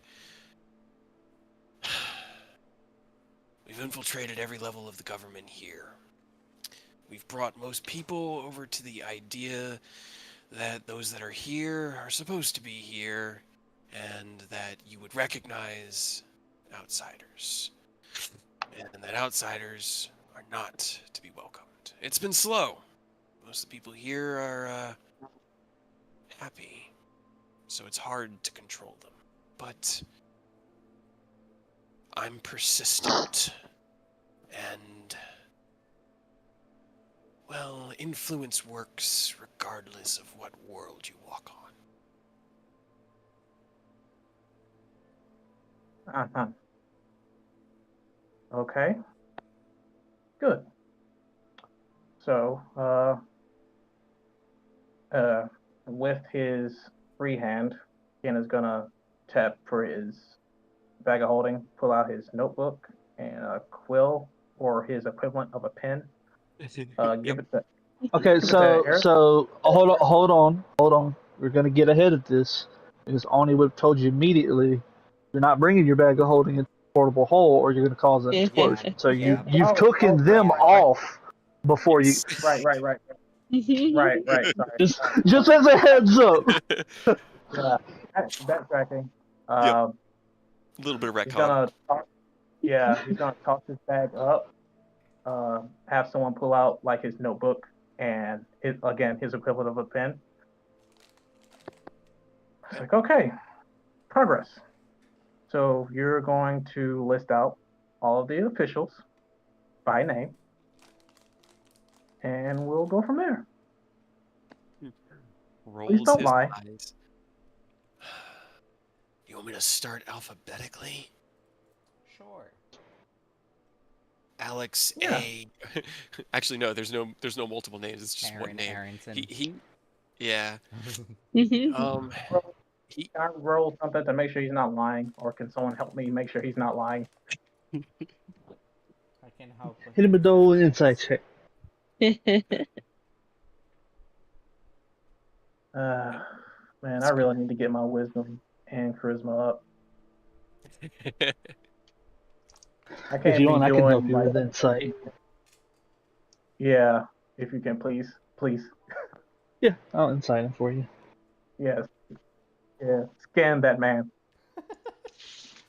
Okay. Freaking Mia just going from the couch to the About- bathroom like an introvert.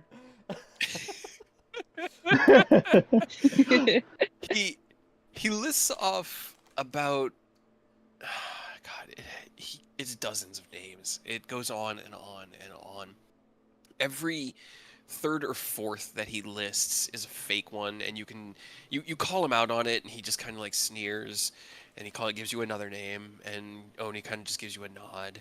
And then after about 2 or 3 attempts to deceive Oni, he just kind of gives up on it, and he ends up giving you a total of about 60 names. God damn. Y'all been working.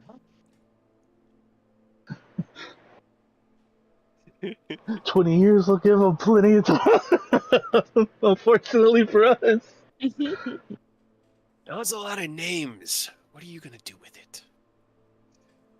Oh, don't you worry. We also have friends. Well, kind of like, first of all,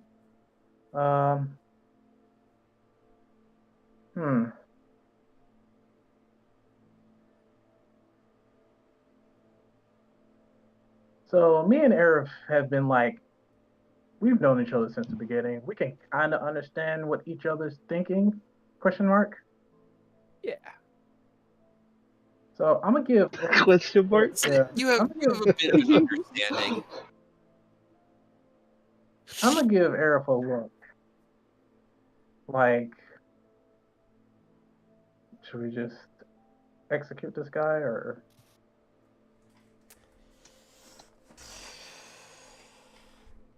Because I'm pretty sure he's not in the repenting mood. I will give Ken a look and essentially agree yes.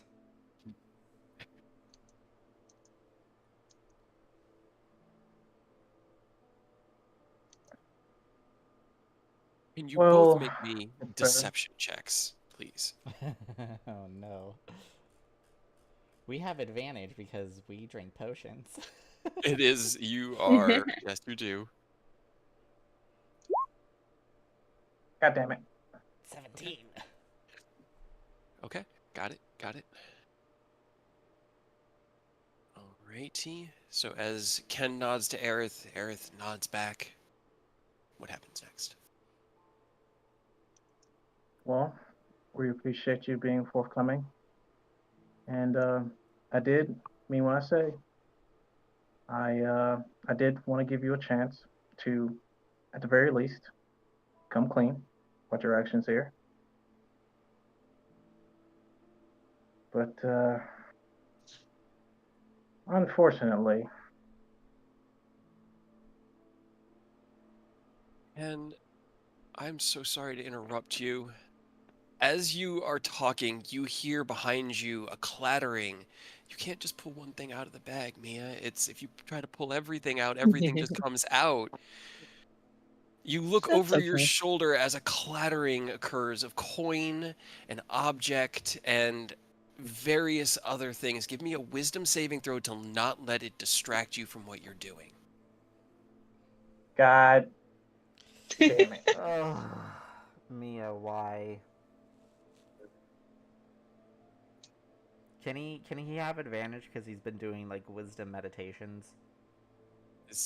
No, sorry that the Damn wisdom it. meditations are to control Ascalon. Sorry, Ken, I Unfortunately, tried. the moment distracts you. You turn your head over. The man who you had been talking to curses and says a single word, casts a spell. Counterspell. Roll me an intelligence check. It's above 3rd level. Okay. I'm glad I used my arcane recovery. So I just roll intelligence, right? Just an intelligence. Yep, straight intelligence. Come on, you can do it. Oh, As you Fuck. see him cast a spell, dimension door, and he vanishes. He had a single Oh, 4th I level could spell have done left. that I could have done it at 4th level and that would have But you worked. didn't. But I But you didn't. I did not. Okay. great. Shit. He vanishes. You hear the clattering. You hear this this expletive from Aerith. You hear the sound of your bag just pouring out behind you. Oh no. Only she is pinching the bridge of his nose with a like heavy sigh, like Mia, can you make me She's one more sleight of hand check, please? Just really quick. yeah. She looks up and like looks like a deer caught in headlights. You hear everything going all right up there? As Mia has like 2 bottles in her hand. I'm gonna try. No, hold on. I'm gonna try one more time Okay. with my Okay, Okay, got it. magical. Okay. all She's got right. 2 bottles in her hand. Just like deer in headlights puts them back down into the pile. All right. What did she grab? Because I did tell you that I wasn't gonna stop her, I which now I fucking regret. I'm messaging you.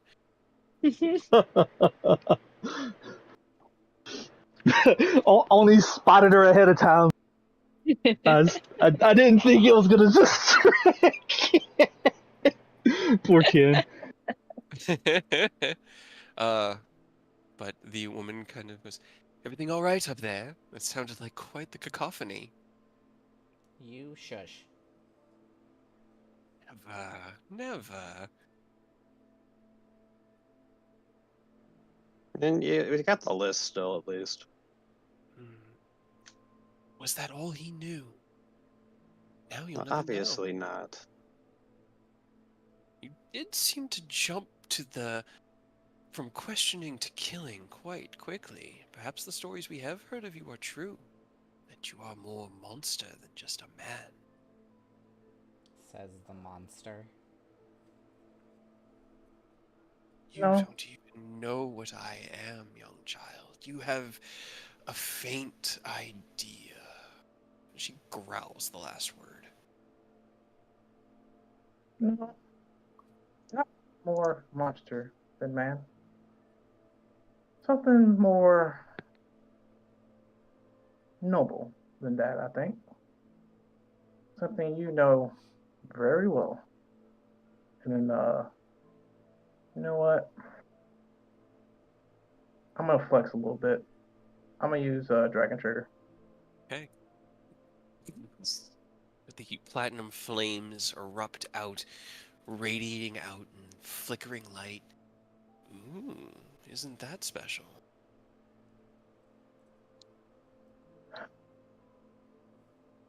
Oni, can you roll me an insight check? Because I know you're watching her too. Okay. She doesn't seem worried at all. There's not a single sign of fear across her face. For someone hogtied in a portable hole with 5 powerful adventurers over them, it doesn't seem right.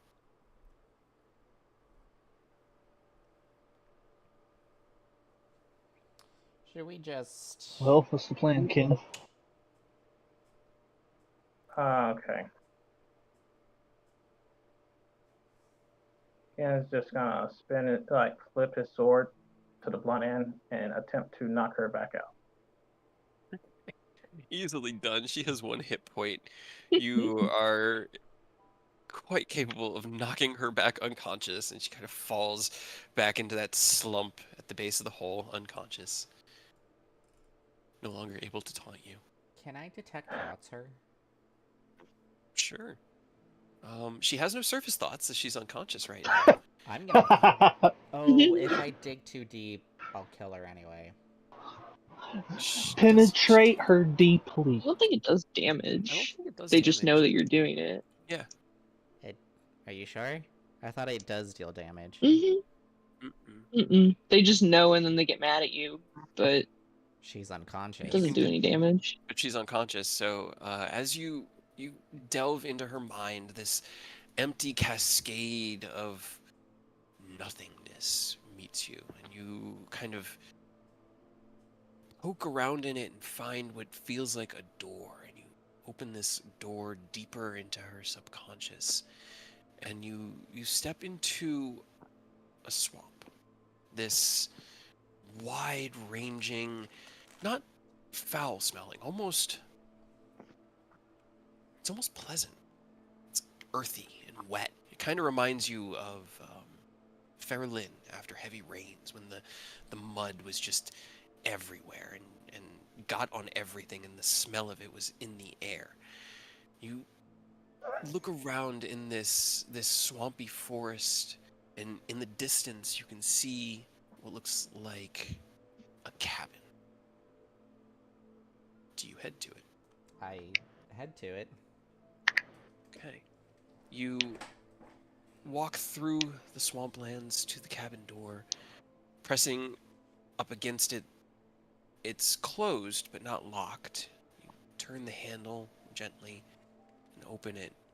It's kind of like a hag's hut. It's a single room with like a fire burning on one end and a bed off to one other side.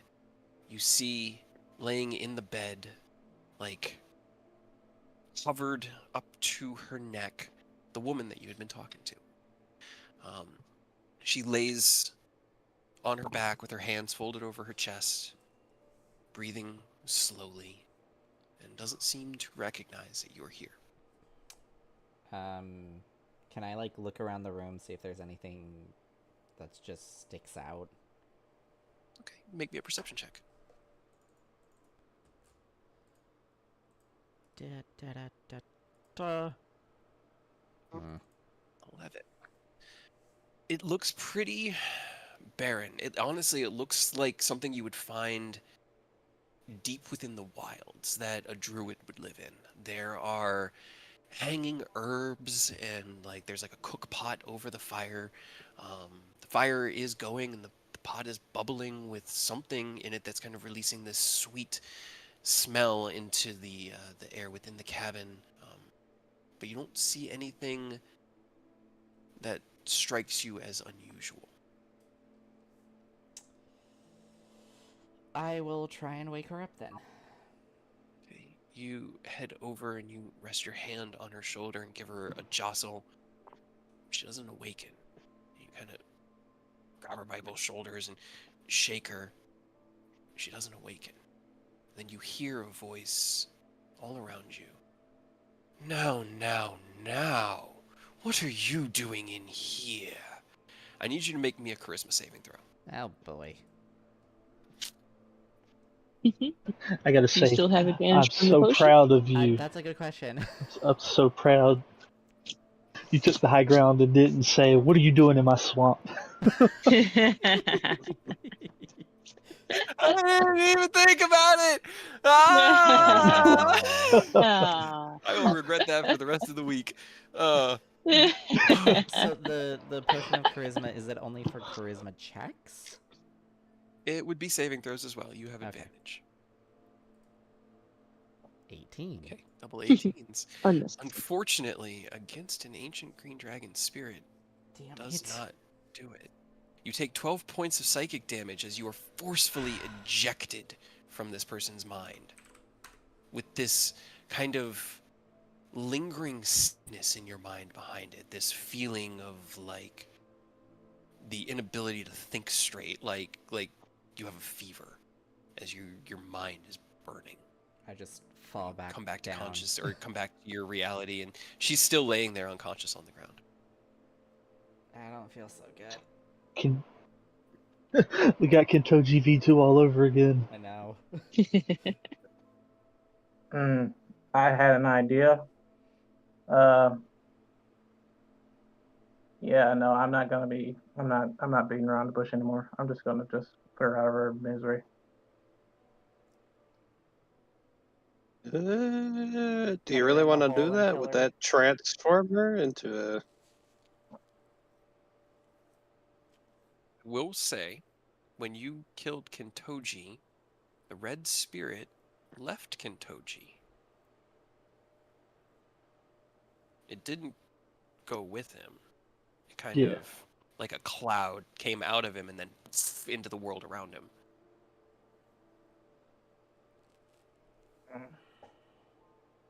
Just so you know all of the possible ramifications of your actions.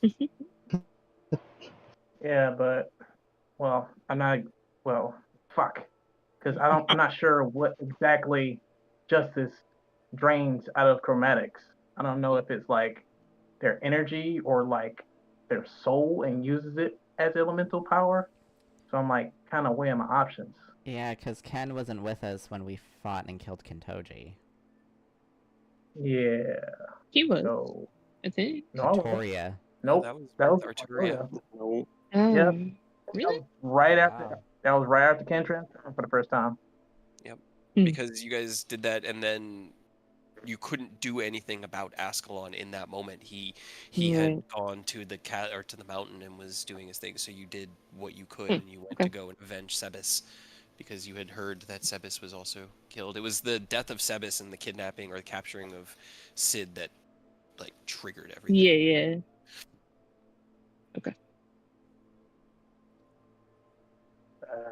What's an experiment without risk?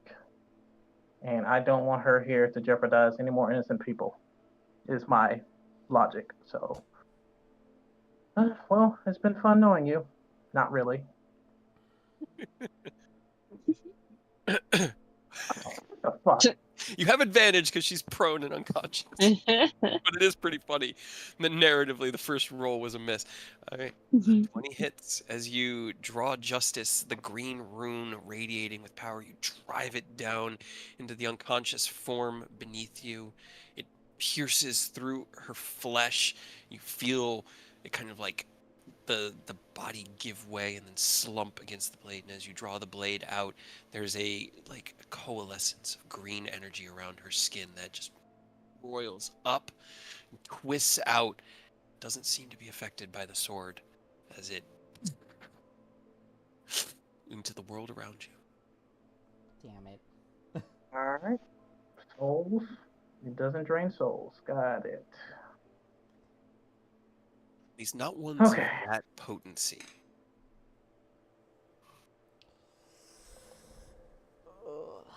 Alright, so we've got a dead body in the hole. Dead body in the hole. What else is new? Oh, we'll have to find a way to dispose it later. Can we- He may have Yeah, I mean, dimension stored away, but at least he's naked. I mean, He's naked, isn't he? Conveniently, it is a dead body, so we don't have we're not on the time frame with that one. We just keep it in the hole till we get somewhere we can dump it. You know, she's Yep. already dead. She's not Yeah. gonna get deader. Now we got another cultist hog-tied, butt-ass naked somewhere. He could only go 500 feet. How far he could have gotten in the last, I don't know, 5 or 10 minutes? Who knows? But Yeah, he is naked and hogtied, so that's at least something. If somebody found him, they're probably like, "What the fuck is this?" Ew, pervert, call the cops. oh no. And then they help him because the cops are part of the cult. Alright, so yeah, I came up, float up. I guess, first of all, we're gonna figure out what that noise was earlier.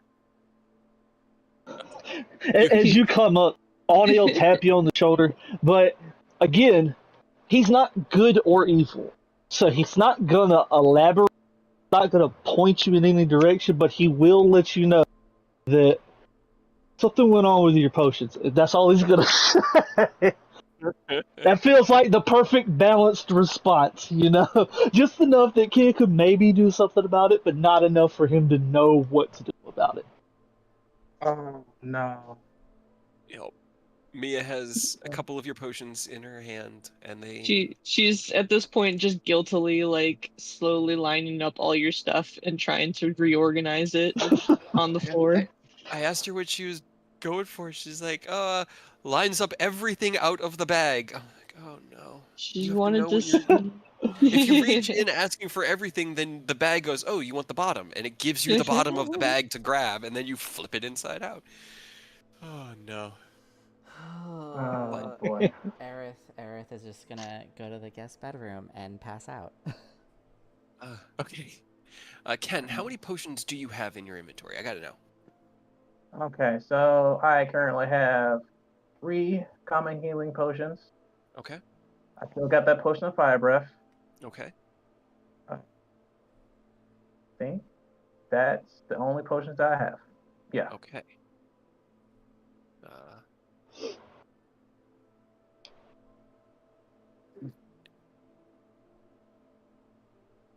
Actually, yeah, that'll be fine. We'll roll it. Whatever. All right. Okay. Yeah. So right now it's just a line of your stuff. Your coins are still kind of in a haphazard pile. But your Coins? things What are coins? being. The coins in your bag of holding. Do you not have any coins in your bag of holding? I told you I don't have any Faerunian currency. I was broke. I You're got broke. those. I got the credits. I got the Ah. credits. Okay. Then your bag is. Yeah, it's actually not as big a mess as I thought it was. It was enough to make a clattering, but not. Yeah, I got the credits. I don't have any Faerunian currency. Alrighty.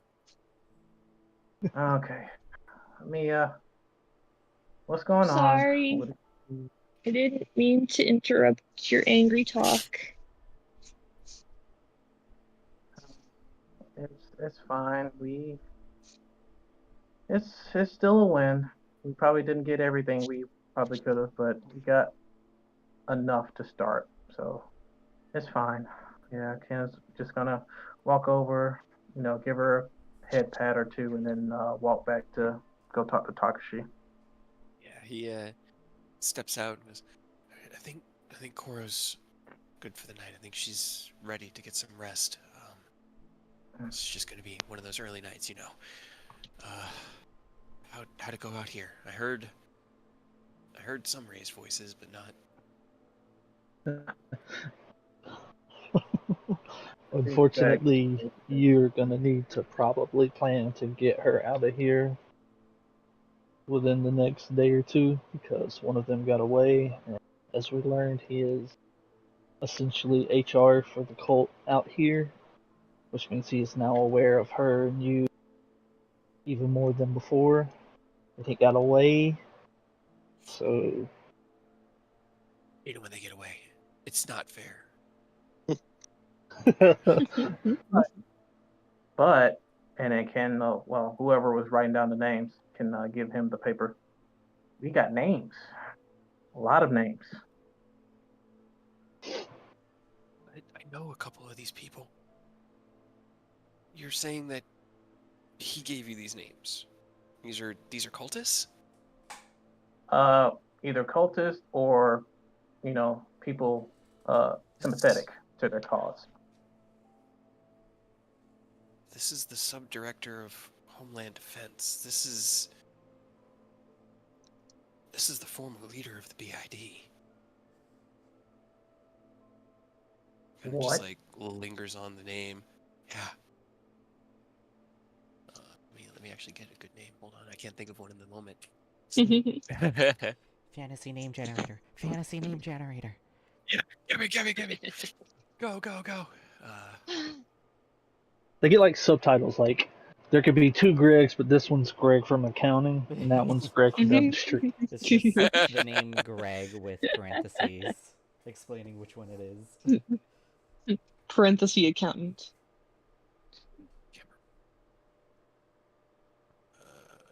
Where is there? And then I want LeBron. Not spelled like Lebron. But it is the same name because it was the first one that came up, and apparently that's a Scottish name. Huh. Right?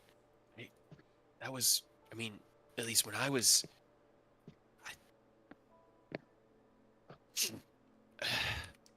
This is a lot. Okay, you definitely need to get Koro out of here. He looks at Mia. Is leaving tonight still an option? Like, is that something we can do? Yes, if someone can hit me with a 3rd level spell or higher that targets just me. Anybody? I'm out of. Yeah, I don't.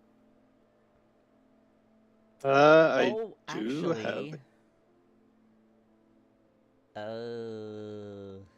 I got banishment and polymorph I can do. Let's see. Either of those, I think, would I work. can mind spike you at 3rd level. I forgot Well, I have That would also work. Warlock spell slots when we short rested. If you want to, You short rested while you waited for Koro to get home. Yeah. I completely forgot that I get my 3rd level spell slots back. I could have counterspelled. I could have helped. God fucking damn it. It's okay. I'm upsetty spaghetti. I have been when Drake and I were playing away. Smite. You hogtied that man. He is hogtied naked in the street. All right, that was a victory. He learned who not to fuck with. Whether he follows that information, I can't say. But yeah, I can mind spike you at 3rd level. Okay. Okay, maybe. All right, I'm gonna go get her. If he got away, should we try to get out of here quickly? What's our time frame? I mean, the guy's hog tied, butt ass naked, somewhere 500 feet away. I think we're good for a little bit. Good. Okay. I mean, Oh, if God. you want me to, I can go run some reconnaissance while you guys get Koro out of here. I could cover 500 feet like that, and I'm pretty perceptive. Okay. I can look around a little bit. Okay, do it. I guess we'll get prepped then. If you do find him, go ahead and just put him out of his misery. Okay. As Okay. Oni goes and does Mia. that, I'm going to mind spike Mia at 3rd level. All right. While you mind spike Mia, Takashi will go and get Koro ready, letting him know that you guys will be able to leave tonight. Roll me an investigation for Takashi, or not Takashi, Oni. Not perception to look for the guy. You can, sure, go for it. Okay, yeah, because I am much better, as you know, with perception than investigation. It's true. It is true. Okay.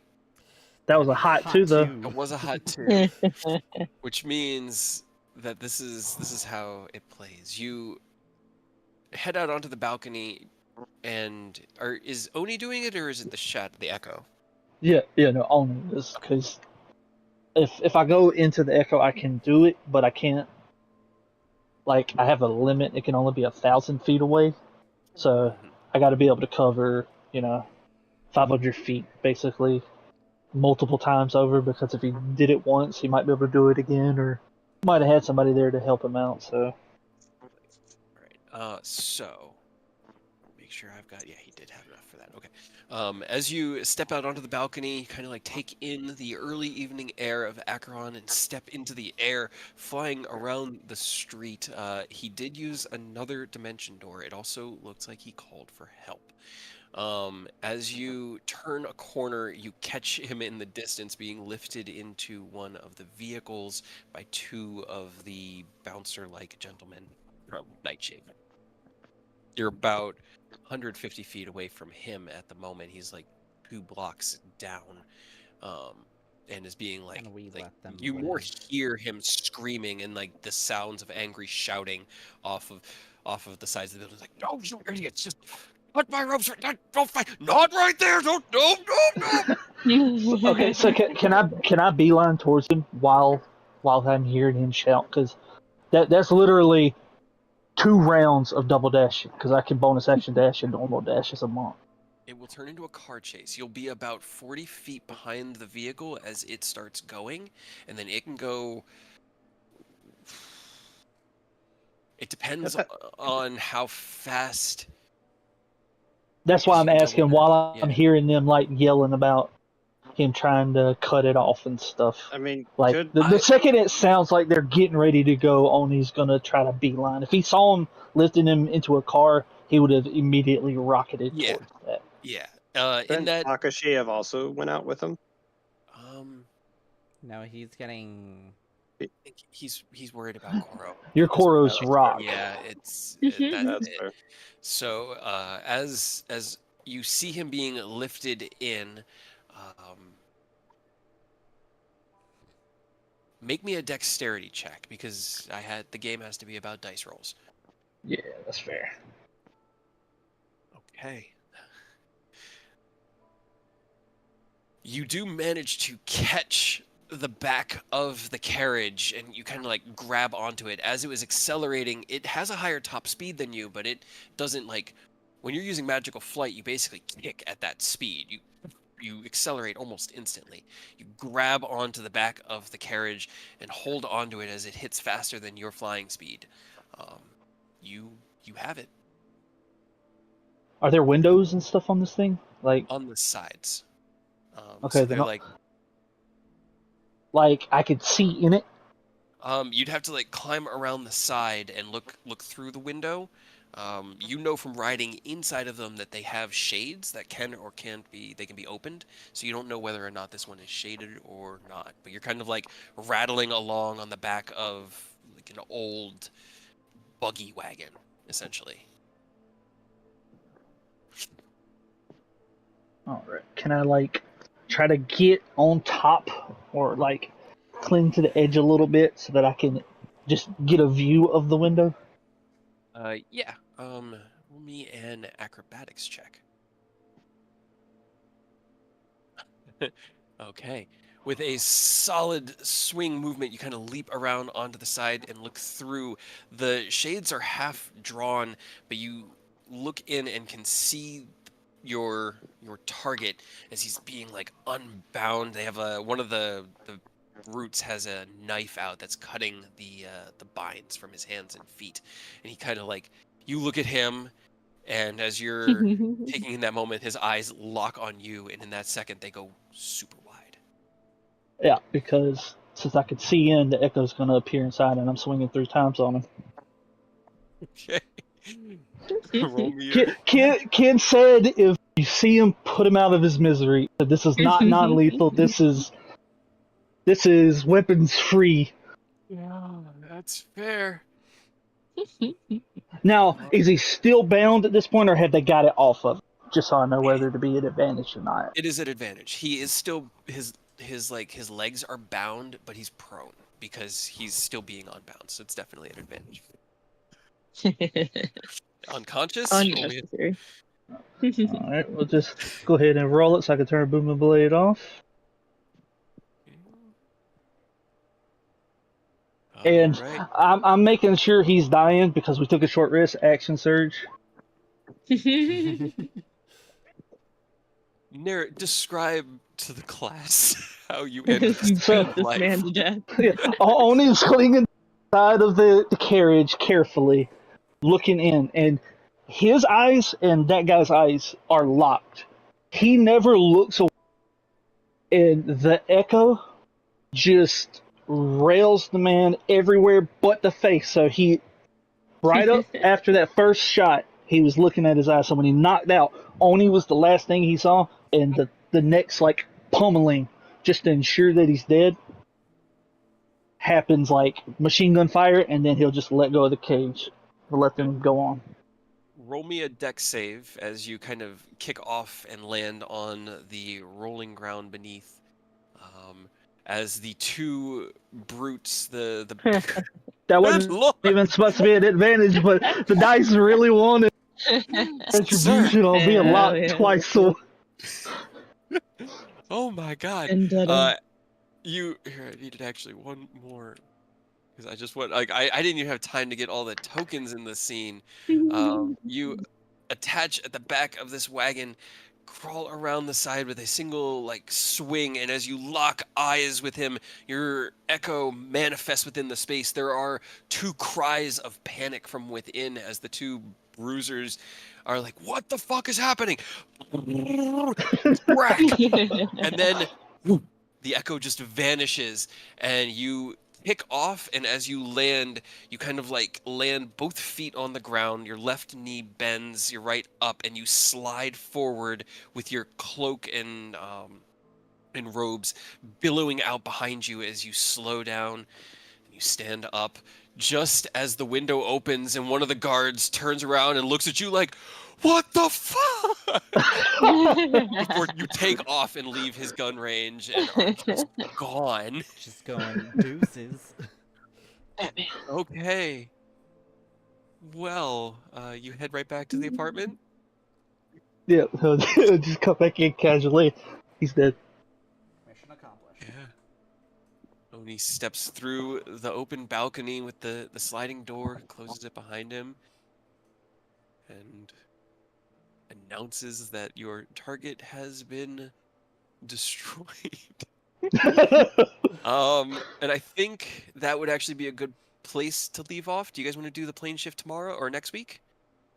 Yeah, that's Just 'cause fine. we're Yeah. hitting like the 4-hour part. Tomorrow works. No, I'm kidding. I was gonna say, I was kind of like wanting to do it tonight, but if y'all were wanting to No, hold off, then that's fine. I mean, you're usually the one on the most human time schedule that has to push it the Yeah. latest. It's Yeah. I think we're all I'm good. good. Okay. I'm good. I had it earlier, plus tomorrow Sunday, so I'm good. To Heck go yeah. at least for a little bit longer. All Yeah. right. My phone might die, but if I could take a second to grab my charger. Go for it. Yeah, I just gotta grab something to drink. Let's take a few minutes and we'll go for another hour and see how we feel. Okay. Alrighty. I'm gonna go grab a drink then.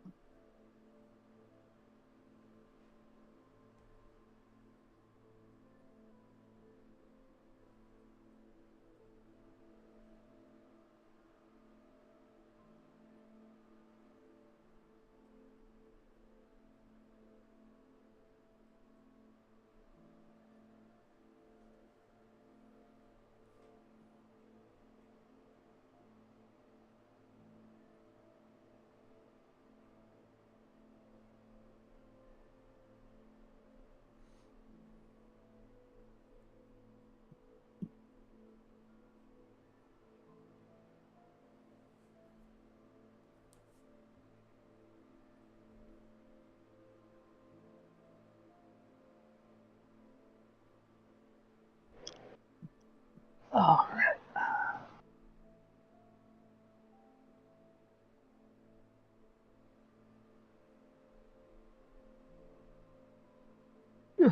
At the very least, we made them.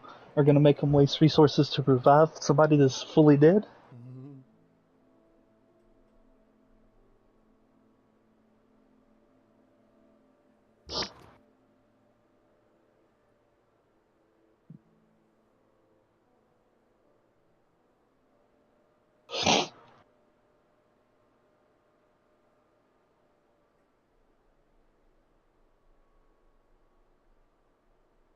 Oh boy.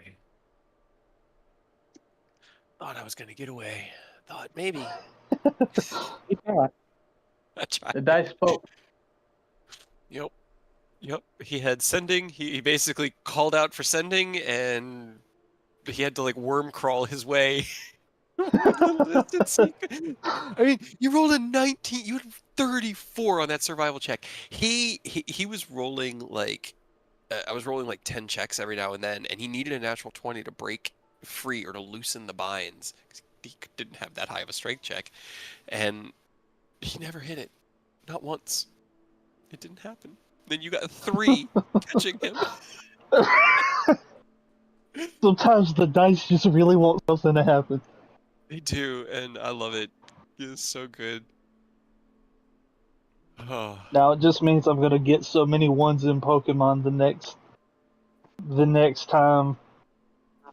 Oh, it's a good thing that we're not like going right Yeah. into the grass gym yet. We've got training montage, but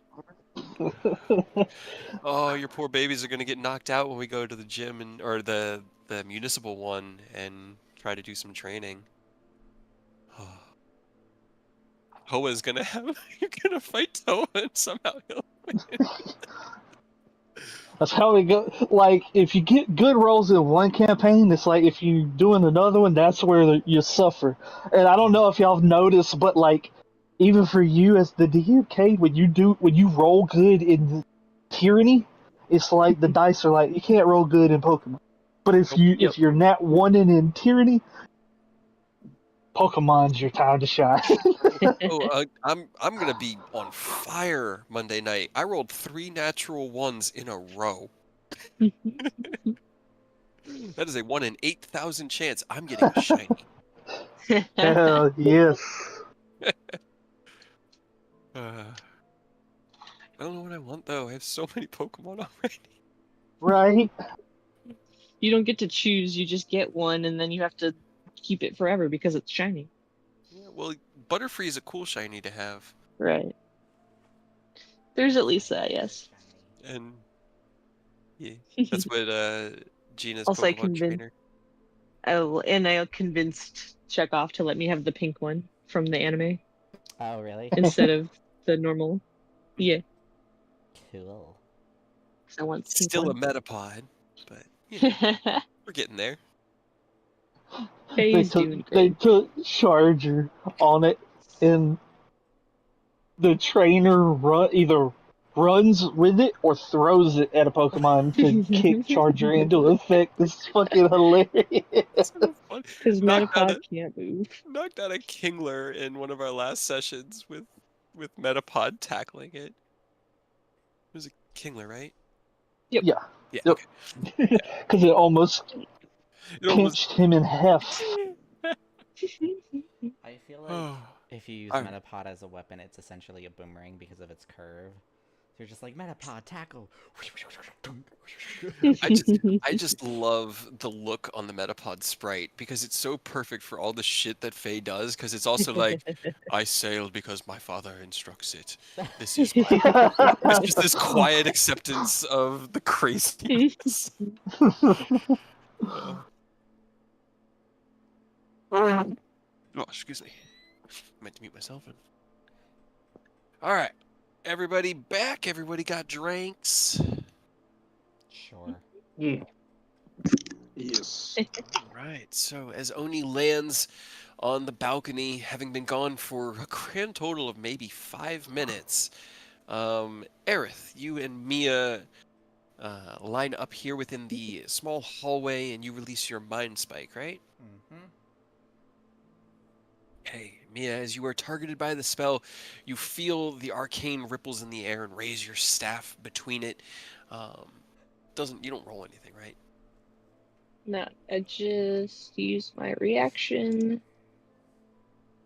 You use your reaction when another creature casts a spell that targets only you. It absorbs the magic of the spell, canceling its effect and gaining a number of charges equal to the absorbed spell. You watch as this faint ripple pulses through the air, hits into the head of the staff, and then just kind of like implodes into it. This almost imperceptible bit of arcane energy, and you gain 3 charges. Hell yeah. The door opens. You hear Oni. He's dead.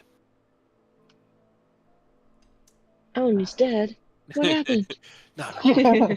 a It was just his time to go. I guess we kind of all started doing everything at the same time. I don't know if Ken had anything more to say about his bag, but Yeah, well, I saw your message about anything that looked fun. Uh, yeah. you took it, so I was like, oh no, and then he's gonna like, I guess do a inventory on everything, and I guess we're gonna see what she took, and pour it back. Let's see. As you flip through your bag of holding,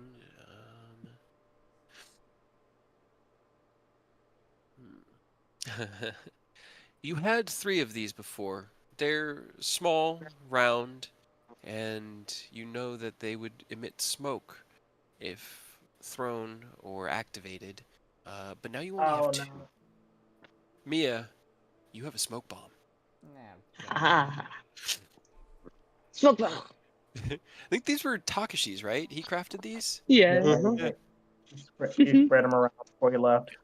Yeah, so it's built of like natural components. It's beautiful the way that like the dried bark and leaves are kind of woven together to create this outer shell. And as you had found it, Mia, it had this really kind of strange lightness to the interior of it. You could tell that it was solid, it was filled with something, but it was also like it it, it felt like it was going to float like a ping pong ball, and it was just so cool. Mine now. Mhm. So I guess I'll mark that down as 2 smoke bombs. Takashi Ken's just opens. gonna look over. Oh, sorry. Ken's just No, gonna no, no, look no. over. Yeah. Mia, please be careful with that. Mm, That is called a smoke bomb. Uh, it's a cool if you ball. throw it, a smoke bomb, yes. If you throw it very hard on the ground, it'll have a big cloud. And I'm not saying do it now. I'm just letting you know what it does. She definitely had it raised, ready to go. Don't do it now, but that's what it does. Be very careful with it until we need it. Okay. When do we need All it? right.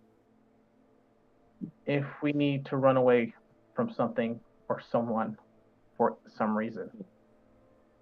Okay. I mean, we don't do that very much. But just in case. Okay. All right. I guess go. Or was Takashi about to come out, or was Ken go Yeah, grab?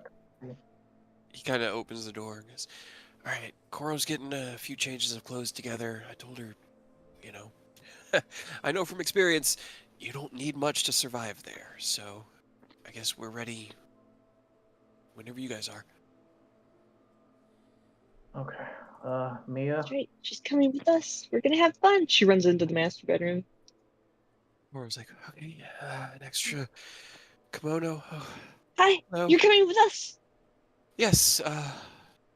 Dad says it will be safer for me in Iriabor. Is that what the world is called?" not the world. Yes, that's what the town is called.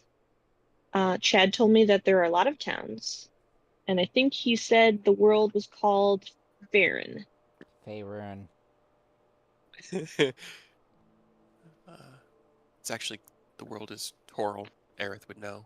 The Oh. continent is called Faerun.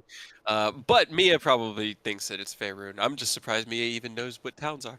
She kind of, like, Chad told her all how, about them.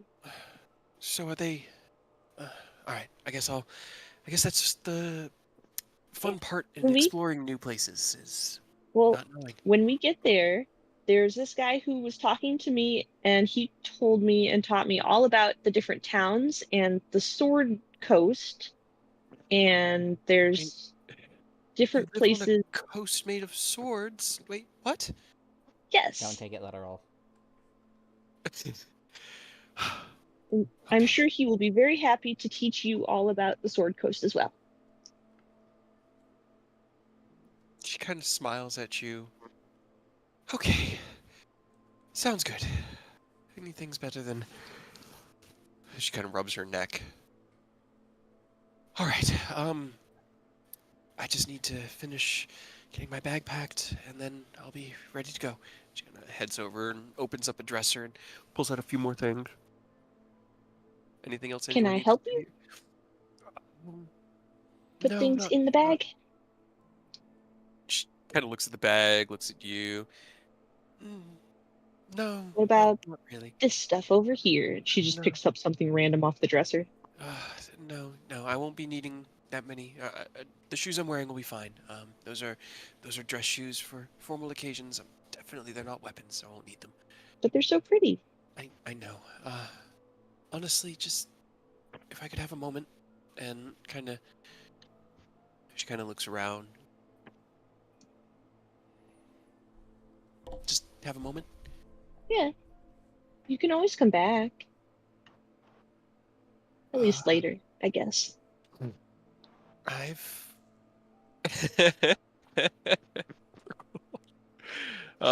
she kind of looks at you and goes, I've heard a lot about traveling between the planes in my life. This isn't something I can just come back to. If you aren't there to bring me back, I'll never see my apartment again. I'll never see my dad again. I just need a minute. It's not true. Alright. But, I mean, I can always come back and bring you home anytime. As she, like, backs away towards the door. So, don't worry. She just gives you like a weak, almost stifled smile, and then turns her back and starts pulling clothes out of the dresser. Takashi just kind of looks at you as you step out the doorway and in the hall and gives you like a smile and a nod. Okay. Anything else anyone wants to do? I can't think of anything. Nope. All right. You make yourselves comfortable for a few more minutes. Koro finally steps out carrying a suitcase in her hand, like classic modern suitcase. And she sets it down on the ground and goes, "Okay, I'm ready." Okay. She looks back So at we're Takashi. "You're staying here." He looks back. "Yeah, holds up the list of names. "I've got work to do." She nods. Kind of flips the script, doesn't it?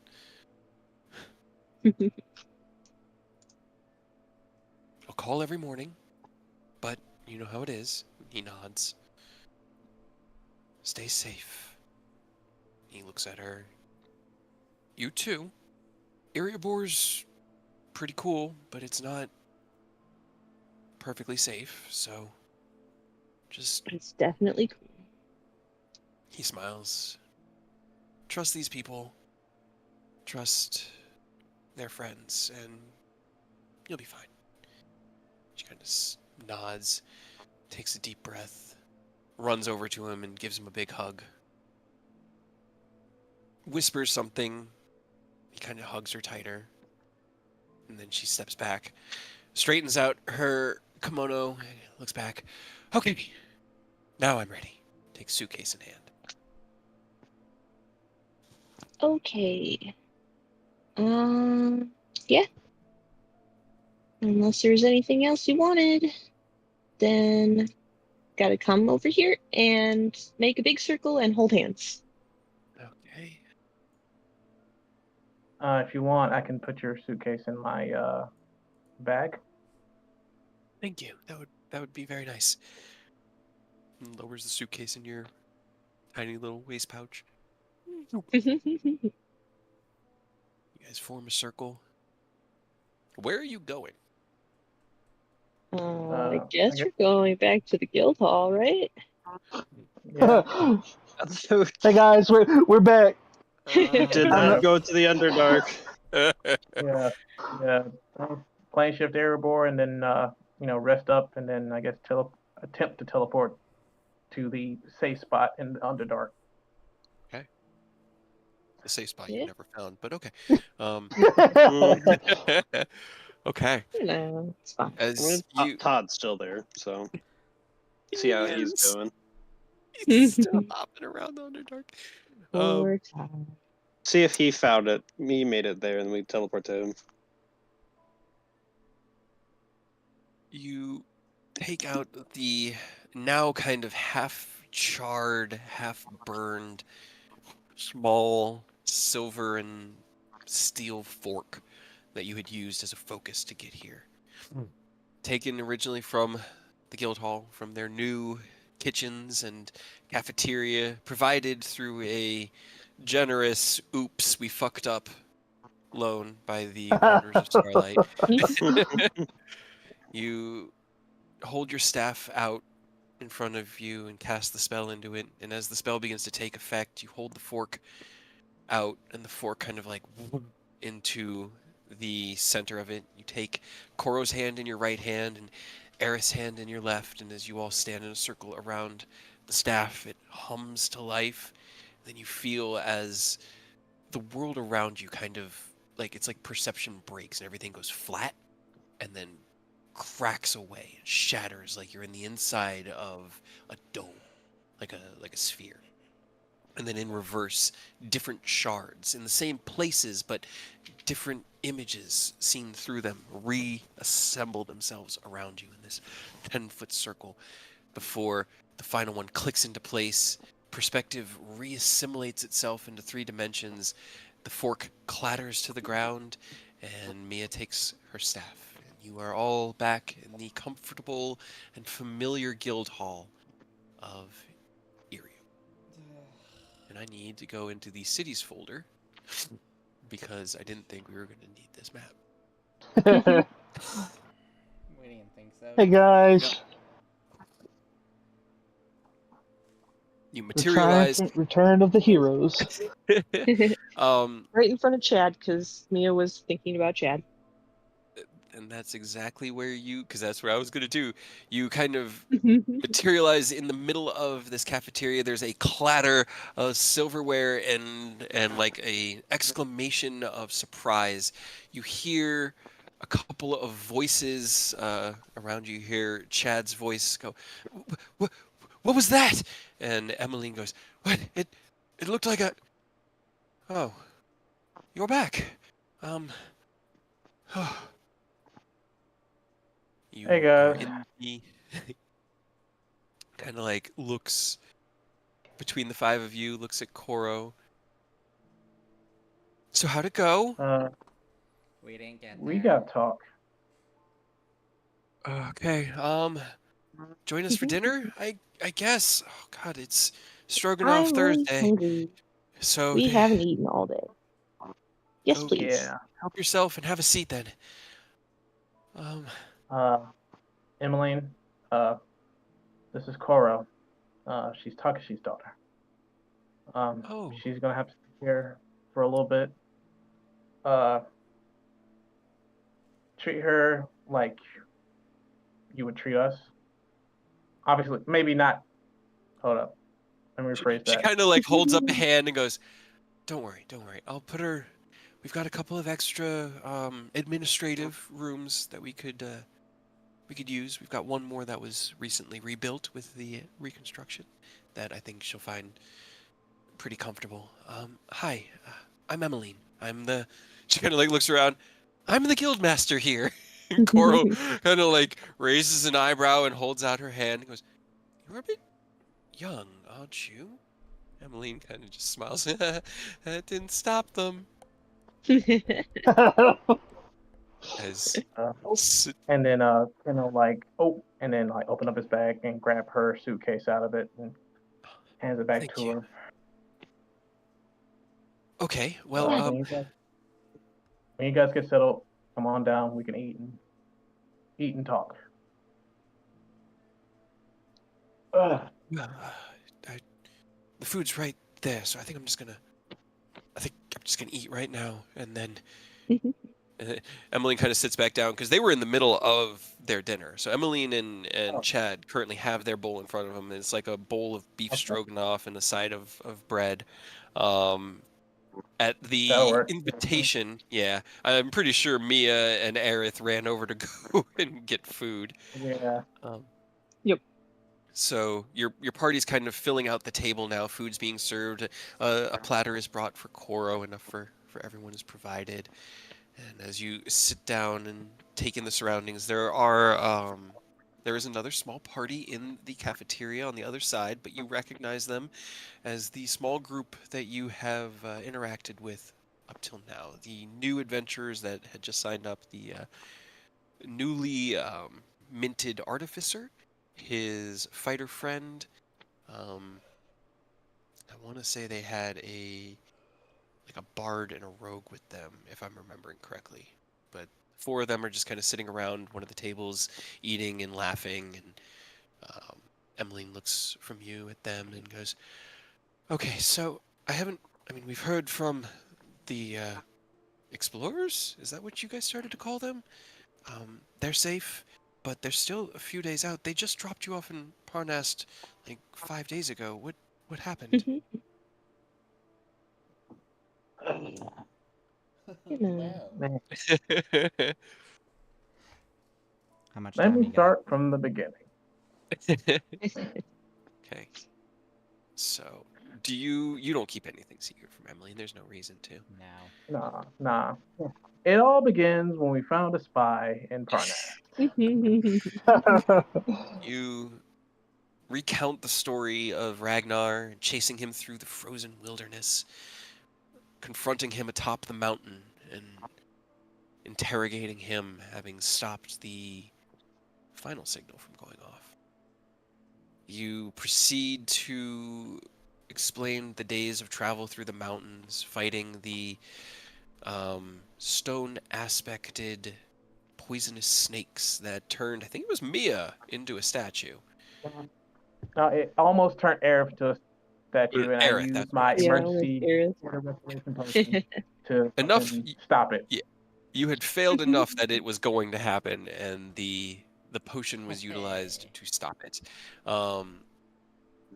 Proceeding from there, you told her about your explorations through the cave, the discovery of the small shrine to the protectors of the spine, and the path beneath it.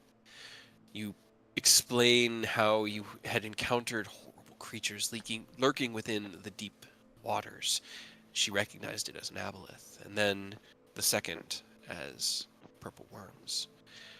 Understanding your need to get the hell out of there, because that sounds like more than any sane or normal human could actually ever handle, you proceeded to tell her of your trip to Acheron and meeting with Koro and the wonders that you had seen there. Her eyes kind of like glaze a bit, overwhelmed by the sheer explanation, trying to describe to somebody who's never seen a skyscraper what a skyscraper is. You're no, like 300 feet tall. She's like, no. How could something be that tall? It's not. In Koro goes, well, you see, it's all about the engineering going into how it's structurally designed. She goes, that's a lot of words. Like a lot of words. So there's a bit of disbelief a lot of when it words I comes don't understand.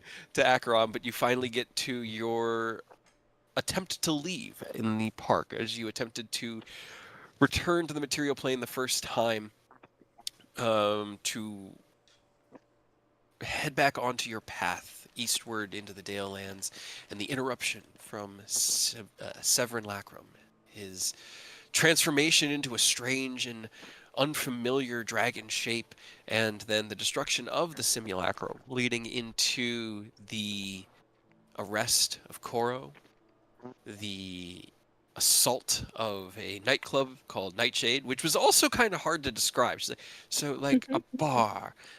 Yeah, a bar, but like lots of music and lights. Like a magic bar, but without magic. So there's a lot of like So a back and forth with bar. that. It takes probably about 2 hours to recount the full tale, and by the end of it, she's 2 drinks past her dinner in and has a couple of empty Stein mugs. As you get to the part where Koro is kidnapped, she has already finished her meal and excuses herself. Chad steps out with her. I, I, I can show her where the guest room is. Yeah. Emmeline thanks Also, him. Chad, she doesn't know anything about this world, so you need to explain to her like you did for me. He kind of like Okay? smiles. Okay, I can do that. Come on. She's this real way. nice. And you'll be best friends, okay? Bye. He leads her out, and she's kind of just like, she's got almost like a shell-shocked look on her face at this point. The food has settled her stomach, her nerves are finally dying down, and she's just exhausted by the adrenaline. You guys do this for a living. She does not. He leads her out, speaking to her, but she kind of responds with, okay, yes, maybe tomorrow? I'm just really, really tired tonight. He takes her suitcase from her. She thanks him. You finish recounting the tale, and Emmeline looks at the 5 of you and kind of leans back. Okay, yeah, I can see why she needs somewhere safe to stay. Takashi seemed to be doing good, though? Oh yeah, he's doing good. Especially now since he knows he's got targets. Yeah, maybe I'll check in with him from time to time, too. You know, if Koro's fails, then I can try, and if we both fail, that could be a problem, but... Okay. So, what's your plan now? We don't have an airship for you. It's still en route back. Well, that's. Yeah. I mean, now that we've seen the place over there, and now we can just bring us back. Is my Right. house closer? Your house... No, I'm asking out of. Yeah. I'd be more surprised if Emily knew where my house was. Where's I my don't house? think so, because I think it's further north near... Are you Dave? Dave! Hey, where are you? You need to I've get out been of looking here! for days. Where is Dave? Technically, yes. It's about 2/3 the distance. It's kind of like a triangle. It is technically... It's further north, but because you cut the distance a little bit. Is it like normal person size or is it gnome size? Should be big enough to Like the accommodate Lalafell tall houses. people. I have friends or had friends that most of them are dead now. I had visitors.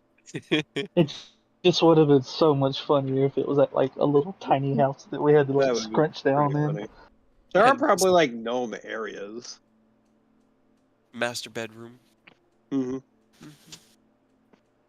I could see it being more just biologically comfortable for a shorter race to sleep in smaller, you know. First, let's check on Todd. Okay. You close your eyes and reach out into the mind of Todd. He's found himself a nice pool deep within the waters. There are glowing mushrooms giving off a faint bluish green light to the surroundings.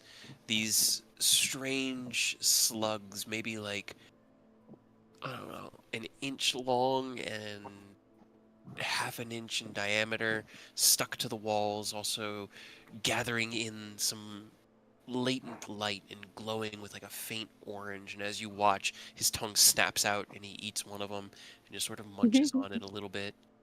Oh, hell seems yeah, to- Todd's Is vibing. he in the Underdark? Roll me a nature check. Because you said glowing mushrooms. The only place I can remember with glowing mushrooms is the Underdark. I mean, we left him back there, so Nature. Assume he's Not a still He's pump there. chart.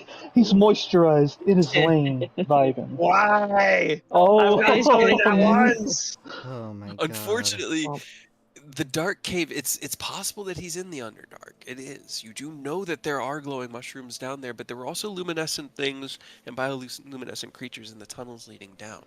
He seems to be safe and unperturbed, and as you watch him, he just sort of like jumps into a small pool that's about 2 feet wide and swims through it and gets out on the other side and kind of just like hops around and eats another bug.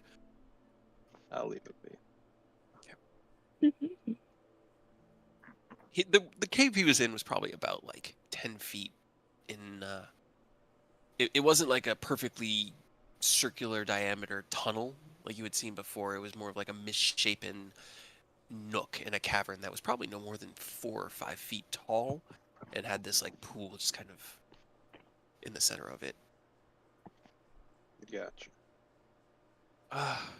Yeah, we got sure. I can get that for you. Okay. Well, that was a lot that you guys have been through in a week, but I guess that's sort of your life. So you're heading back straight into the Underdark tomorrow. Then you guys should get a good Yeah, night's we're gonna rest. try. I'll bring here. Why don't you come to my room upstairs? I've got a private on bath now, reconstruction and all. I've got a mirror and a wash sink in there. You can use that to get yourself all cleaned up, Ken. Oh, thank you.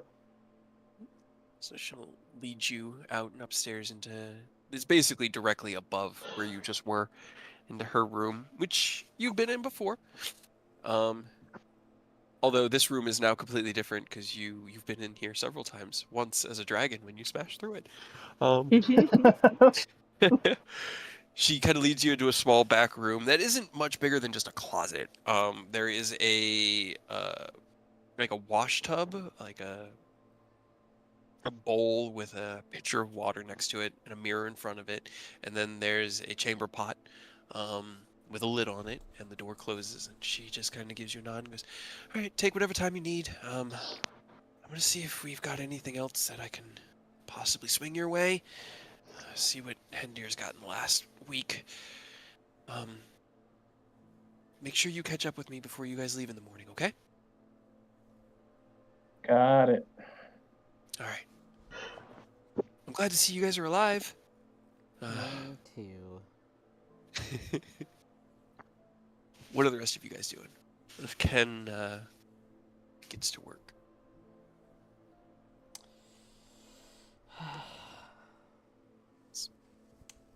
All right. If nobody has I it, got that's perfectly nothing. fine. Yeah. Yeah. A long Honestly, rest gonna to get my chill. spell slots back. Yes. All right. For the long rest, Ken returns.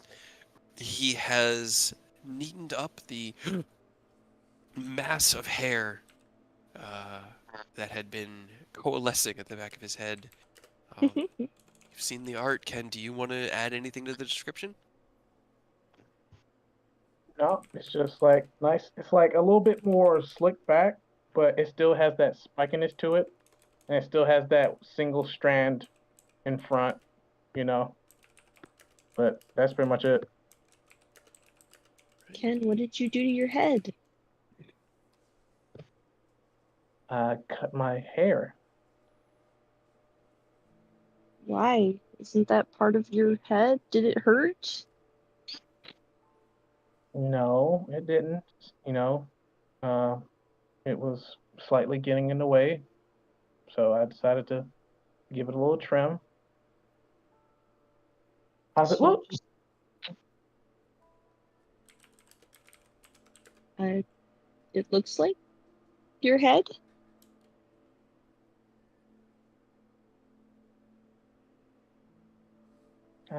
Well, thank you. Your Oh. your head.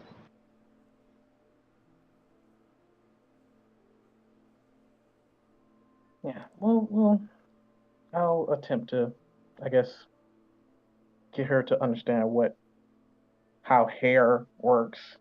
And, what a haircut depending on the is and how often people Yeah. actually get them. Well, I've never had a haircut. Should I should I cut my hair? If you want to. You've only been here, what, like 2 weeks at this point? 3 weeks, maybe? Like, Yes, but I guess I kind of started with this much hair. do It's you like No. that much hair? You're always free to cut your hair. It'll grow back. Or on the average person, it'll grow back. We still don't entirely know what your whole deal is, so it should grow back if you wanted to cut it. I don't know. Would it look better? I guess I it's kind of long. I think it looks good. I think you're fine. It looks fine. Okay.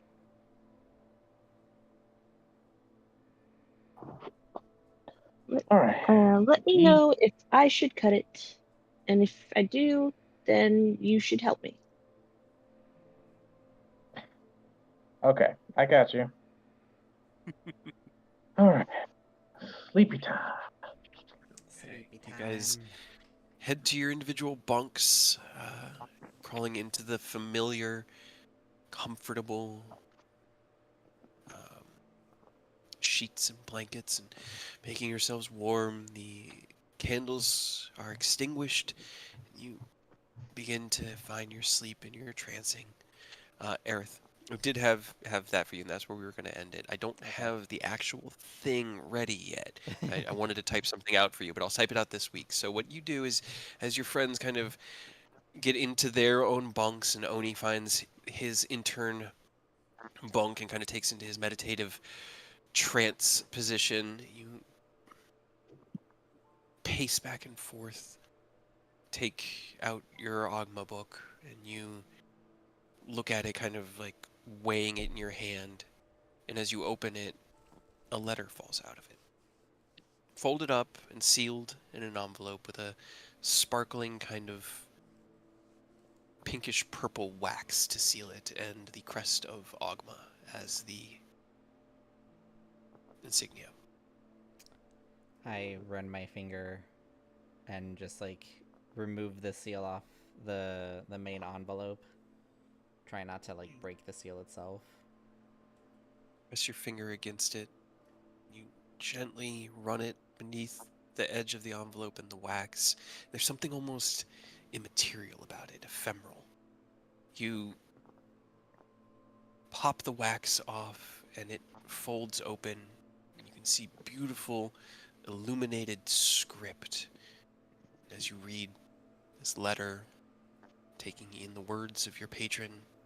You finish it and are overcome with a deep, deep tiredness.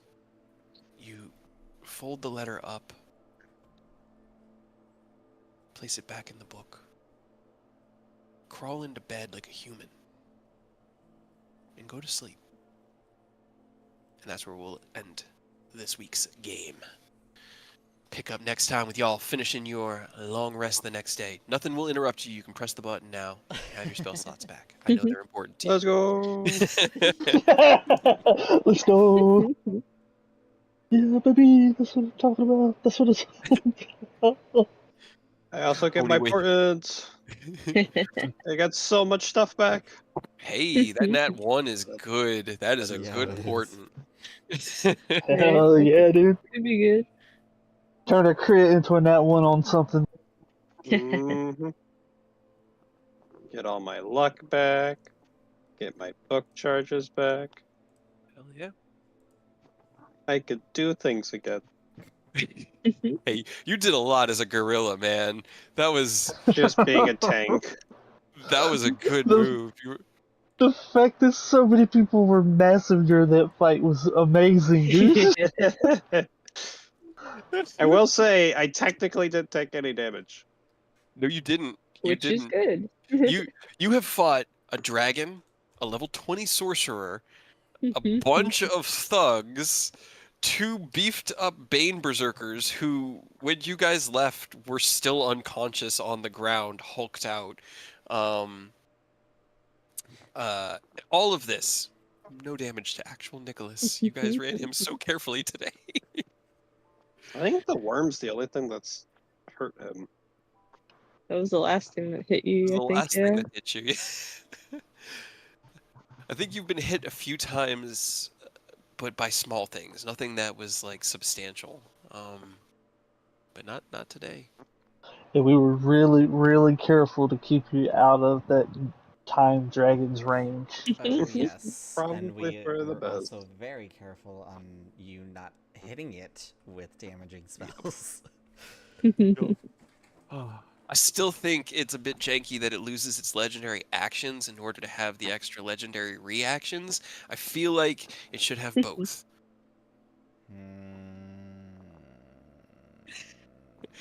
Oh, you never identified that ring. No. Yeah, No, I was still gonna sitting look in at your it, pocket. yeah. Whenever we get up, Oni was gonna mention it so that you guys can find out whatever it does. That way, if it's something like casters can use, you guys can figure out who wants it.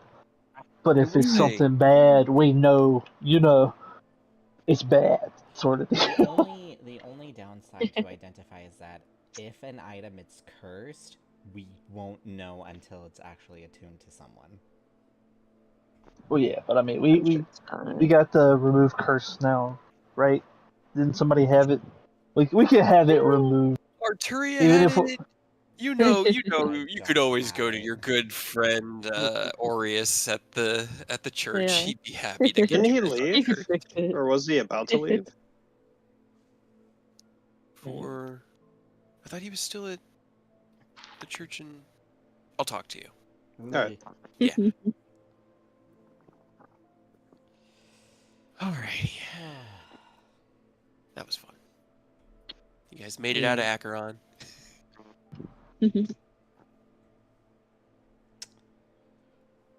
King got a haircut.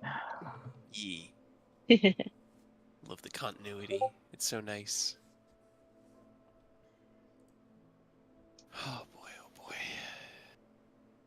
now we just need the Underdark to go smooth. In and out, 10-minute adventure. I'm sure we're fine. 10-minute adventure. We just need to build a drill and just drill down. Hey, that's what our boy Ken's here for. I should have done that tonight. We'll start next game there. Okay.